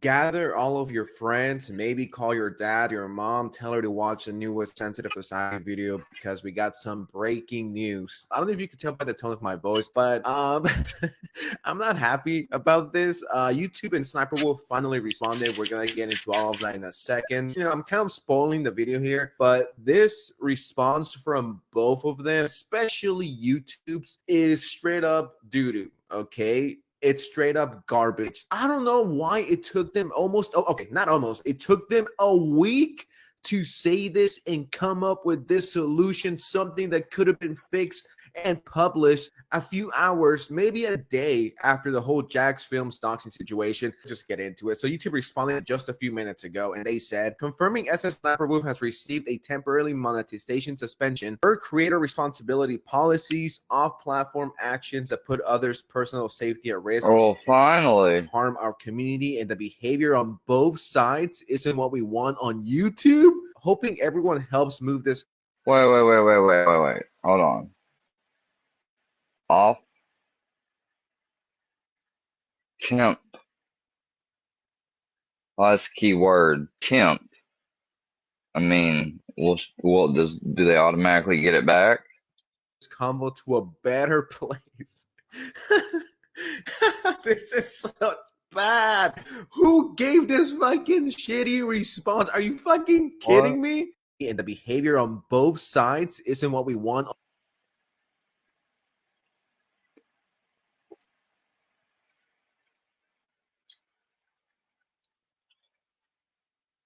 I'm definitely you Workyverse creators, take note. I'm gonna get your shit suspended. You keep it up. On YouTube, hoping everyone helps move this. Any of you, Milkman, any of you got anything up without my permission, you know, especially if it's done in a way that's malicious. You know, if you do it in a fair use type of way, and you're not, you know, got people in chat doxing me or whatever else, I really wouldn't care. Although you know that you're not gonna critique my video, that's not why you do it. Who's gonna do that? Nobody. To a better place. This is so bad. Who gave this fucking shitty response? Are you fucking kidding me? To anyone who says YouTube is fair and YouTube doesn't have its favorites and YouTube doesn't have certain YouTubers that like to promote, yeah, that's our golden girl. And just from this response, it feels like they're mad at us for asking for action to be taking the same policies and TOS that you have. Sorry for trying to, you know, actually respect the fucking rules you put into place. Here's the thing, right? If I showed up to, I don't know, anyone's house, someone that I don't like, let's say Nick's Not Green. Let's say I pull up in California. Let's say I know where he lives and I pull up with the goons, right?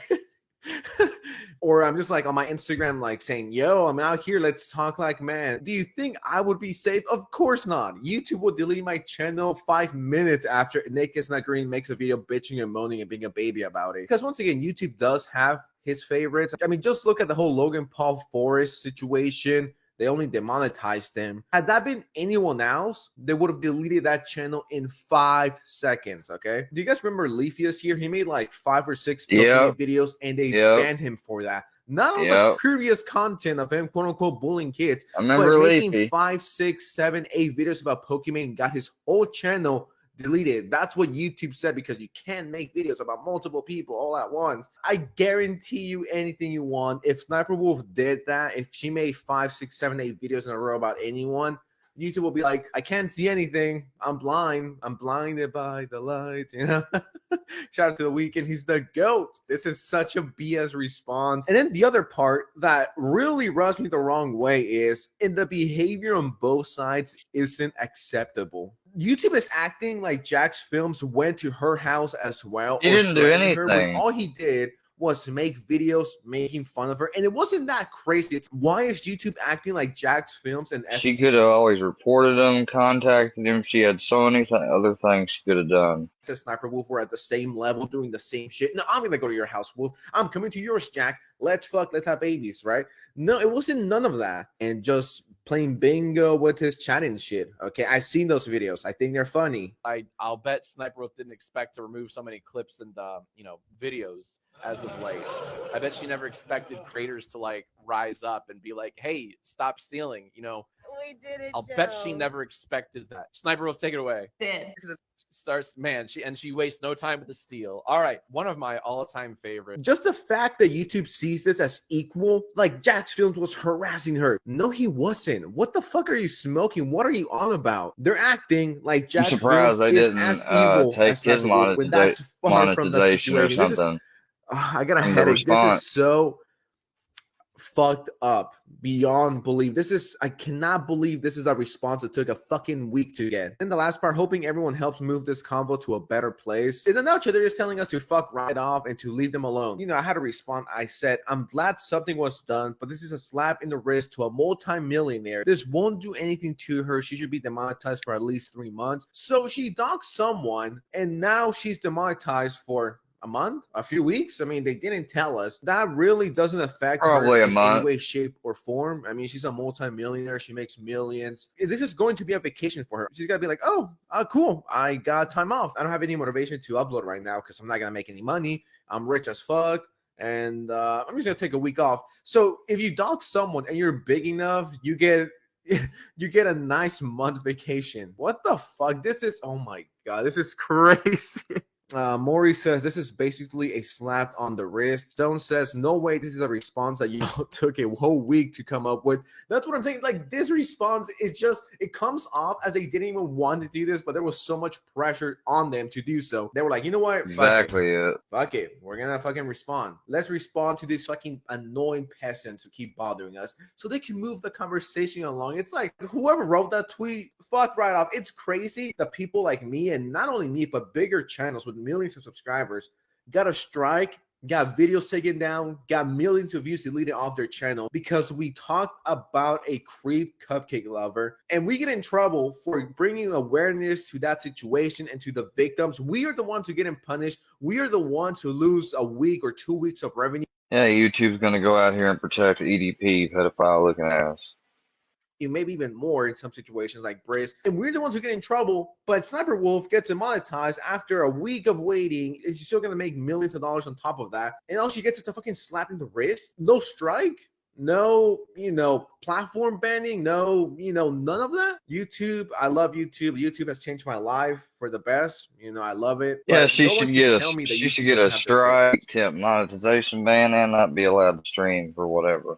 This was ban worthy, in my opinion. This was channel termination. If not worthy. banned, And people yeah. are fucking mad. This person says temporarily. Nah, this needs to be permanent. Not suspend her. She needs to be removed from the platforms. Is this it? Yeah, you'll happily punish smaller content creators for way less. What a fucking joke. Like 10 minutes after YouTube Exactly. posted that shitty, disgusting, fucking Because we're not monetized, so they just automatically give us the most worst punishment. statement that was complete BS. Oh my God, I got a headache. Jesus. Sniper Wolf, after not saying anything for a week, I think it's pretty funny, the timing of everything. Like, she was truly sorry.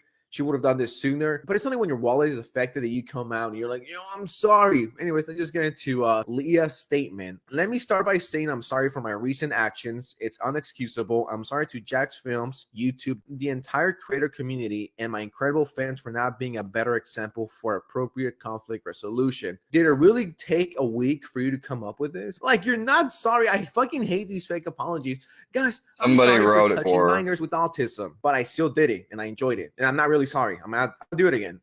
It's like, I just find it so funny how this comes shortly after YouTube's like, we're going to take away the ability for you to monetize for, I don't know, a month. I guess when you look at it, this is better than nothing. But I mean, is it really? She should have been banned. Like, I can't stand this. Or give her a strike. I think the most reasonable is having her get a strike. Jack's films, while we certainly don't see eye to eye and have our differences, I am sorry for reacting the way I did when I should have taken the opportunity to show young creators how adults and professionals resolve conflict by communicating directly, respectfully, and privately. Yeah, but in the meanwhile, you know, thousands of people now know where to find his address. So that's great. You can't take that back. Not for views or content, but meaningful example of how conflict should be resolved. You're 34 years old and you don't know how to fix this? And you've been arrested twice? You haven't learned anything from that whole situation? Jesus, I mean, imagine being almost 40 years old and you don't know how to react to this. Like, Jesus fucking Christ, grow the fuck up. Like, if you were in your early 20s, I would be like, you know, I get it. I get it. You know, us 20-year-olds, sometimes we get a little too crazy, right? And it happens. We say shit, we do shit that later we regret. But when you're 35, 34, that's like, I will reach out directly and hope we can find some good time to connect and communicate. I would also like to thank YouTube for holding me accountable. I deserve it. Respect the decision and appreciate the opportunity to learn and grow from a true lapse in judgment. Okay, at this point, she's just fucking pulling our leg. She's pulling a fucking Logan. I have made a severe true lapse in judgment. Like, she's just making fun of it at this point. This is the fakest apology shit ever. Nah, fuck this. I don't believe this. Something tells me that Jack will not want to talk to you anytime soon, you know, considering everything you've said and everything you've done, and the fact that now your crazy incel loser fan base could go and look up his house. This is a joke. You would think everyone would be treated equally here in almost 2024, but nope. And if you keep excusing behavior like that, people will never learn. I'll just leave it at that before I get a strike and I get banned. Whatever you guys think, let me know. What do you guys think of the situation? I want to read the comments. I want to know what you guys have to say. With that said, thank you so much for watching. Don't forget to like, share, subscribe. I drop bangers all the time. I have no life. And holy shit, this is fucking horrible. Anyways, I'll see you next time. Peace out.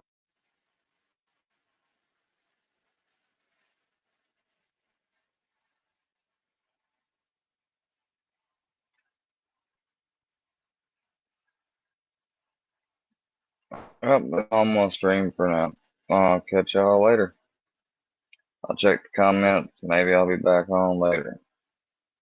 Okay, go do some stuff. Maybe I'll be back on later.